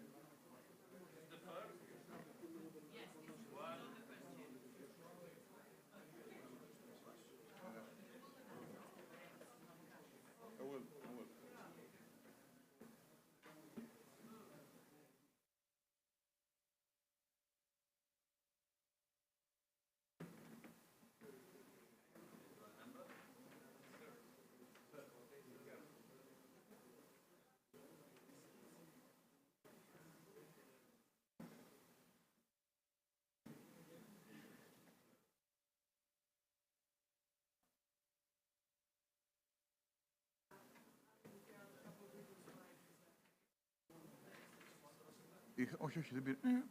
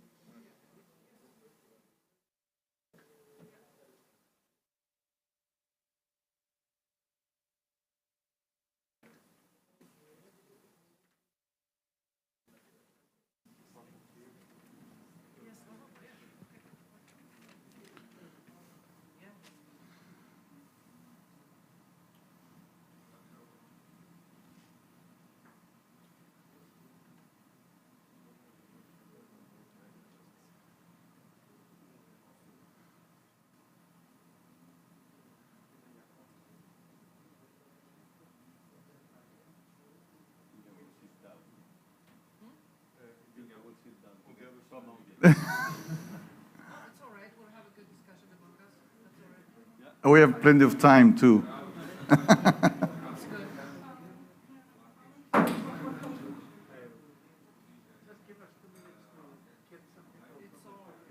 Yeah, sure, sure.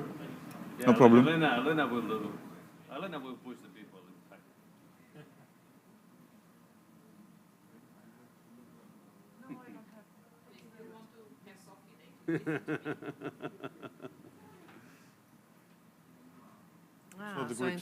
Okay. It wasn't the plan. It wasn't the planning then. Yes, yes, yes. They deserve. They deserve. You promise. They deserve. And what do you teach? Yeah, we'll try to make it faster. Except if it's if there's fire in the panel, so I'll try to. And you can make such a difference. I mean, I've been teaching entrepreneurship for several years in Austria and Vienna. And, look at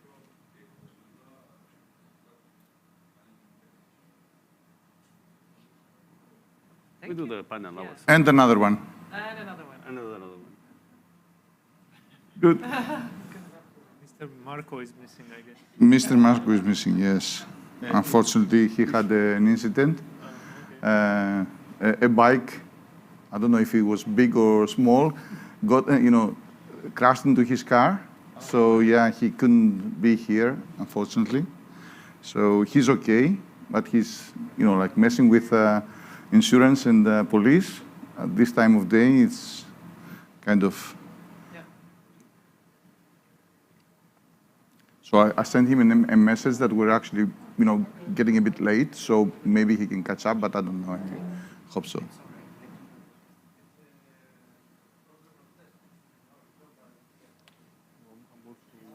Part of an incubator we have in the All right. The seed goes, Pod University formed a single incubator in Hellenic. Okay. And I also see that, that there are a lot of female founders.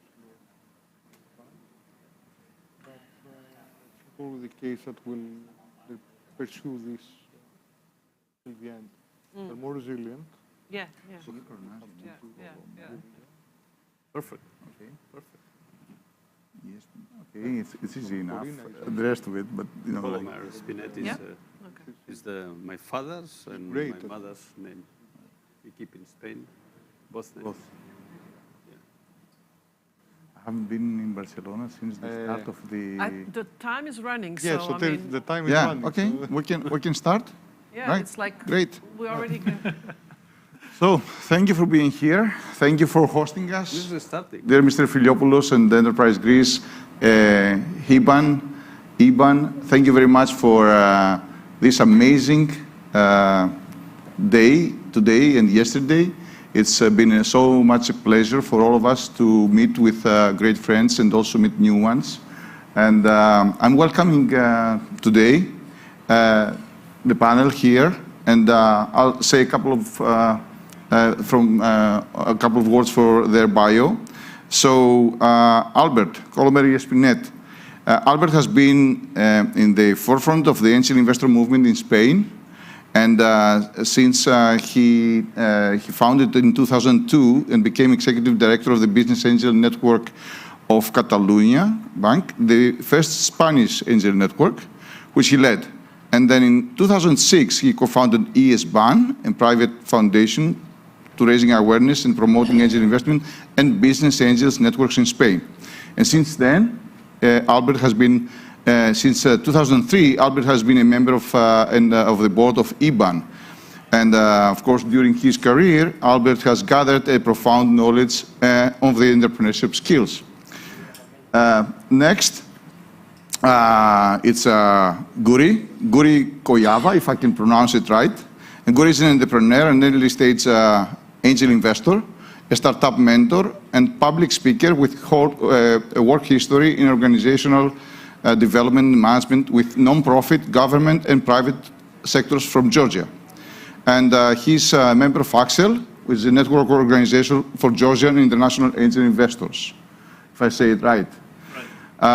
Kostas, a good friend, Kostas Fouskas, as an associate professor of technological innovation and digital entrepreneurship at the University of Macedonia in Thessaloniki.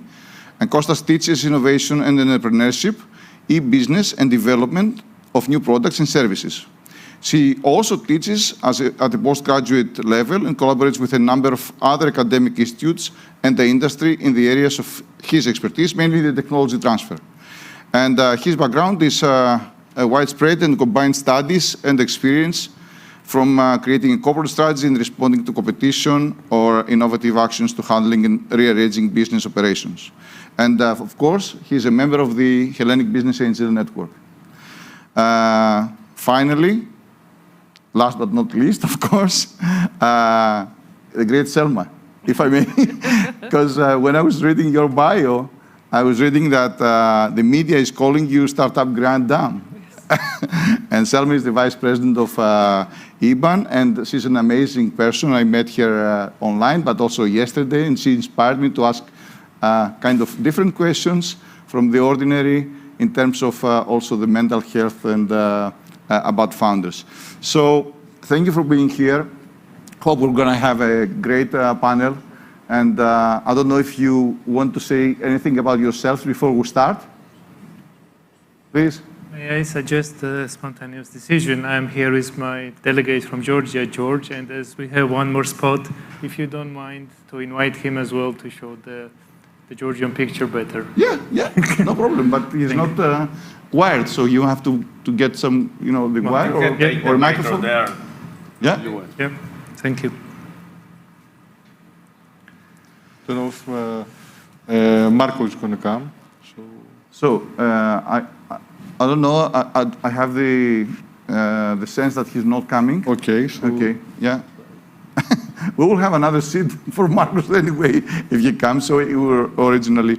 So the idea here, the issue here is leadership in startups, and I would like to see how many founders do we have here. All right. Okay. Good enough. So when I started, like talking to people in the Silicon Valley, they started mentioning something which I could not understand at the point. They started mentioning something called CEO material. And they were saying, does this guy have a CEO material? Is this gal does she have a CEO material? And then I said, okay, what is exactly this? Because we don't seem to be aligned into what CEO material is. And I'll just mention a couple of things that people say. For example, are CEOs born or they're made? And Horowitz, from Andreessen Horowitz, he said that all CEOs can be made during the course of their career. And this is not something that you have from the beginning. So the CEO material is there to be taught.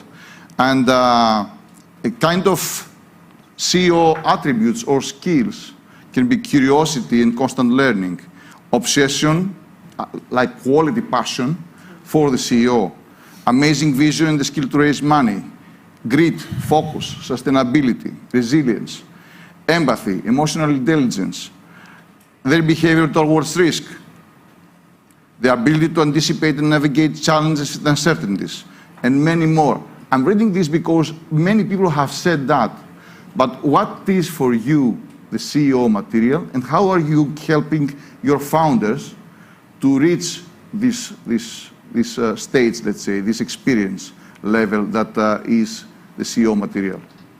Albert?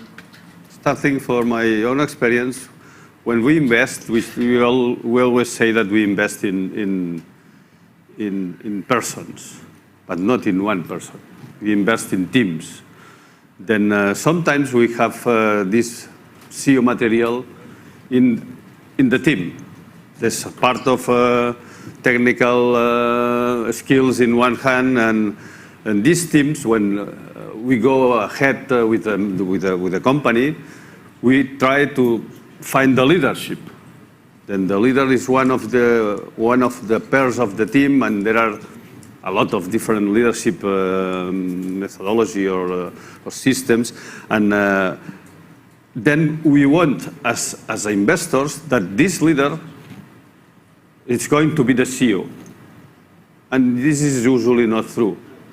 Although, because there are different phases in the startups, and each phase needs kind of different formula for the CEO, for the person that is there.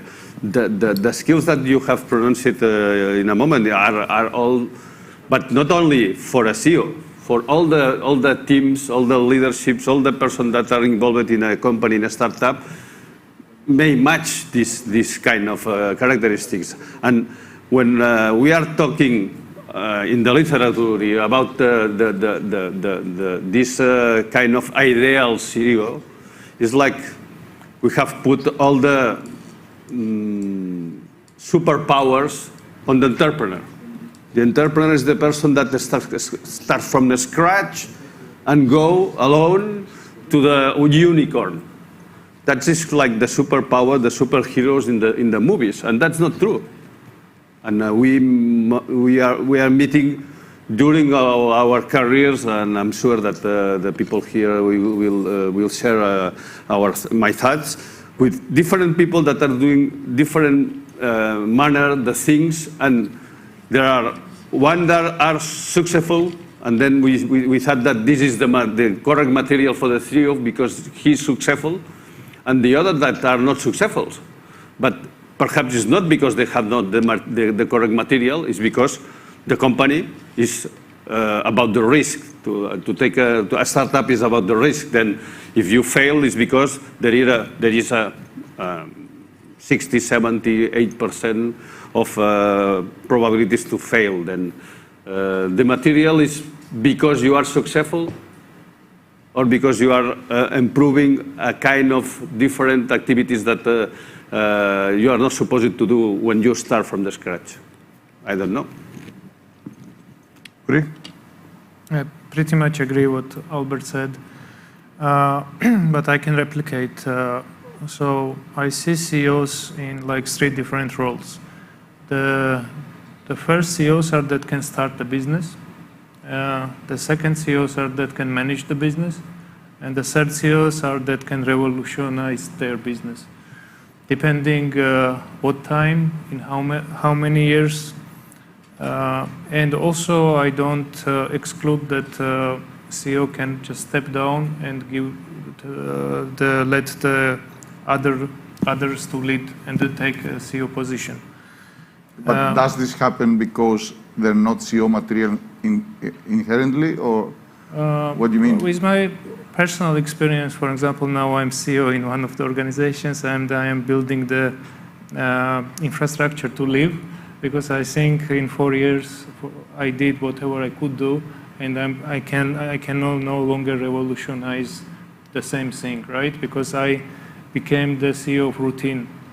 So in that case, it's okay to step down sometimes, but if you have like superpower, or if you wake up and you feel that you can get that superpower from cosmos, I don't know, then you can, of course, continue. So again, like the CEOs that can start, CEOs that can manage, and CEOs that can revolutionize all the time and scale and grow what they're doing.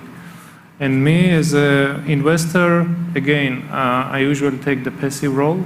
I'm new investor. I don't have that much experience. unless the startup says that they need me in the sales board, because this is like one of my strengths. I know how to do sales and marketing. And when I joined the board, I'm just researching CEOs, how they work, what mistakes they have done, what they learned, and I'm just like investing my time and energy in them on the suggestion level, not with much interference, of course. So this is all like I could say. Right, Costa, what about yourself? Yeah, thank you. And as an investor, of course, but as a person that you see also a lot of founders growing up from the academia and the research industry.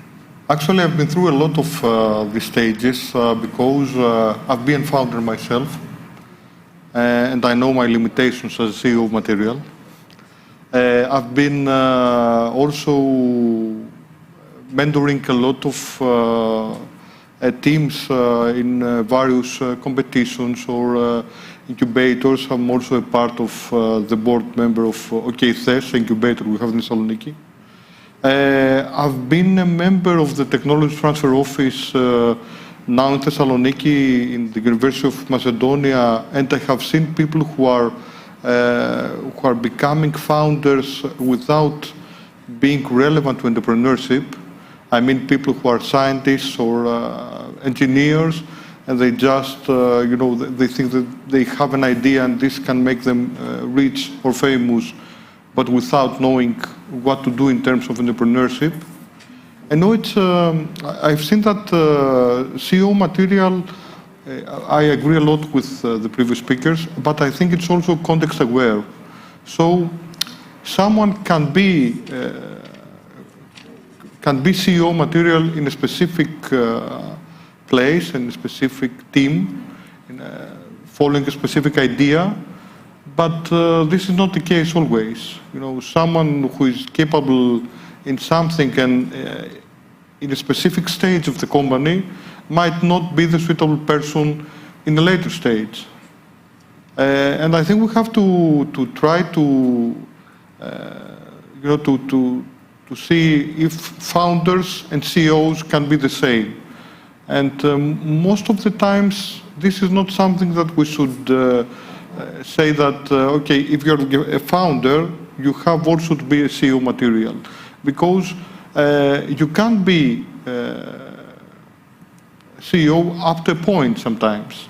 Up to a point that where your abilities or your passion or the resilience you might have about this might not go you further. So there is a time for anyone that can be a CEO and be of CEO material, but this cannot go through, all the span of a startup. And in each case, I think that's why we invest in teams. I totally agree with this. Now, I nowadays tend, and I know this is not very logical, I tend to pay a lot less attention to the idea. I might not hear it with so much attention, as I can see the way people react to questions, the way people react to how they protect their team or how resilient they are about becoming entrepreneurs. Because the idea might go away, the team will stay there. And it's important to understand that in a team, there might not be only one person that can be of CEO material. And there might be a succession there. You can see people that are capable to start up something, to ignite it, but they might not be suitable in the next stage where you will see this scale up. So we have to be aware not only to recognize CEO material in a founder's team, but also to be able to recognize a succession or to propose to them if they want to still be CEOs in the next phase, how they should evolve, as Yuri said, it's very important, or if they can't, how they should step aside, because this is a good entrepreneurial material. This is not CEO material all the time, but being an entrepreneur doesn't mean that you have to be in front of all the time. You just have to know when you have to step down. Okay. The people behind Google did this. So, yeah. Thank you, Costa. Selma. Well, I will just go exactly back to what you're saying, but I just like to think about it and name it. And for me, there are two ways. One, we have the business creator, and two, we have the business manager. And not necessarily the same person is there. So we have the founder. To me, the founder, there must be a founder who is the CEO, and who is, because we buy into that. So you believe that the CEO must come from the founders? The founders, I believe that at the beginning, it has to be, the founder has to be the CEO. This is what we are looking for. We are looking for somebody who sells us the vision. Exactly. And that everybody else is going to follow that vision, and that's the leader. So it's a leader, the CEO, the founder, that's all the same person. Of course, we need the team around it because you don't want to have one person. But there must be, in my opinion, there must be one person that is taking the lead, selling the vision, and everybody buys into that. But that person can be a business creator, maybe, but not necessarily a business manager. This is something we've seen in many cases, is you invest into a startup, they're brilliant at the very beginning. At the time when it starts growing, they are no longer able to manage all of that because they are in the vision. So how do we play that game to make sure that we know, aha, this is really a personality of a business creator. This is a person that will need to step back or step aside, find another function, so that somebody else takes over the management, because it is not the same situation when you have 3 employees or you have 150 employees. That's totally different, and we need different personalities, and we cannot expect, sometimes you do have one person that can do that, but that's very rare that they're really good across the line. So I believe it is making sure from the very beginning, and us training ourselves to understand, is this a business creator and a business manager, or is there a point where we'll have to have the difficult discussions, talking to the founders and finding a way how they can step aside, which is never easy. I mean, you know, they buy, they love it, they want to be the CEO because we made it. We are constantly talking about that, and we made it that this is the only position that the founder can have. And maybe we can teach the people around us, business angels, investors, but also founders, making sure that to understand that you do not have to be CEO at a certain level, but then, you know, we had the chief storyteller, the chief evangelist, I don't know, you know, all kinds of stuff that we had in situations where we spent years convincing the CEO to step back or step aside. But I believe it's really about this business creator and business manager. That's a different mindset, and we have to be aware of that. If you allow me a question here, what about wartime CEOs? I mean, when you invest early enough, do you see the person as being able to deal with the uncertainty and the crisis from the beginning, or you're actually sugarcoating the whole thing and saying, okay, I may change, the company may change the CEO later on, because it's about leadership too. I mean, how hard people are. Yeah. No, sugarcoating, forget it. I mean, if they're not able to, go through the first 2 years, forget it. How they're going to manage the rest? I mean, so I don't believe in that. Either there is that power inside, there is this drive to make it happen, and really, it doesn't mean work hard in terms 24/7, but kind of keeping the vision and keeping the business the way it has to be. And our role is to support that.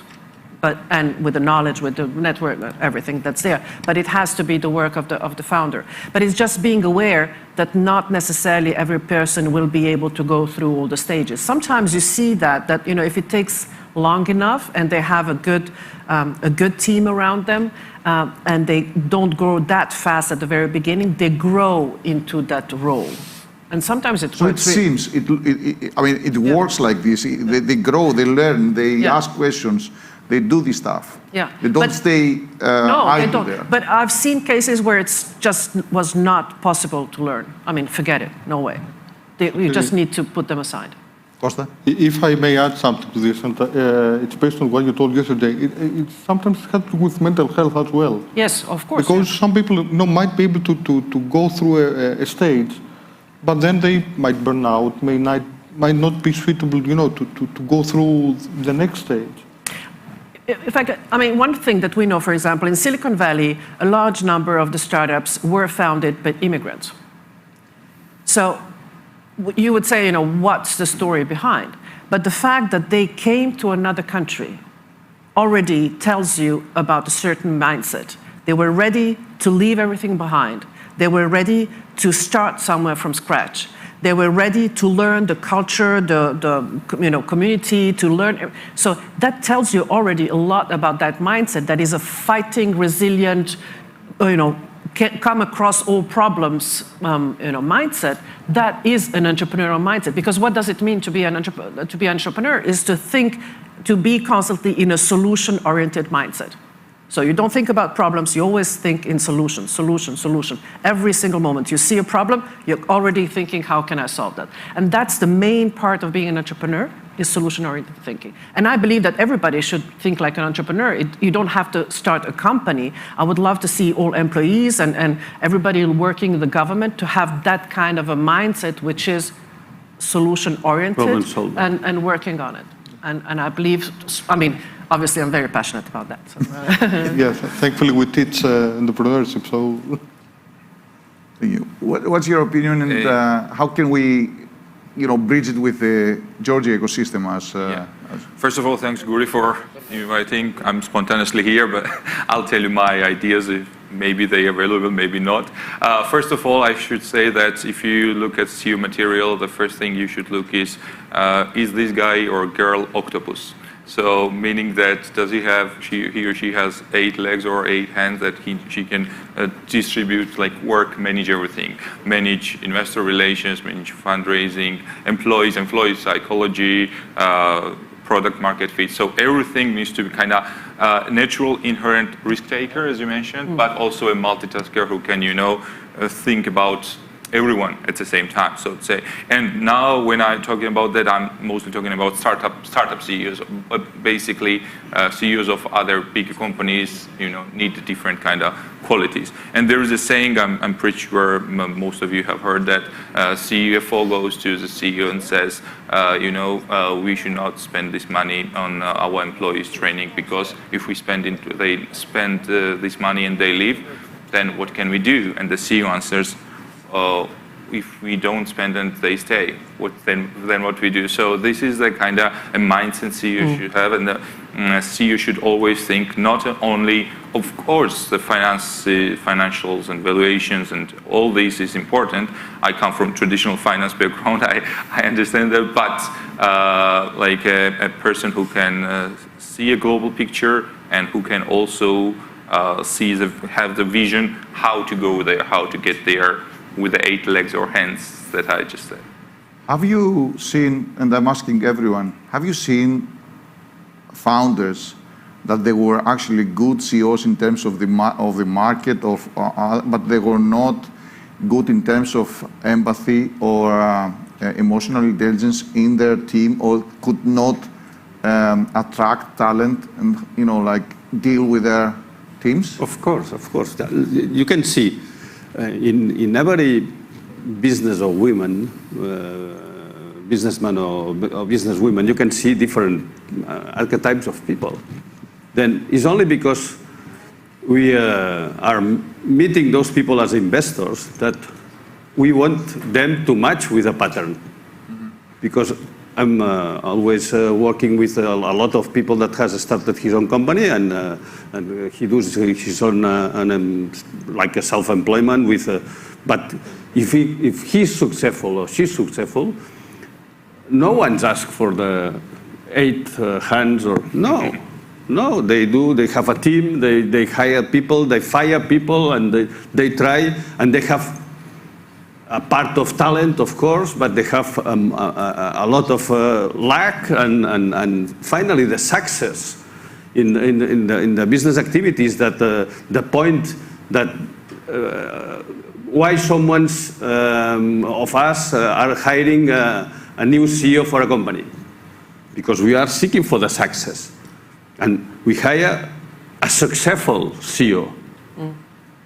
Not a person that has 8 never superpowers or Perhaps this guy, attending to your question, is not capable to match with the talent in the team, and this is a kind of leadership that is a dictatorial leadership.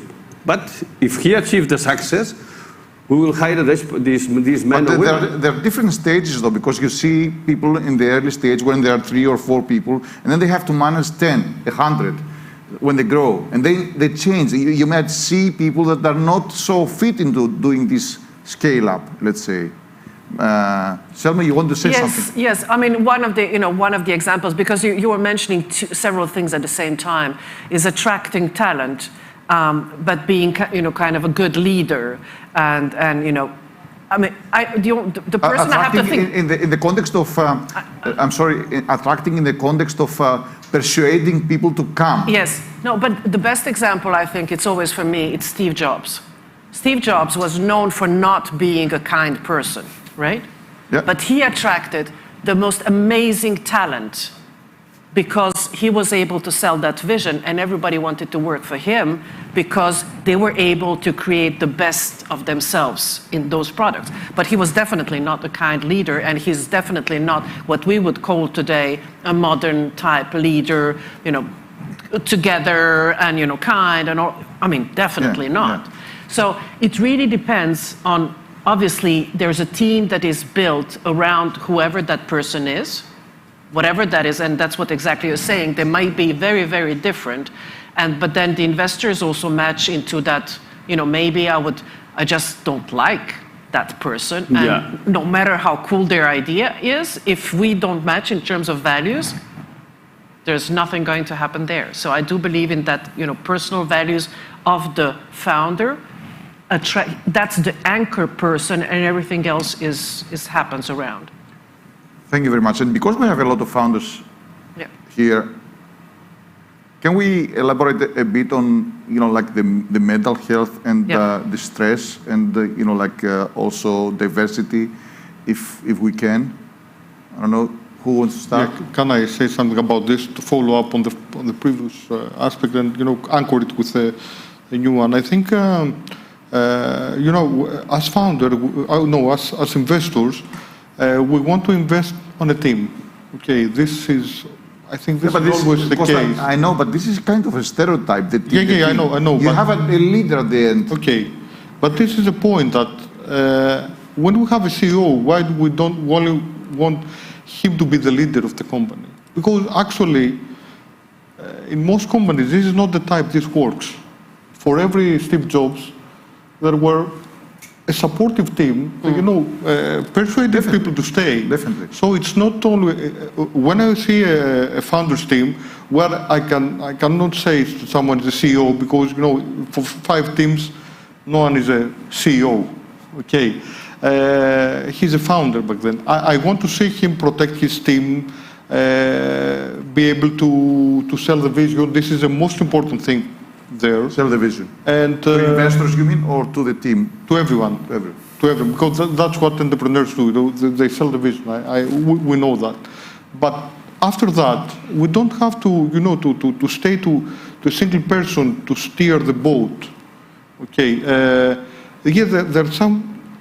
For every captain, we should have an engineer. We should have people, on board. We should be able to build a team that's capable of doing that. So, in these terms, I've seen a lot of companies that rely on a single person, and although he might be a charismatic person, not only I wouldn't invest in that company, but I've been asked to be a part of such a company. I haven't been because I told this guy that okay, you're a great guy, but in case you collapse, and I saw that coming, who's going to steer the boat? Because you have no other captains, you have no other people around you to do so. So a good leader. So we come to the issue of mental health and collapsing and the, a good leader. The roller coaster. A good leader understands that he should not be the people doing everything on the boat. Okay, he understands that he should have people that take care of things when he cannot do that, and I really.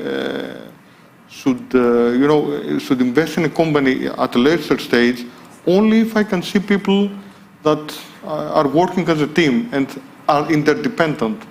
And it's like a football team. Okay, if they have a star, you know that, okay, as long as this star has no injuries, the team will go up to a point. But okay, would you buy a team only for I have to a star? answer. Go on, there. I think. I was looking at him. Yeah, no, but I think, absolutely. Let's take a look at a football team. But there is a captain. So it's not about having a star, but it is about having a captain. Definitely. Yeah? And that's exactly what we're talking about, is the CEO material. The and of leadership. course, there has to be a team behind, and and it's about delegating, and it's about being able to all of these things that we have discussed. But it is having the captain of the team who still says the quick, before you leave. Most of the times, the captain is not the star. No. That's the point. That's why you But should that's modern leadership today. Yes. Is not about being up the front. It's being in the back and making sure that your team is, and you deliver the backing so that they feel safe and they feel that they can do the job that they absolutely do. agree. Sorry.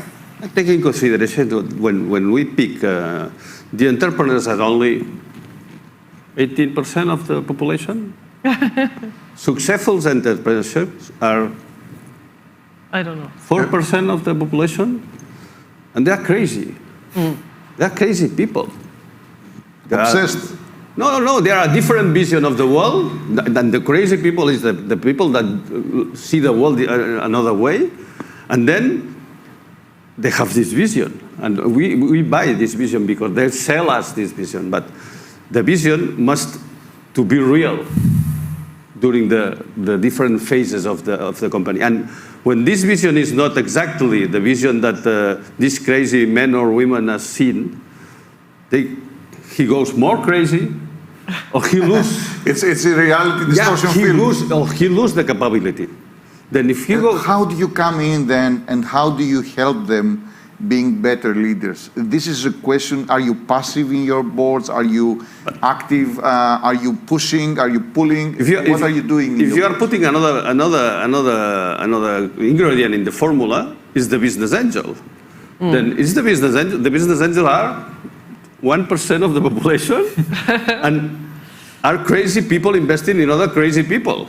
Then to think that you can mix these two formulas in a mental, in a proper way, it's impossible. Then it's a strange, bizarre mix, and sometimes that works and not.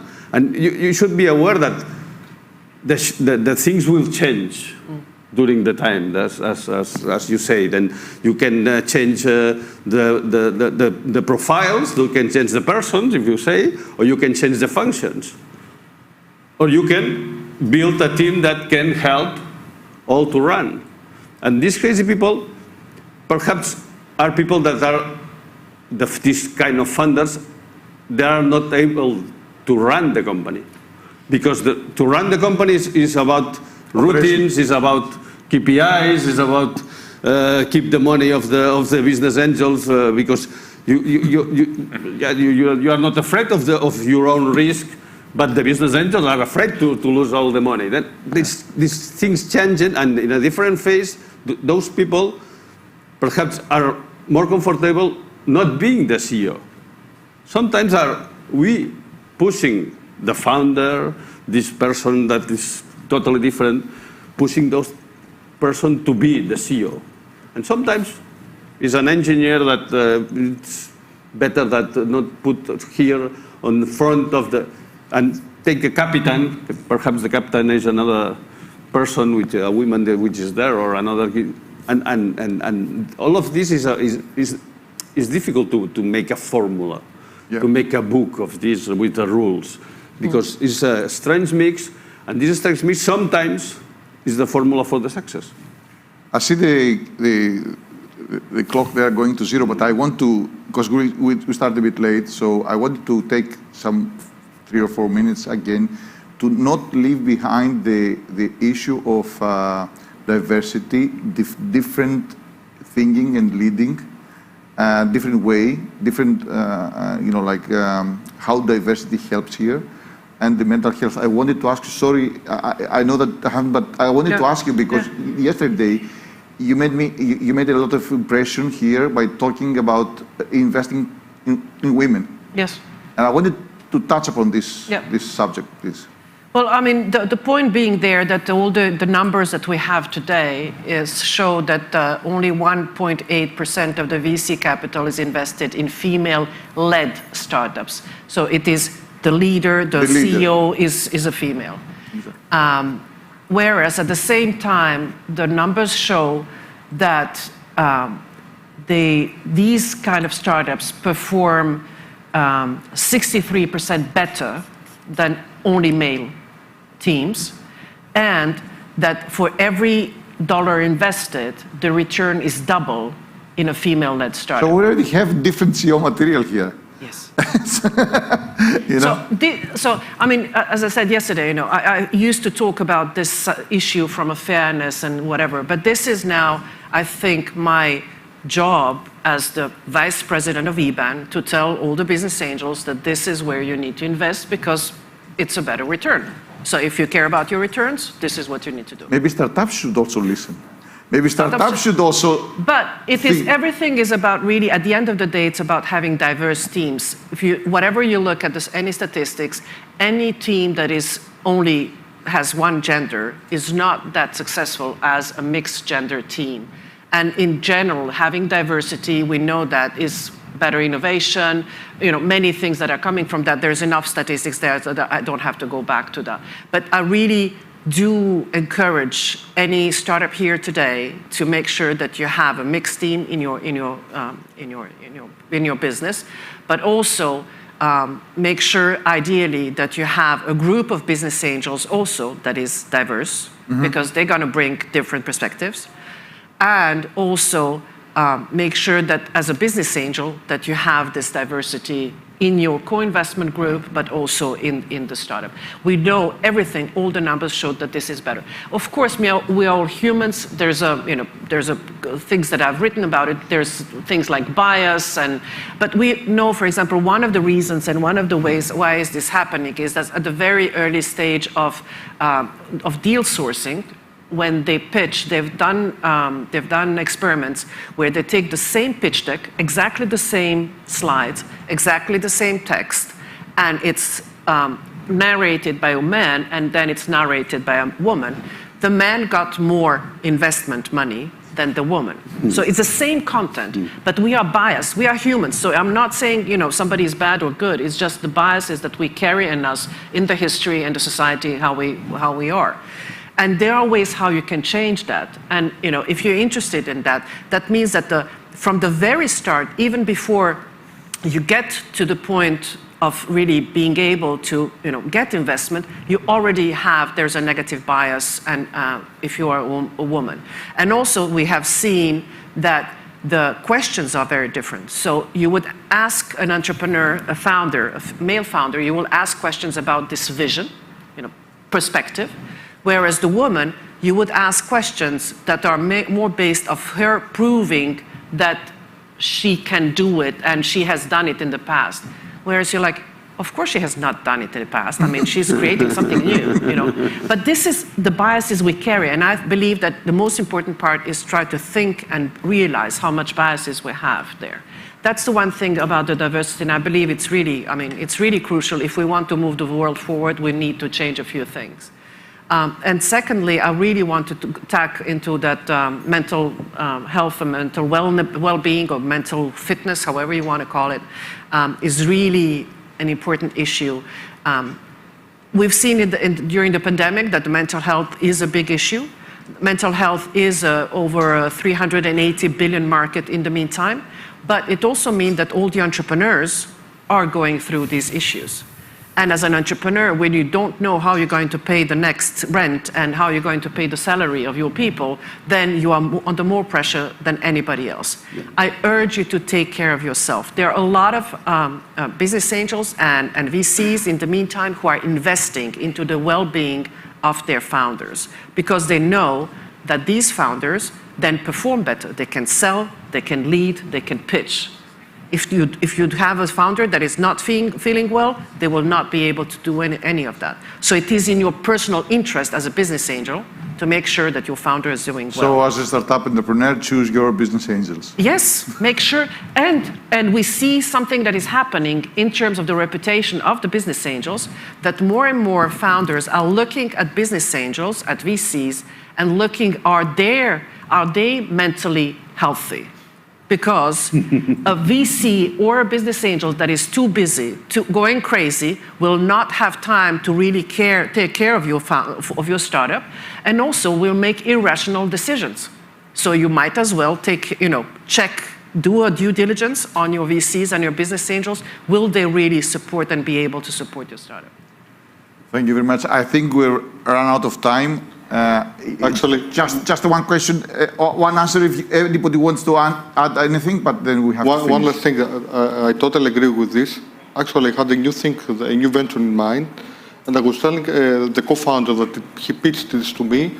I'm going to do this only if we find a female co-founder who will be in front, because I told him neither you nor me are CEO material, and I have seen the resilience of female co-founders in supporting this vision. And if we can sell her this vision, and she's in love with it, I think this can go through. Good. So thank you very much for your time. Thank you for your time.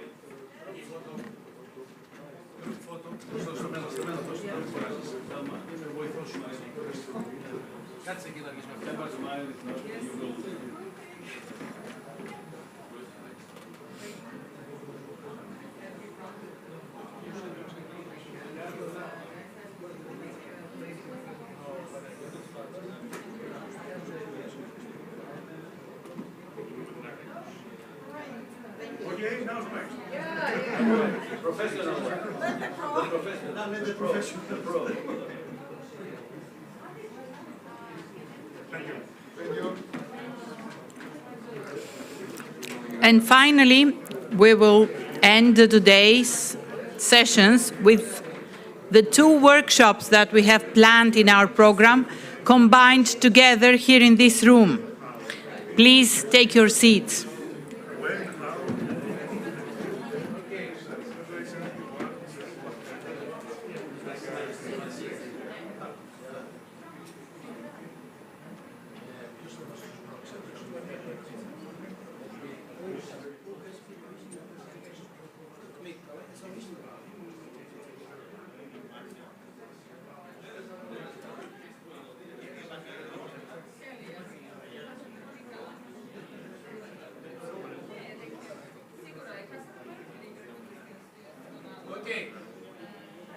Party time. The party time. Now starts the summit. Now. We start now. Where are you guys? Come on in. We have a discount. Come on in. 20%. Yeah, it's coming the video. Is Katie? Nikos, move as many as they like inside. And the ones that don't want to get the knowledge of Marcia, let them outside. I'll get all the benefit. And then I will sell it back to you. No discount, with no discount, Maria, yes. Because they don't behave. They don't behave. If they behave, I'm very generous. But when they don't behave... Okay, guys. Reima, Christina, I need you here. You see? Yeah, I know. Christine is the problem there. And Marcel, I guess. Who is there? No, Petr is the problem. Okay. I know you are very tired, so we have to start. What we have done, we had 2 workshops, but because we were behind of time, we had to improvise. That's why we are risk takers, innovators, and all these things, and we had to prove that at the end of the summit. So it was a part of this. So what I ask my greatest friends, I don't know if they will come back again, Marcia, Ricardo, and the others, after what I have done to them, that's another challenge. But maybe I will have a good dinner for them, and then they may come. We'll see. We'll know Saturday. But I know you are very tired. We thought to do it, together. So Marcia, take the floor. Give us, whatever can stay in our brain, the way that you know better than us. And then I'll give, some time here to Hugo. And then after that, we'll go, to enjoy, with our friends the dinner, okay? So, take it away. Okay, thank you. Okay, before I get started though, I really have to give an enormous shout out, of course, to our organizers, but that tech team, man, they have rocked it. Yes. Okay, so we need to definitely give a big shout out, a round of applause, because they are incredible. Yes. Yeah. Oh, look, see, this is how good they are. Like, I didn't even ask, and they've already got the slides up. Okay, so I think we should make this like as casual as possible and give people an opportunity to ask any questions. And plus, I know we're gonna be like kind of tag teaming here. So I'm just gonna, again, because this is my thing now, I blow through the slides, and there's lots of information on the slides. You can have the slides, you can read the slides at your leisure, but we don't need to be kind of spending too much time. You guys know a little bit now about the Angel Capital Association, and we are basically the EBAN in the US. We're a professional society of angel investors, and there's me. And okay, so let's get to the important stuff, which is that this is a popular, and what we do in the US is I've been kind of using this presentation quite a bit, because here's what I've found. There's a lot of people that know a little bit about alternative assets, but they really don't know what angel investing is. And so just to tell you a quick story, I have been taking this class, and it teaches you how to write speeches and even write books. And it's really cool. It's very different than anything I'd ever done before. And so part of what I was writing about was angel investing. And then we have these different workshops or rehearsal groups. So we talk to each other about what we're writing about. And almost every time people look at me, because I'm talking as if I'm talking to you guys, right? And I'm talking to them, and they're like, what's angel investing? They're like, I thought that was for rich people. And I'll be like, no, then I try to explain it, and then I'm realizing, okay, there's this huge problem and this big demystifying that we really need to get past, because we're finding so many people they don't even understand that they could be a part of this asset class. And I think I said yesterday that the whole idea of making an investment and feeling you have to know everything is so daunting to some people that they just stay completely out of it. So it's almost like you have to compare it to some of these other asset classes like art or cars or something like that, so that they know this is something that is different. And when we say different, it also means that it's illiquid. And it isn't something that you're going to be able to just, get in and out of like you could in the stock market. So the old definition used to be that you had to be a high net worth person. But nowadays, thanks to crowdfunding, and I know there's crowdfunding going on here in Europe too, we can have people invest for a smaller dollar amount. Now, I think it was Stuart who said that it was something that he hates or used to hate. He might not hate it so much anymore. But some of these platforms that are out there, like in the US, there's a platform called WeFunder. They have about 70% of the market share right now. So they've got a good flywheel going there. I mean, it's churning, and they know what they're doing. So we've seen more and more companies be successful crowdfunding than ever before. And think about it. Our SEC in the US, they didn't even let it be something you could do until 2016. So here we are 6 years later. It takes that long. It takes a long time. So anyway, now anybody can be, and here we are with a slide about crowdfunding. So, this is kind of what it looks like. You get the deal terms. It's easy, right? So how do people become an angel investor? Literally, somebody just said to me, hey, come to an angel investing meeting. And what was my response? What's angel investing, right? So I had no idea. And some of you, I was actually talking to Jacopo about this earlier today. Some of you know Catherine Mott from Blue Tree Allied Angels in Pittsburgh. She was the one who I first met, who I had no idea about angel investing. So most of the time it's all networking. I mean, most of you became angel investors because of this, right? So why? Well, you know what? This is a really good question. And I do have a podcast for the ACA, and I bring people on. It's called The Angel Next Door. I bring people on just to talk about why they became an angel investor and how they became an angel investor, because everybody can be an angel investor. And I'm going back to and I'm pretty sure that this is what I'm going to end up writing a book about, is we need there to be more people. If we want to see change in the world, you have to get everybody involved. And it has to be at every level. So it can't just be the people who are the people who identify as an angel investor. Everybody could identify as an angel investor if we let them, if we educated them, if they knew about what it was. So I think the reasons why, like for me, I love the fact that angels create jobs and we can help build these companies. And it is hard work, like sometimes crying, but it really does make a difference, and it can make such a difference to a community and allowing a community to be able to thrive. So, you guys will appreciate this. So there was a study that was done, and the data everywhere on angel investing is not the greatest. I mean, the ACA really, really tries to put data together, and we scrub our data and make sure that it's really good. But again, we only have a subset, Then there's other data a little bit out in the US, but the people in Arizona, the Desert Angels, they did a study, and they had a company come in and do like a third-party study. Over a 10-year period, see if I get this right, they invested $36 million. For every $100,000 that they invested, it created 5.8 new jobs. And that $100,000 added $2.1 million of economic output into their economy, their local economy. That's for every $100,000. So think about that. That's like really hundreds of millions of dollars over time that is being brought in to increase their community. So you can see right there the impact that angels have. It is so, so important, because we fund 90% of the companies. Some crazy woman on a video told you that yesterday.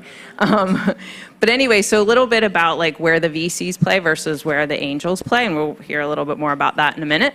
So again, we can have these slides. I'm not going to totally bore you, but I really do believe in these funds. So I know I've been talking a lot about that today. You're probably like, Marsha, stop talking about funds. But I really feel like I do hear what Stuart's saying about these micro funds. There's a lot of them out there, like your grandmother's raising fund. I get that. We have way too many of those. But when it comes to angel networks, I see too many angels that they get fatigued. They'll make 1, 2, 4, 5 investments, and they're writing big checks, and then they're like, ugh, one of them just went under. So now they're totally deflated, and they're like, ugh, I hate this. And so then what do? You end up with a problem because you don't want your angels to leave your angel group, but they're kind of like, I don't really like this anymore. And like, oh God, I don't even want to go to that angel group meeting, because you know what? When I get done with the meeting, they're going to ask me to write a check for this company or tell them that I'm going to pledge. And like some places even make you raise your hand, and it's not. So anyway, I really think that if you put a fund alongside your angel group, even if it's small, I mean, it can be like $500,000 or $1 million. I mean, that's how we got started with ours, but it's been a way that so many angels, they like it so much better. They put up money at the beginning of the year, it can be an annual fund, and then every time they come to a meeting, they just vote. So I'm a huge fan. And then little bit about the life cycle. You guys probably know about this, but that whole valley in the middle. And actually, one of the things that we've been talking about a lot lately with at the ACA is this friends and family. Because now that everybody wants to talk about diversity, which is fabulous, still, the numbers are bleak to get money to these founders who are either women, people of color. The biggest problem they're having isn't about getting a seed round. They can't even get the friends and family money to get off the ground to get to the seed stage. So this is a problem that we're seeing, and I feel like we as angels, we need to kind of figure this out. But then, of course, that gets even more super risky. So do you let that be in the hands of the accelerators? You could, but there's a big problem there I think we still need to solve. And a little bit about the different types of companies, of course, technology and these large growing markets, disruptive business models. I mean, we've seen this over and over again. Let's see. Okay, so when it comes to how much should angels invest, I find this to be an interesting topic of conversation because you don't obviously want to put any money into this asset class that you don't feel like you can lose. But at the same time, I think we were talking about it on a panel yesterday, you end up, if you can't, I think it was Simone, she said that if you can't put in 500 grand, don't put in your 22 because you've got to be able to follow on. You've got to have a diverse portfolio. So these are things that are super important when it comes to how do you even decide if you're going to be an angel. And I think a lot of cases, they don't know. The answer is like, it just all depends. So I had a guy come to me and he's like, hey, we want to start an angel group and out of this university. And I'm like, okay, that's great. And so he's asking me all these questions and he's like, yeah, I have like 7 or 8 people that are really interested in it. And I'm like, great. He's like, so we sat and we talked about what we really wanted. We want the model to be, we want our model to be like this, and we're going to have this be our minimum check size, and this is what our dues are going to be and everything. And this, we don't want to have a fund. We just want to have it be a network and we all decide on our own. And I just looked at him and I said, you are about 7 or 8 years from deciding what you really want. Because you have no idea until you've done it. You can think now what you think is good, but it's gonna change. And so I think it's really important that people spend some time. I think, Panos, wasn't it you that said you have people come in and you want them to watch for a while. You don't want them to be investing money right away. I mean, I was like the fastest check writer in the West back when I first started. And I wrote like 3 checks within 5 minutes of being in an angel meeting. And that didn't work out real well. So I think it's really important that we talk about the risks and those types of things. And really when we talked about, Selma's just talking right now on this panel about diversification and how important it is. And, the diversification of your portfolio, the diversification of the types of companies that are in your portfolio. And I believe that it really needs to be, teams that have diversity of everything, like race, obviously, gender, yes. But we also need diversity of education, diversity of geographic location. All of these things matter. Imagine if you had a portfolio full of companies that were all being led by the same kind of people from the same type of background in the same geography. I mean, maybe that would work, but I don't know about that. And so a little bit about, the risks and returns. And honestly, when they say that 5 of the 10 companies that you invest in are probably going to go under, that's probably being optimistic. Because in a lot of cases, and I think I said yesterday, if I took a 3x for every company I invested in, I'd be thrilled, I'd be dancing, woohoo. But those certain big exits, and some of you know Tech Coast Angels in California, they just had a 333x return. I was like, wow, that would be cool, wouldn't it? I think we're all waiting for that. Anyway, of course, the factors we all weigh on as far as the management team. Somebody asked me the other day, would you invest in a company that had a really awesome team, but I think you and I were talking about this, but they didn't have they weren't solving the biggest problem? And I don't know about that. I mean, if you had a really solid team, maybe they would pivot to be solving the right problem. But I find too many companies are in search. They have a solution, but they're searching for the problem. And the problem just isn't sticky enough to change. And, it's very complicated. Oh, and we're done. Okay, anybody have any questions? See how fast that was? Yay! See, I know when I'm standing between you and the bar, okay? But we could take some questions, and then I'll turn the floor over to you, my friend. Yeah, go ahead.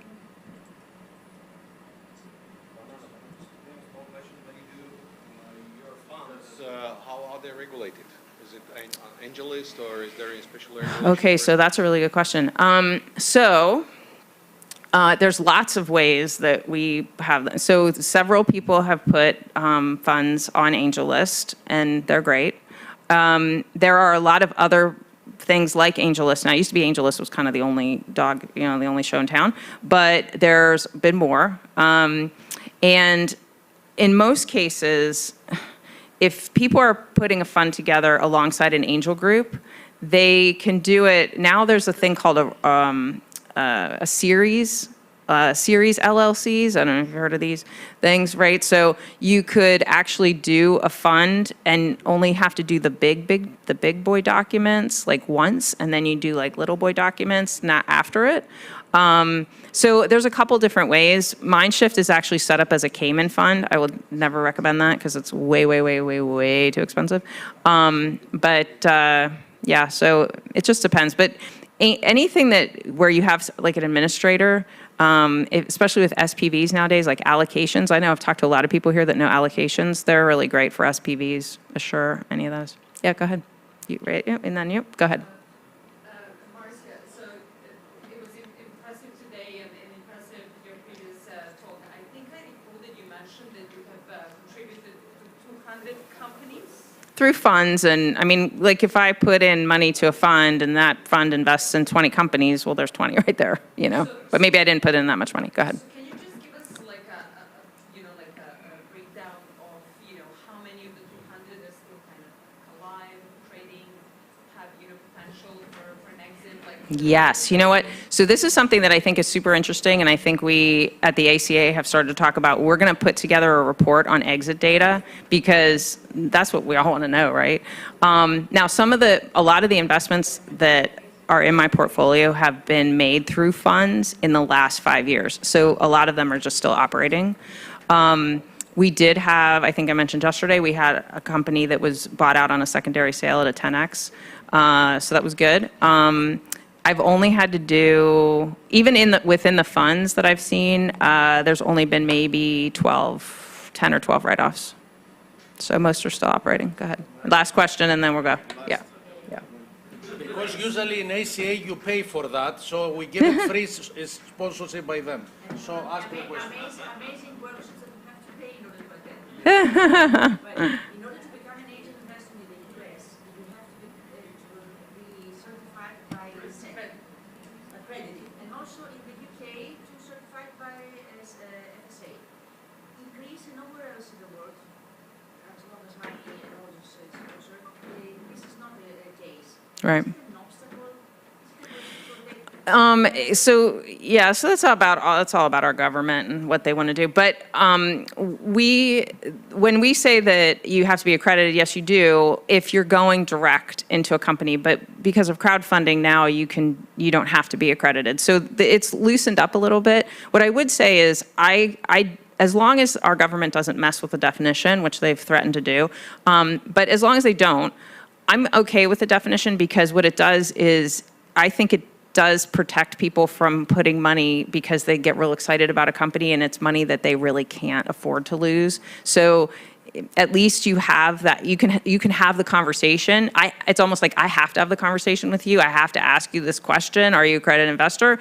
And then it's kind of like I can just blame the government. I can just, well, they told me I had to ask you, you know. So that way it's off me, but I can at least have the conversation to make sure that people aren't doing something they shouldn't. But back to like why I put this demystifying together is so that we can have more conversations with us. So this is a webinar that we do offer at the ACA, but we offer it for free. And I've been doing it on LinkedIn and just trying to get more and more people. And I've had hundreds of people come on and just be interested in learning. So I think the more we can start to spread the word, and I'm actually a finalist for a TED Talk in September. So I'm like really hoping that like we can just keep spreading the word about.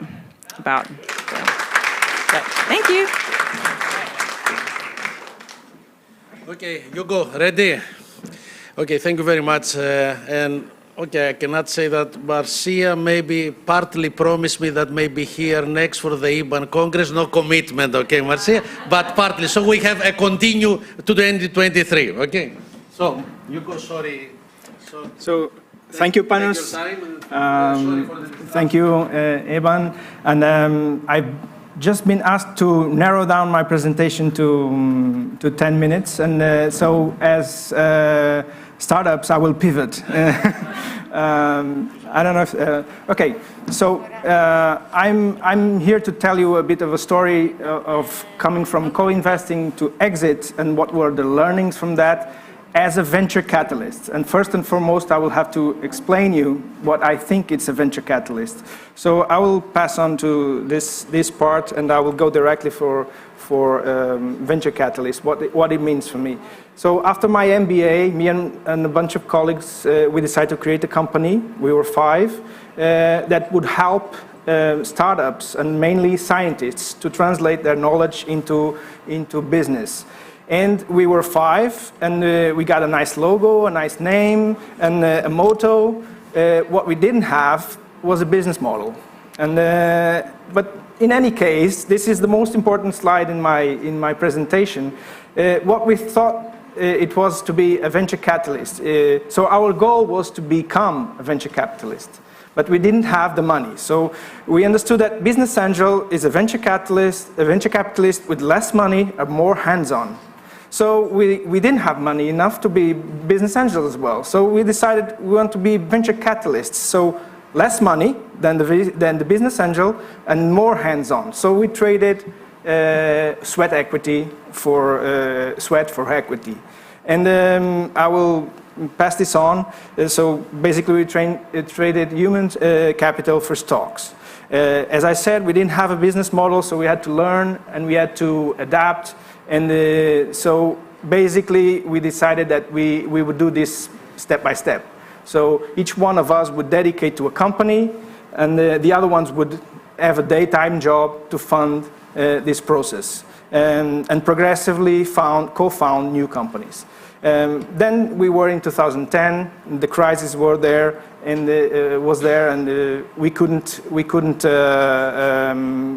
achieve the model as we foreseen, because I got my job, I went to a VC company, another of my co-founders started a company which we sold, which is Abyssal, and the other 3, one went to a tech transfer in Portugal, another one went to Colombia because he was married to a Colombian, and working in tech transfer and also in teaching at university. And the other one went to Brazil, worked for Groupon, and start the operations there.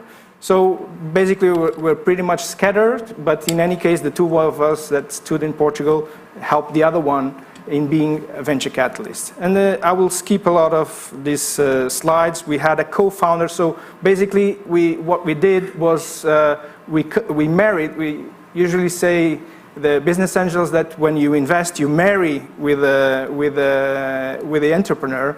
I would rather say that as a venture capitalist, you not only married, but you also have kids with them.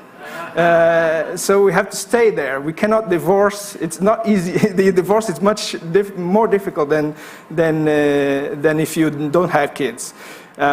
So basically, Manuel was our co-founder in the first company, and we're still big friends. Of course, all the rules apply: trustworthiness, believe in his vision, and all that stuff. And we did all the path with Manuel. And one of the big learnings is that we would have to be aligned all the time as co-founders. Even if we're not the typical co-founders, that is the same group of people that come from the beginning. We met and we became co-founders afterwards. But we understood that whenever we walked in the same direction, that gave us strength. Whenever we decide to go apart, that would be bad for both. And some roles of the venture capitalist, as we saw it, basically what we wanted was to give Manuel the opportunity to focus on what he was strong. So he was a technical guy. He wanted to develop the product. He was also very good at sales, so that was important too. But we took all the other tasks of the management, of the fundraising, of helping with the strategy, and it was how we decided to split roles in this company. I will go through this part, but one thing that as a venture capitalist we saw as important was that we were facilitating for other people to shine and to become stars, and that's very important it was very important in our case because we knew that we didn't know about the technology as much as the people that created this product. And by the way, just to tell you, Abyssal, what they did was develop software for the subsea robotics, subsea vehicles that work in oil and gas and platforms. So they go under 2,000 meters, and they didn't have much. They were very robust hardware, but not very good in software. So they developed a lot of software with virtual reality, augmented reality, and also a lot of AI to collect data about the assets that are underwater. And another key thing that I wanted to stress, and this is most for entrepreneurs, that when they get their funding, they kind of get into some paradise, and they forget that, and sometimes they forget that the important thing in our vision is not to set up a company, it's to set up a business. In the sense that the company is the legal entity, the procedures, all the structures, all the roles and that stuff, and the business is what matters, not only for you to endure, but for an investor is the product, the customer, the economics, the growth and the future. That's much more important in the beginning. Of course, I'm not saying that all the other parts are not important towards later on, but this is something that we found that was very important, not only for survival, but also for investors. And another thing that I would like to stress out, I mean, this was already so much talked here in this 2 days that I almost don't have to say anything about this. Diversity is important. We found that not only in roles, but also in many other things. And diversity is gender, as we've heard already, is race, is ages as well, and personalities. This is giving your team new tools to address all the problems. So I think it's mandatory. I would argue that investors would ask teams to have women, to have different perspective people if they wanted to be invested in. And last but not least, about exit. It is. I would not bother with these types of exits. Just to say that for startups, it's very important to think of exit, even if you don't want to that's the exit per se. To think of the different kinds of exit, so that you have options down the line, and depending on how things are going. Because if things are going very well, it's very easy to think about exit. If things are not going so well, your options start to fall, and you have to think which ones are of your interest. And in our case, we were acquired, and just to say that the company was targeting a Series A round in the beginning of 2020, and lockdown came in. And the company was focused on oil and gas, as I was saying. So oil and gas just dropped 80%, no investments whatsoever. So what happened is that they had to go to the drawer and see what other lines of business they had. And so renewables and marine technology. And the good thing is that they had a runway for 1 year. So that's another thing to have to account, have money enough in the bank. So they kind of, in 1 year, they pivoted to these two industries, and in the end, they were acquired by a marine technology company within 1 year. So money was just by its end. And just some secrets. Most of these secrets were already talked here. Yesterday, Juan was saying, and Pedro in their panel, people, people, people. And that's pretty much it. I mean, technology is important, product is much more important, but people are even more important. I mean, most of the product that this company has done for oil and gas is now in the garbage. And it was 7 years of development. Not the product per se, it's in the garbage. Of course, most of the components can be used for the new company. Money, the right amount of money I already said that, and specifically in this context that we live now, companies should probably take into account that they will take more time to get money. So you have to make your calculations really thorough so that you can have enough money to live until your next round. And another hot topic is execution. I mean, it's better to under-promise and over-deliver than the opposite. And so pivoting. So I've been asked to do pivoting and prepared to adapt. It's important for companies as well. I mean, if these guys didn't pivot, they would be dead by now. And learn and connect. I found this very important because your connections are what will allow you to have someone to resort to when you're down or when you need something different. So go out there and connect to as many people as possible, not just by LinkedIn, but in person. And it's good that we can have that again now. And final, and very important, we've heard that this is a roller coaster ride, and it really is. Today we are on top, tomorrow it's the worst of our days. So celebrate. Whenever you can, celebrate. Because you don't know the tomorrow, and the tomorrow might be a awful day. And if you didn't celebrate, it was just awful. At least in the end, you can tell the good stories if everything else goes wrong. And last but not least, I leave you with this sentence I really appreciate.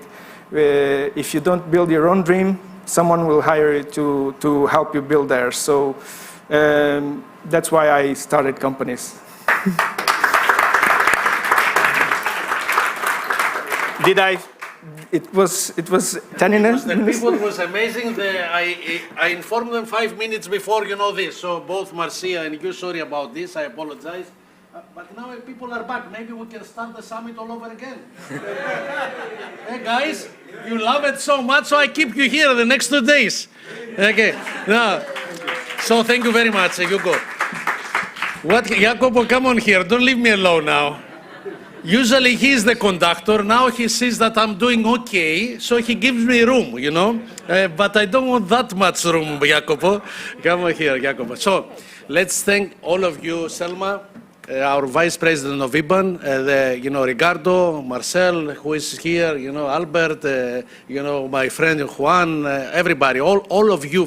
Thank you very much for being here. I hope you enjoyed these 2 days. Definitely, I made some new friends. Let's make sure that we continue that in one way or another. Of course, next year we have here the IBAN Congress, but we have the summit also in October in Brussels. And now I give it to Jacopo. No, but Panos. Many applauses for Panos and the Hellenic Business Angels board members that contributed to this, and of course Enterprise Greece, without whom this would have never happened. This was like a really big reunion of friends that haven't seen each other for a while, but also bringing new friends to the conference. So we're very happy with, and I hope you are as well, with how these 2 days have gone.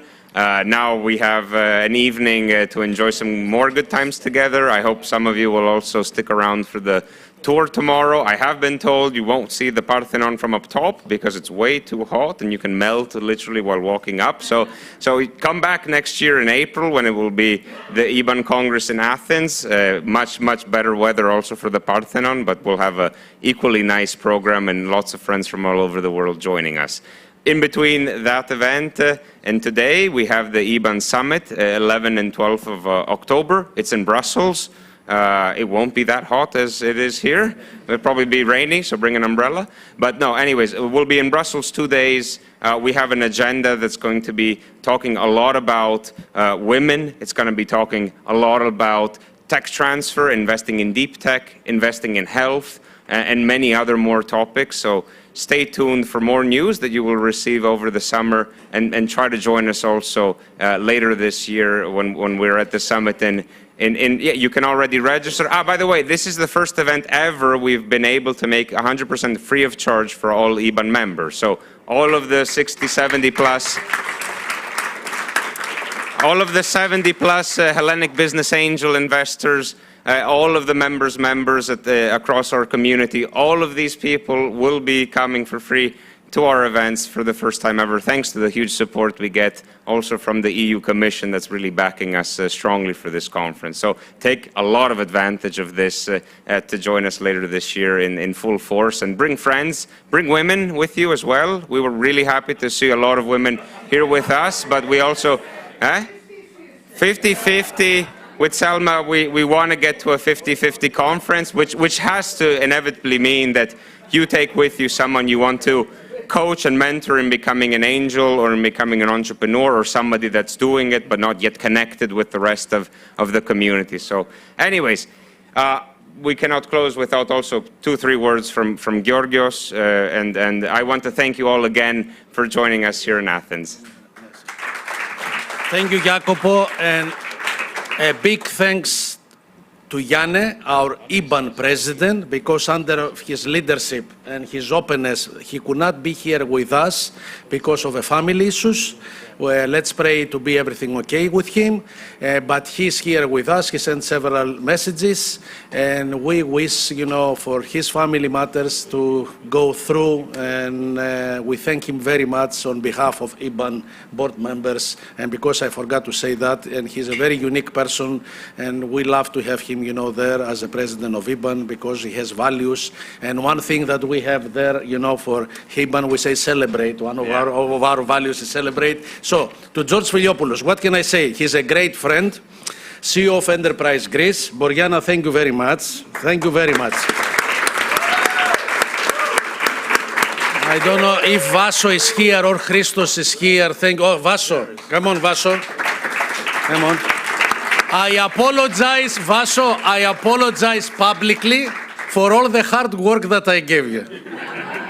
So I did my confession now, so I can go back, and so thank you very much, Vaso. Thank you, Christos, back there, I saw you. Thank you all the Enterprise team, because there are many of them. And now to a great friend also, besides, the CEO of Enterprise, Georgios Filiopoulos, because when I talked to him about business angels, he picked it up, he said, okay, let's do it. Thank you very much for the opportunity. Working with you was a pleasure. Looking forward, of course, for next year. And now the problem is that we have to scale up. I don't know how we can do that, but we will figure out something. The floor is yours. Thank you, George. Thank you. And I would like to thank IBAN and HIBAN. Without these two organizations, and especially without Panos and Jacopo, this great event wouldn't have happened. And I would like to say that it has exceeded my expectations. When Panos told me that we would bring here a great group of people, panelists, speakers, and so on, I was expecting something good, but by attending these 2 days, all the panels and the speeches here, as I said, it has exceeded my expectations, and we are all looking forward to next year, 2023.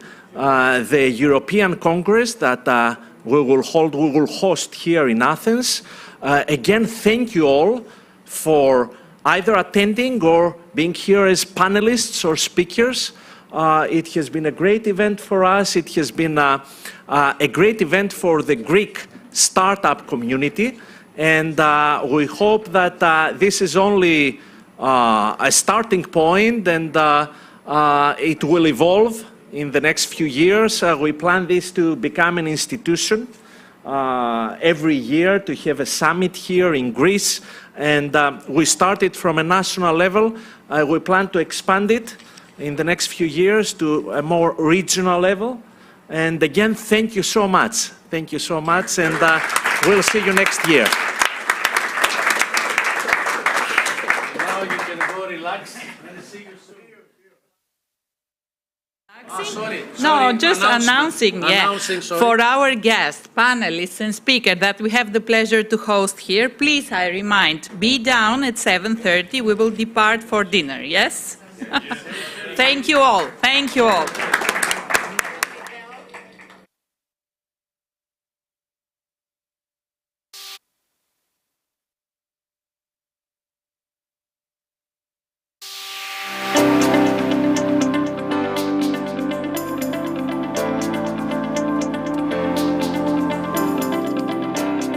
Greece technology ecosystem has the potential to become one of the best in Europe, hopefully one of the best globally, and the reason is obviously the human element.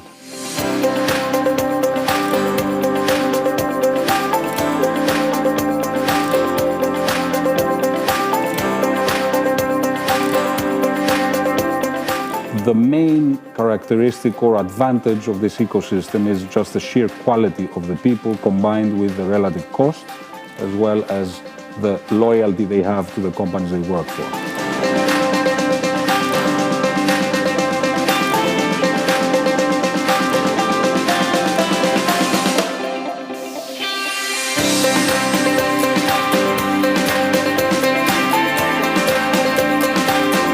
I think Greece, both in terms of geography, being a bridge between the East and West, but also in terms of being a very beautiful country to live in and attracting a lot of talent and developing a lot of talent, is an excellent place.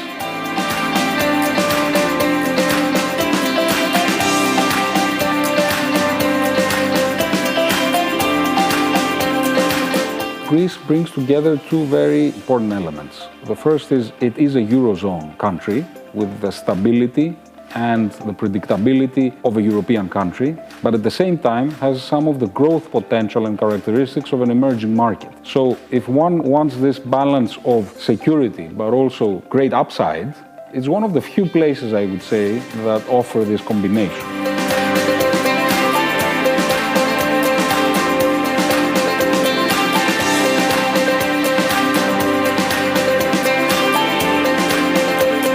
Greece is a great opportunity to invest in right now because we're just getting started.